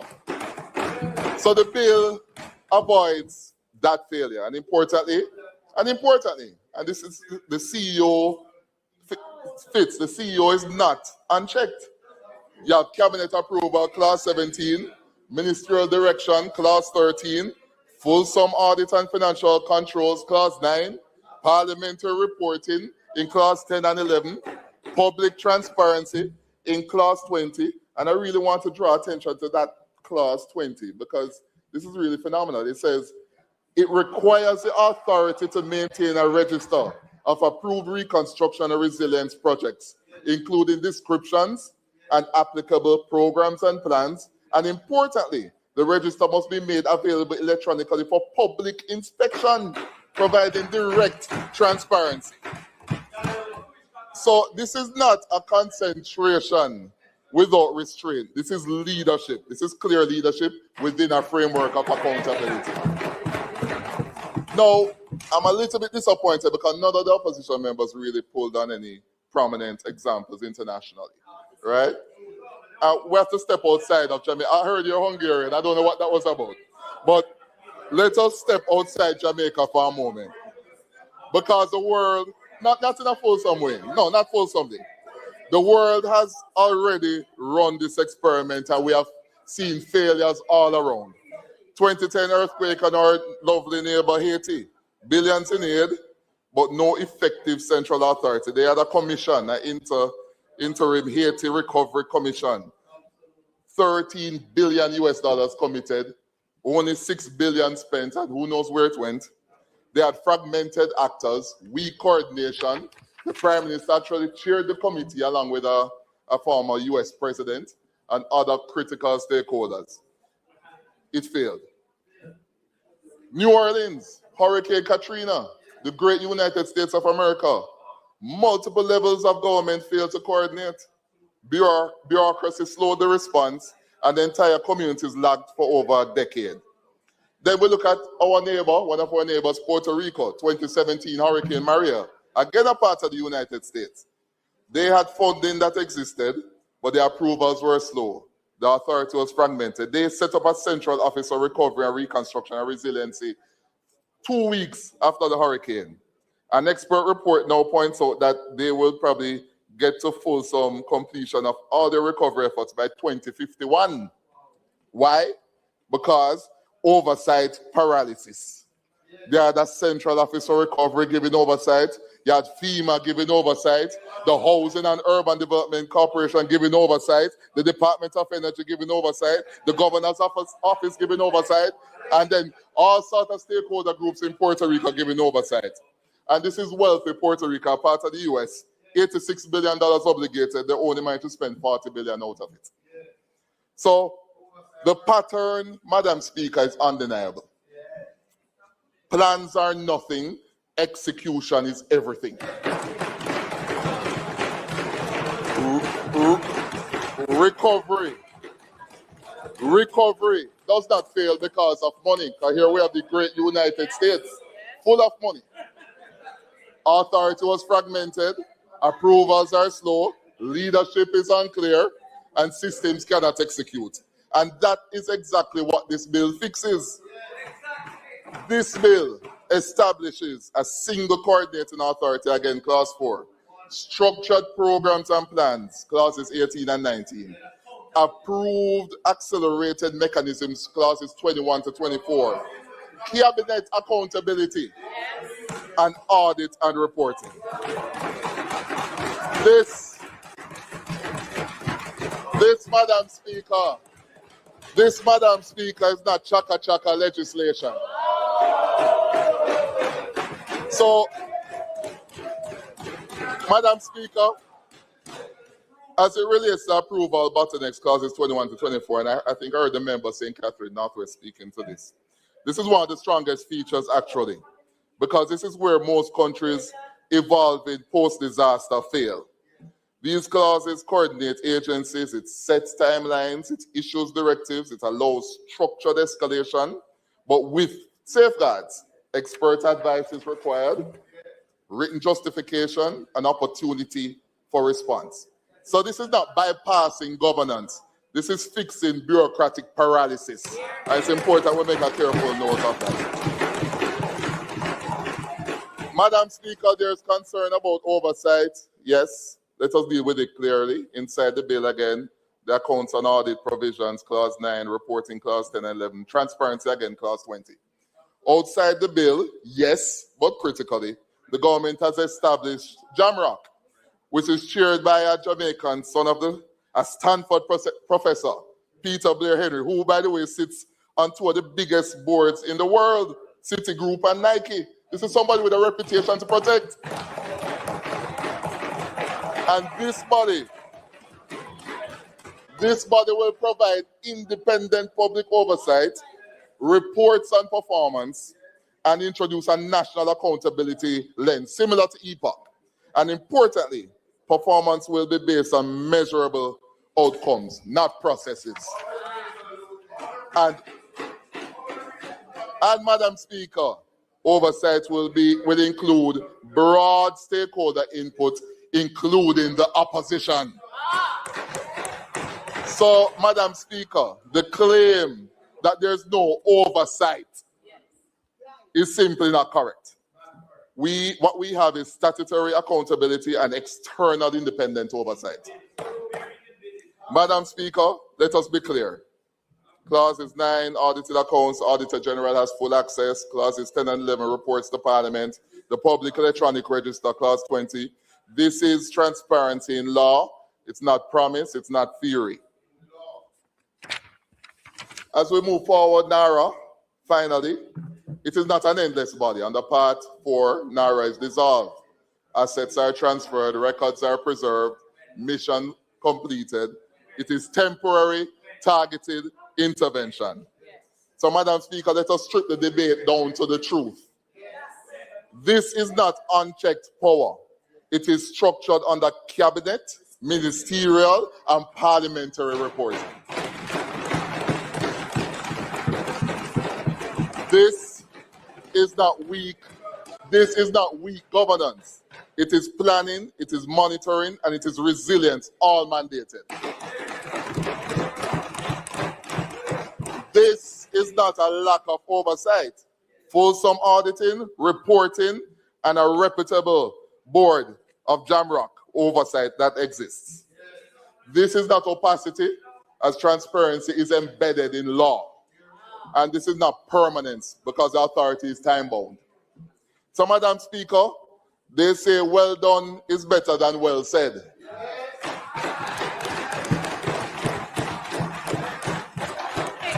The difference between collapse and recovery is not the scale of the disaster, it is the quality of the response. And as we have seen, Madam Speaker, 2005 Hurricane Katrina, the 2010 Haiti earthquake, and the 2017 Hurricane Maria impact on Puerto Rico. Weak coordination, slow execution, and unclear leadership allowed confidence to unravel, sometimes for years. For the US, they are rich and powerful, so they will figure it out. Haiti, not so lucky. Jamaica has avoided that trap by restoring utilities quickly, mobilizing credible financing early, $6.7 billion US from all the multilateral institutions, and establishing a clear institutional driver through NARA. The country has anchored confidence at a critical moment, giving businesses and the people of Jamaica a visible path to stability and growth. Madam Speaker, I support this bill.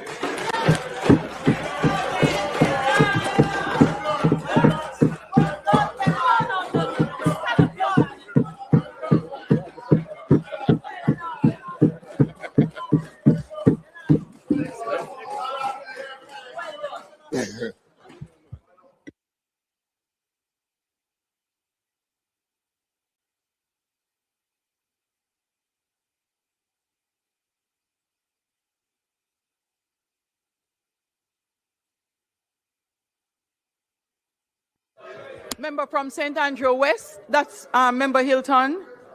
The member from St. Andrew West.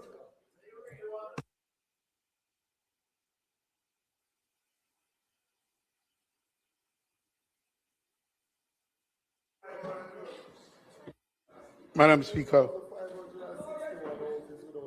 there is an African saying that if you want to go quickly, go alone. If you want to go long, far, or in this case, sustainably, go together. No, Madam Speaker, what in the nature of the disaster that we're faced with and the response that is required, a balance must be struck. The question for this House and ultimately the people of Jamaica is, has this balance been struck within this legislation that is before us? There are clear gaps and concerns. Speakers before me have raised a number of those issues, number of those concerns. I am going to focus my brief intervention on the same clause 18 and 19 that was just spoken about, and for which the speaker before me see an anchor and see the solution. But as someone asked, will the anchor hold?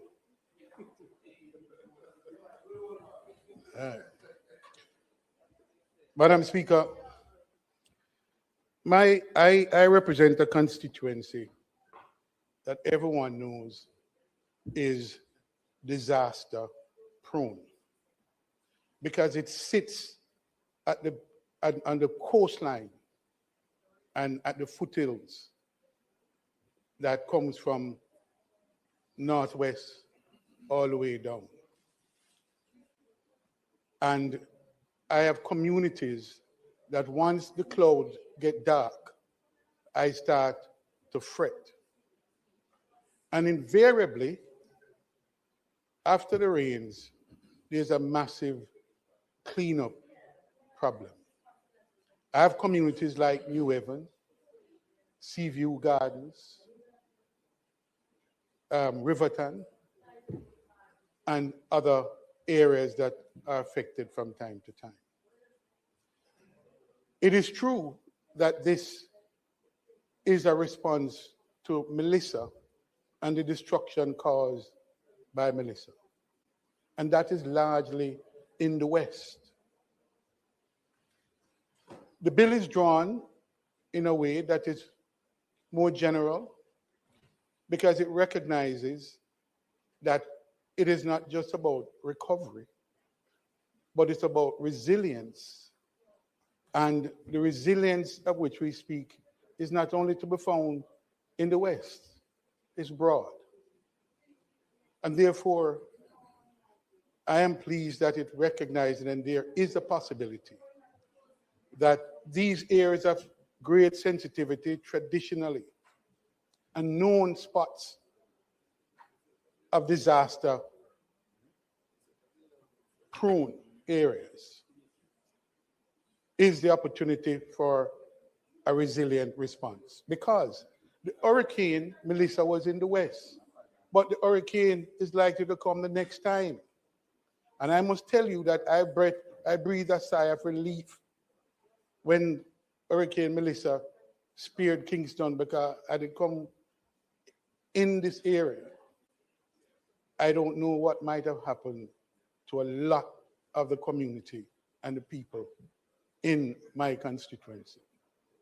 So we have to consider that we have to look at how have we addressed the vulnerabilities so that when the hurricane comes next time, that we prevent the kind of disaster that we may have avoided only because Hurricane Melissa took a different course. So, Madam Speaker, as I look at the bill, and I look at clause 18 and 19, the bill has adopted a very artful way of addressing the issue of consultation and inclusion. So it uses in 19 and 18 and 19, the term, the artful phrase, that in consultation with relevant persons. And I want to put it to you, Madam Speaker, that a bill of this importance, and given the concerns that I'm addressing from these constituencies, these vulnerable constituencies, does this bill speak to consulting the people in these constituencies? Or am I assured that they will be included in any consultation that takes place under this legislation? How am I assured? And I want to suggest to you that it cannot be left just to the goodwill of the CEO of NARA.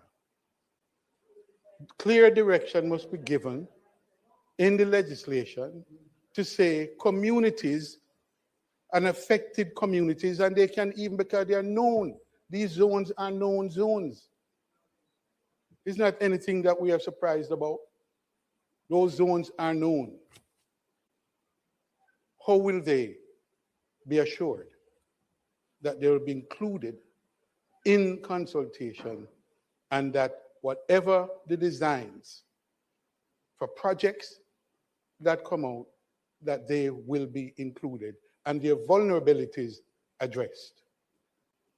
I am not, this gives me no confidence. I don't see it, and I'd like the Prime Minister to address that, to say, how do known vulnerable communities that we struggle with year in, year out, that we spend this kind of money, we recover, we reconstruct, we rebuild, and yet resilience escape these communities? How? So, because for me, resilience is not just a technical exercise. It's both social, and yes, it is political.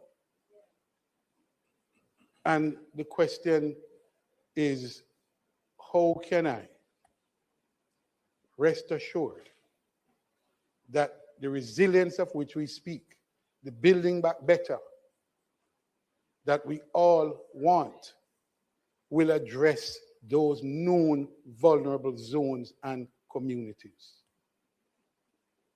It's not clear to me from this bill and the design of this bill that this is addressed in a comfortable way. And I believe that it is not just about top-down building, it is about bottom-up as well. And the communities, I don't see communities referenced anywhere in this bill. I don't. And I think, Prime Minister, we have to address the issues of equity, inclusion, and communities. Even in the planning that I've heard about, I don't see any. No, you know, you don't understand much.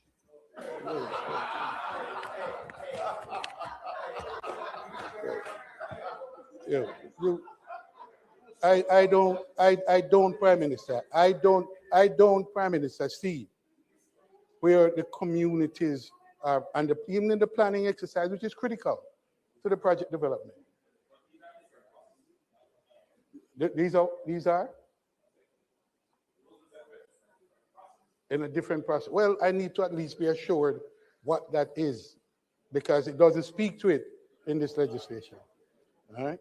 So, Prime Minister, there are gaps, and we can move quickly, but I suggest to you that there are risks involved, reputational risk, in not doing anything and in overdoing some things. And the risk of corruption is real, and we need to address that. You can kiss your teeth all you want.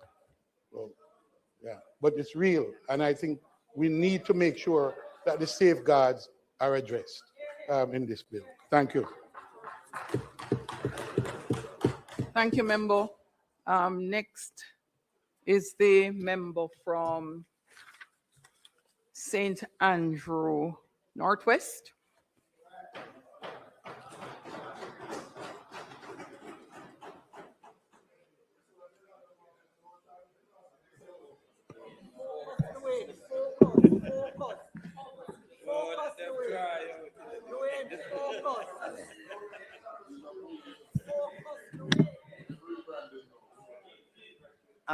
Thank you, Madam Speaker. Madam Speaker, you know, I've been a member of this House for a little over a year, and that there are a lot of bills that I've seen come to this House that I have not commented on or contributed on. But this bill is so important. There's no way I could not have a bill of this magnitude.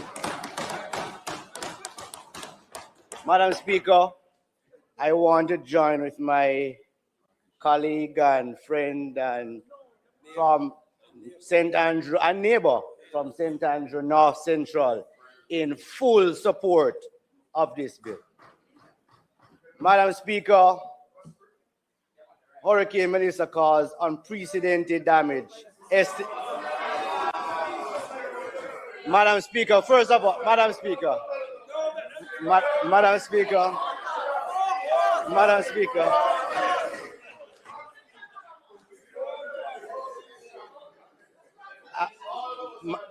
Madam Speaker, Madam Speaker, Hurricane Melissa caused unprecedented damage, estimated at some 12 million United States dollars. Billion.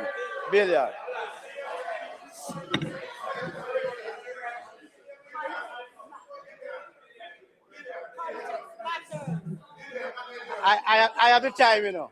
I have the time. 6 months on, thousands of Jamaicans, 6 months on, thousands of Jamaicans still await full recovery. The National Reconstruction and Resilience Authority Bill, NARA, tabled by the Most Honorable Prime Minister last week, establishes a dedicated time-bound statutory authority with a clear mandate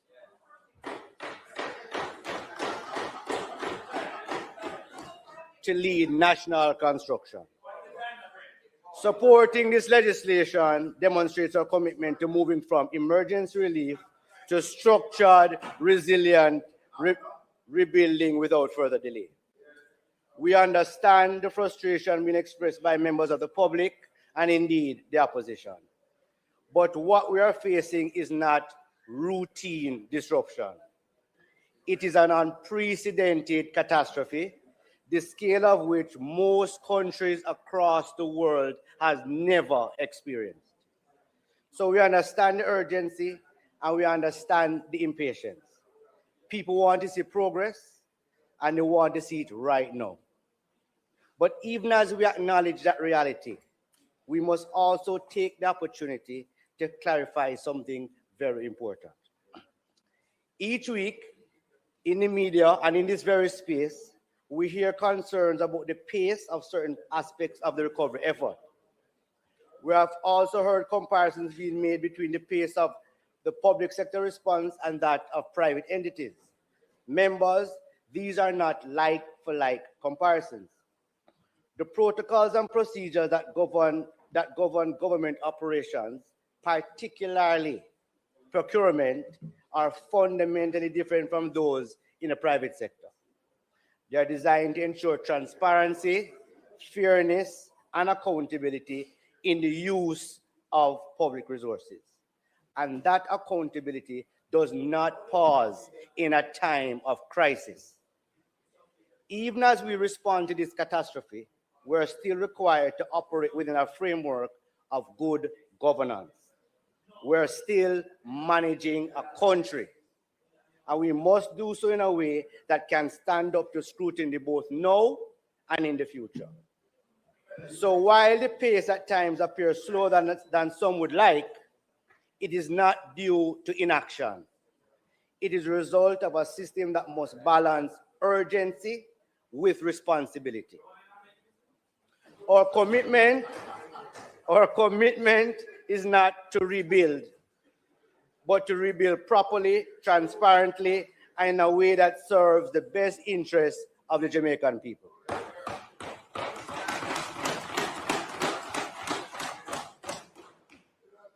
In order to achieve this bill has been tabled to ensure our rebuilding efforts keep up with the pace of private efforts and, of course, the demands and welfare of the Jamaican people.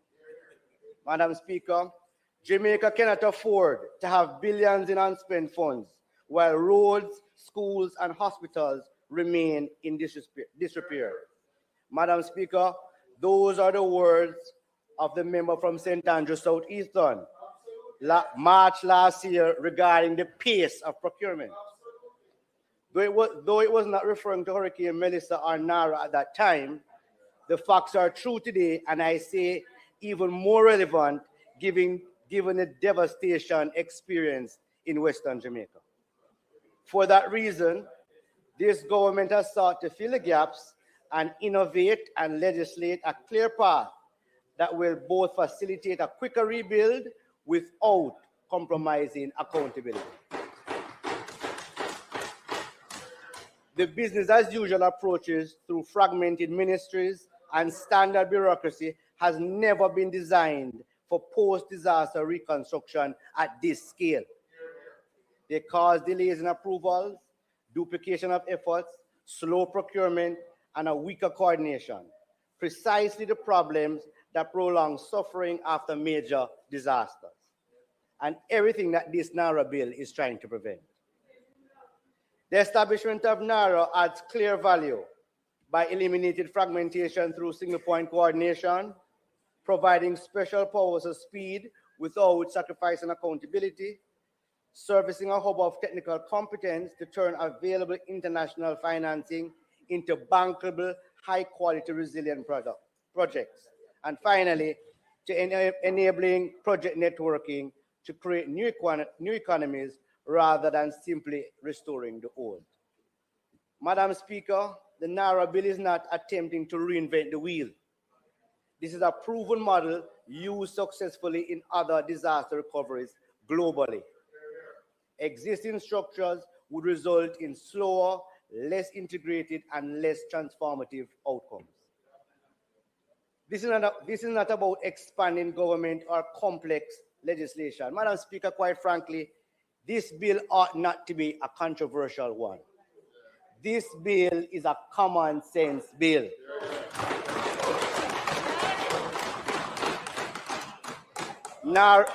NARA is about smarter, faster, and more effective government when our people need it most, and it is an agile response to this crisis.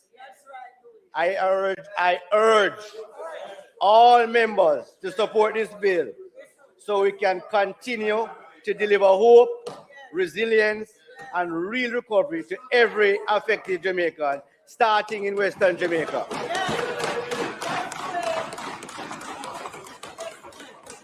The future of our nation depends on acting boldly and decisively today. Thank you, Madam Speaker.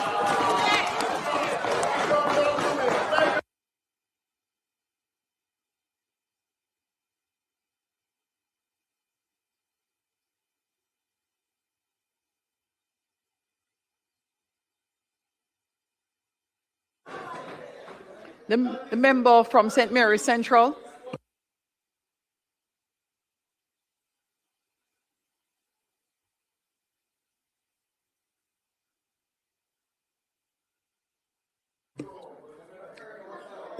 Are you, St. Mary's Central, are you ready?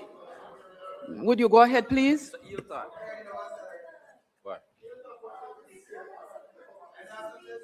Okay.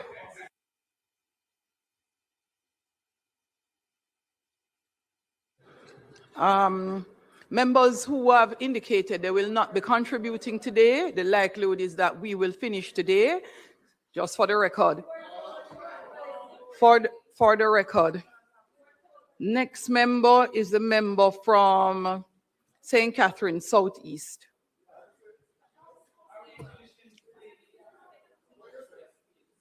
That's not you, member. That's not you.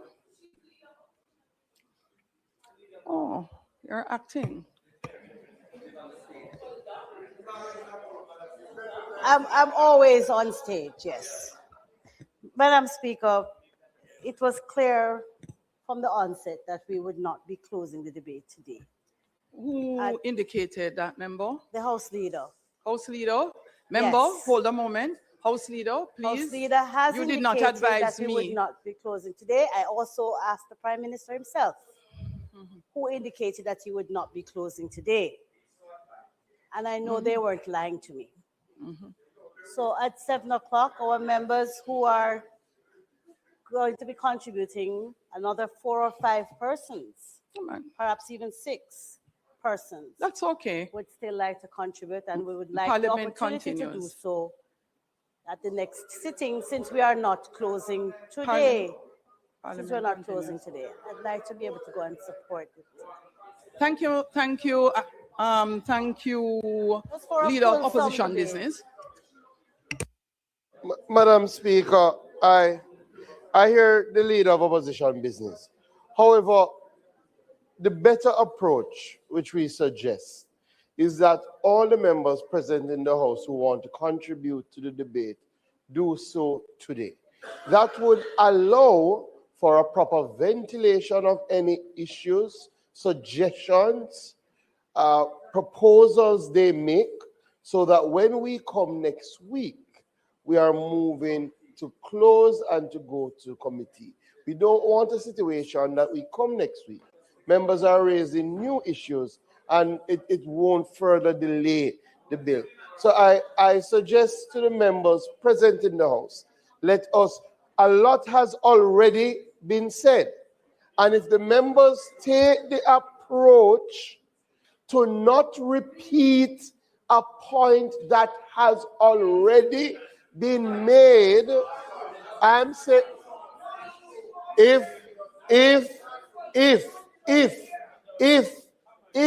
the members take the approach from henceforth to not repeat what has already been said, then we could be out of here by 7:30.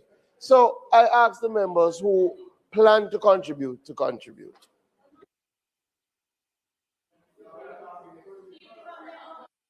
Members, I'm going to give you the list of persons who indicated that they were interested to speak. Westmoreland Eastern. I heard you already. Are you going to say something differently? Go ahead. There Leader is of at Opposition least Business. one member who isn't here today who wants to contribute next week. Are we indicating that they will not be permitted to do so since we are not closing today? Who is the member, Leader of Opposition Business? No, I'm asking the question. And if the member is, if the acting House Leader is indicating as much, then acting House Leader would know. The member from Manchester who had to leave because he had an emergency has indicated member from Manchester, that he would like an opportunity to acting. Could you say Manchester? Which seat exactly? Manchester South, Manchester what? Northwest Manchester.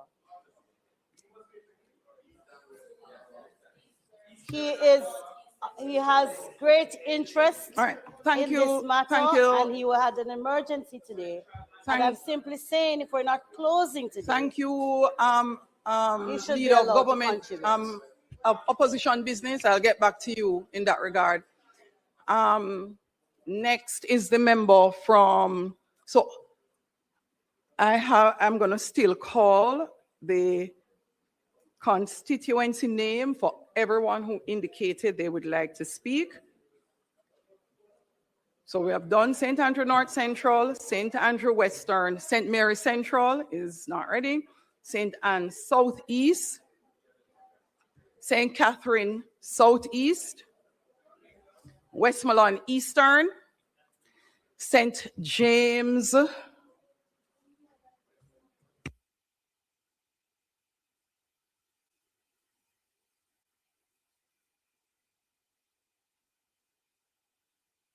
St. James West Central, St. James West Central,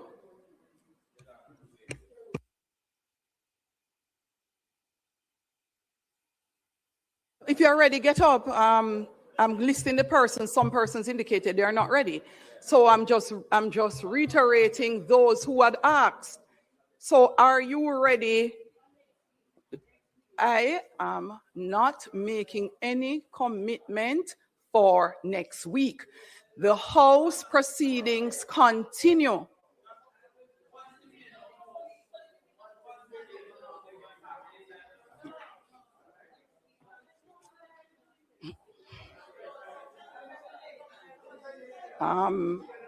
Member from Westmoreland Eastern, are you ready?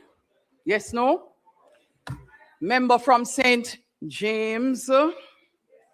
Member from St. James West Central.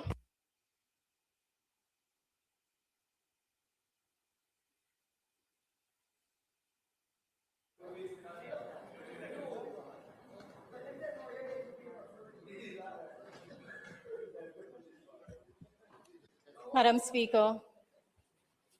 Member from St. James West Central, would you like the podium? Yeah.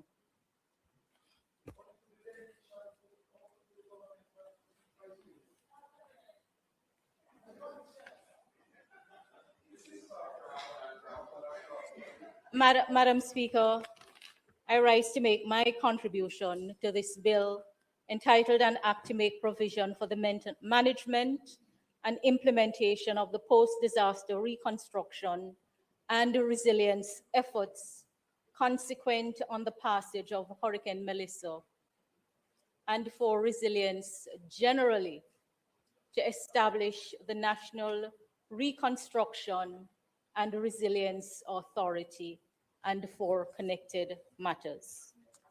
The bill, when passed into law, to be cited as the National Reconstruction and Resilience Authority Act, NARO. Madam Speaker, over the years that I have been in the Parliament, my starting point in presenting on bills is usually to look at the memorandum of objects and reason. And this bill seeks to establish the National Reconstruction and Resilience Authority and a statutory framework for the efficient, coordinated, and transparent management of extraordinary time-bound reconstruction and resilience efforts to focus on building back better to withstand future climatic and geophysical events. Secondly, to create a more robust, climate-resilient infrastructure, encouraging better land use planning. Thirdly, to expedite private and public-private investment in priority sectors that address the structural economic vulnerabilities exposed by Hurricane Melissa. And fourthly, to enable growth and diversification of Jamaica's economic base. Madam Speaker, my training and experience compels me to not only look at a bill in principle, but also in detail. Because when we pass laws, we're not passing laws for the statute book, we're passing laws to be used. And constitutionally, we're passing laws for the peace, order, and good government of Jamaica. And when the laws are to be used, we have to discover the meaning or effect of words used by the Parliament. And to do so, we cannot escape analysis. It doesn't make an approach theoretical or theatrical. We really have to analyze, because the overriding aim must always be to give effect to the intention of Parliament as expressed in words used. And so the task of ascertaining the intention of Parliament, it demands an understanding that the intention of Parliament is an objective concept. It is not subjective. When we refer to the intention of Parliament, which is really to understand what it is that we're passing, this is to something that is objective and what we can reasonably impute to Parliament in respect of the language used. It is not the subjective intention of the minister or other persons who promote the legislation, nor is it the subjective intention of the draftsman or of individual members, or even a majority of individual members of either house. And so there is no escaping looking at what the words say and what we draft. Madam Speaker, this bill, as the Prime Minister has said, is the most consequential piece of legislation that is to be passed. And he invited all of us to approach the consideration of the bill seriously. And so, we can't really rush it too much, even though time is of the essence. And I have a full appreciation of what the Prime Minister is seeking to achieve. I do not believe that anyone who has spoken has taken issue with the goals that are being pursued. But the concerns are whether the bill in its form will achieve those goals.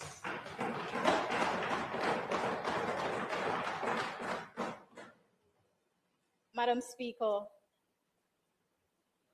the authority is to be constituted according, well, the clause 3 establishes the authority, and it tells us how it is to be constituted in accordance with the schedule. Now, some have taken issue with whether there is going to be a board or there isn't going to be a board, and the Prime Minister in his presentation indicated that we have other models in the jurisdiction where there is no board, and that is true. Under the Town and Country Planning Act, for example, there is provided for a planning authority, a Town and Country Planning Authority, and under that act, and this is an act of 1958, section 3(1) tells you that for the purposes of the act, the minister shall appoint a person or persons to be a town and country planning authority, and subject to the provisions of the act, and from time to time, by order, published in the Gazette, define the composition, powers, and duties of such authority. So it is true that what the bill is seeking to do by way of model already exists in the jurisdiction. So let us look at what will constitute the authority in the bill. The schedule speaks to a CEO and only a CEO. And so if the intention is to constitute the authority with a single office holder, then that is what will be achieved. But if that is not the intention, then the bill will require some rework. Now, the question naturally arises, in light of the objectives being pursued, whether a single person constituting the authority is the model that we should use. It is an appropriate question to be answered. But beyond that, essentially, the authority will also have the minister who is to step in. So in essence, the authority, when it boils down to it, will be the CEO and the minister who steps in when the minister so steps in. Now, the issue has been raised about the concentration of power in many other pieces of legislation. Power is concentrated in the minister. The question is whether, in light of the objectives being pursued, this is a model that should be used. That is the live question. No, the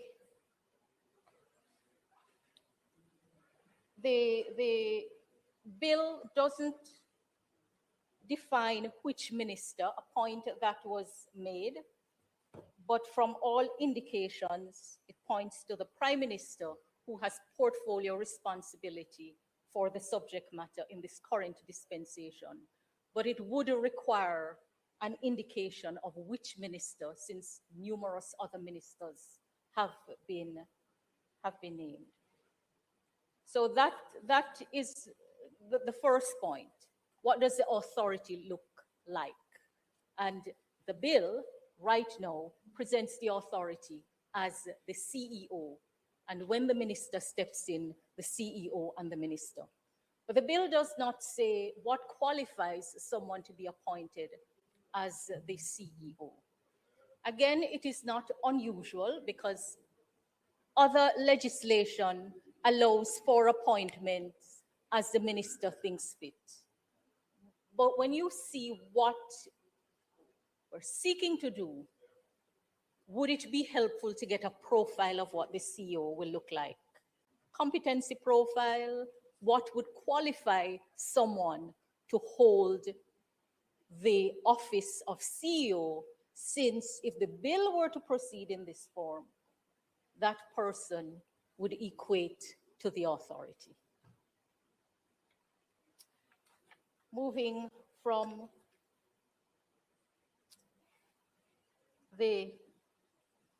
move to the functions of the authority. Clause 4 sets out the functions.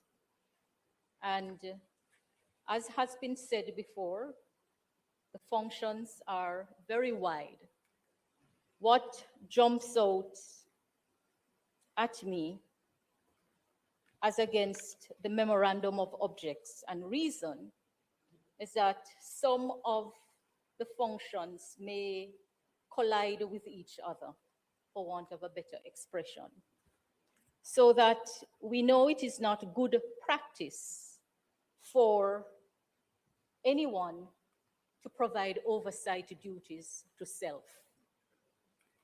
And so clause 4, when you read all of it, you're going to see that, for example, the function of procuring goods, works, and services for the implementation of projects, programs, and plans, and then the function of establishing project management, compliance, monitoring, reporting, and risk management systems necessary for timely, efficient, and effective performance of procurement contracts for the implementation of approved projects, programs, and plan may run the authority into some trouble and may invite all kinds of genuine concerns.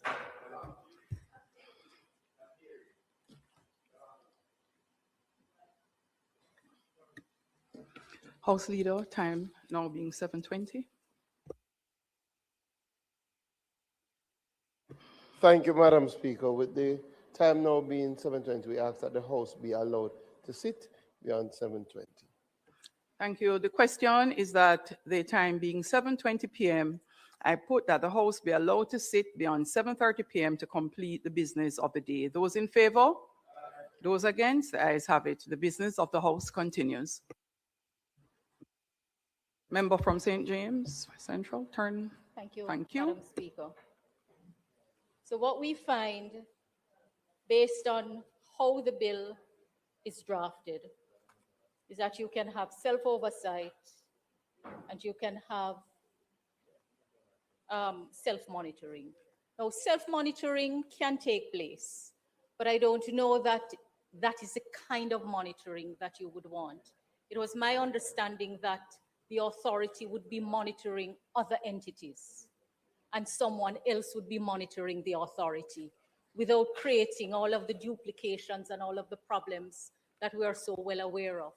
Well, in the current form, the bill does not achieve that goal and would have to be reworked.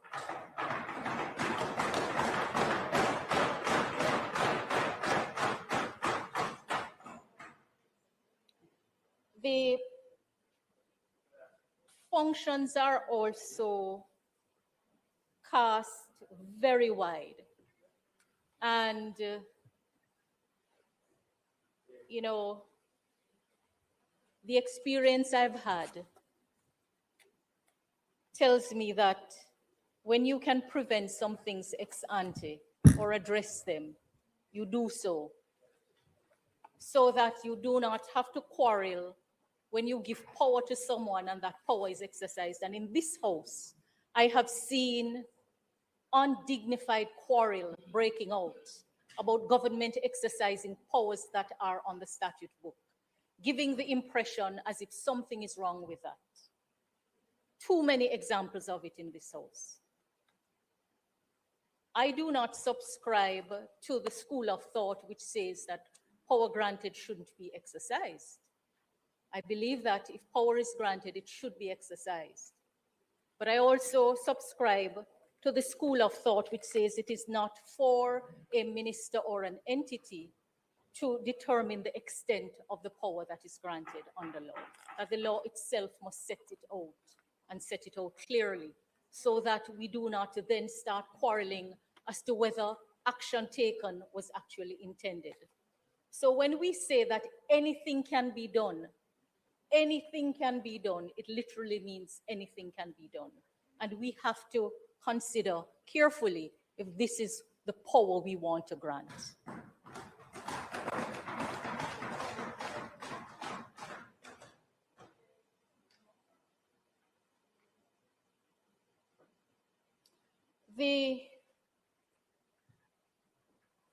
I think the major concern raised by presenters relate to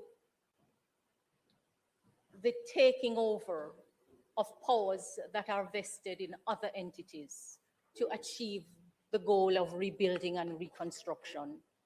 And the Prime Minister spoke to the fragmented way in which things are done and the absence of a coordinated approach on a single platform. And it's really unfortunate that we are there because numerous efforts have been made to bring the entities under one umbrella. And the boards, in many pieces of our legislation, they are accountable to the ministers. And,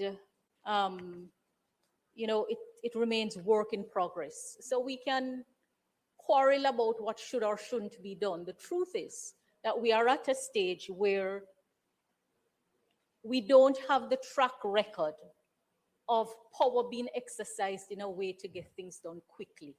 We don't have the track record of the rest of government approaching issues with the kind of urgency that we, the members of parliament, would require. And so I appreciate the ask for the step in power. Many times when I'm in my constituency and I'm reasoning with constituents, I say to them, government is not a one-man show. That the office of member of parliament or the political directorate is but a small, though powerful part of government. And a lot of what you ask of me as member of parliament is assigned to somebody else in government. And when the power is assigned to someone else, I can't exercise that power because it becomes an ultra-vires exercise of power. Now, when you look on the legislation, the bill, the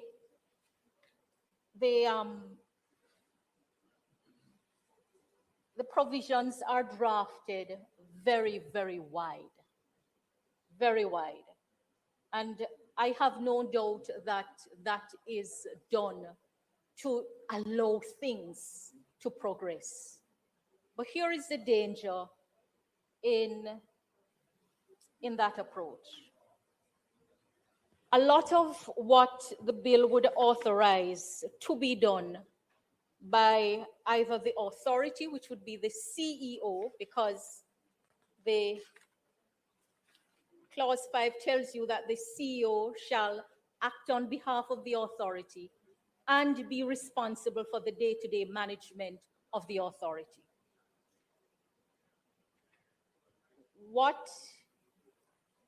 And then in more than one place, the bill tells you that notwithstanding anything to the contrary in any other law, and also that when the minister steps in,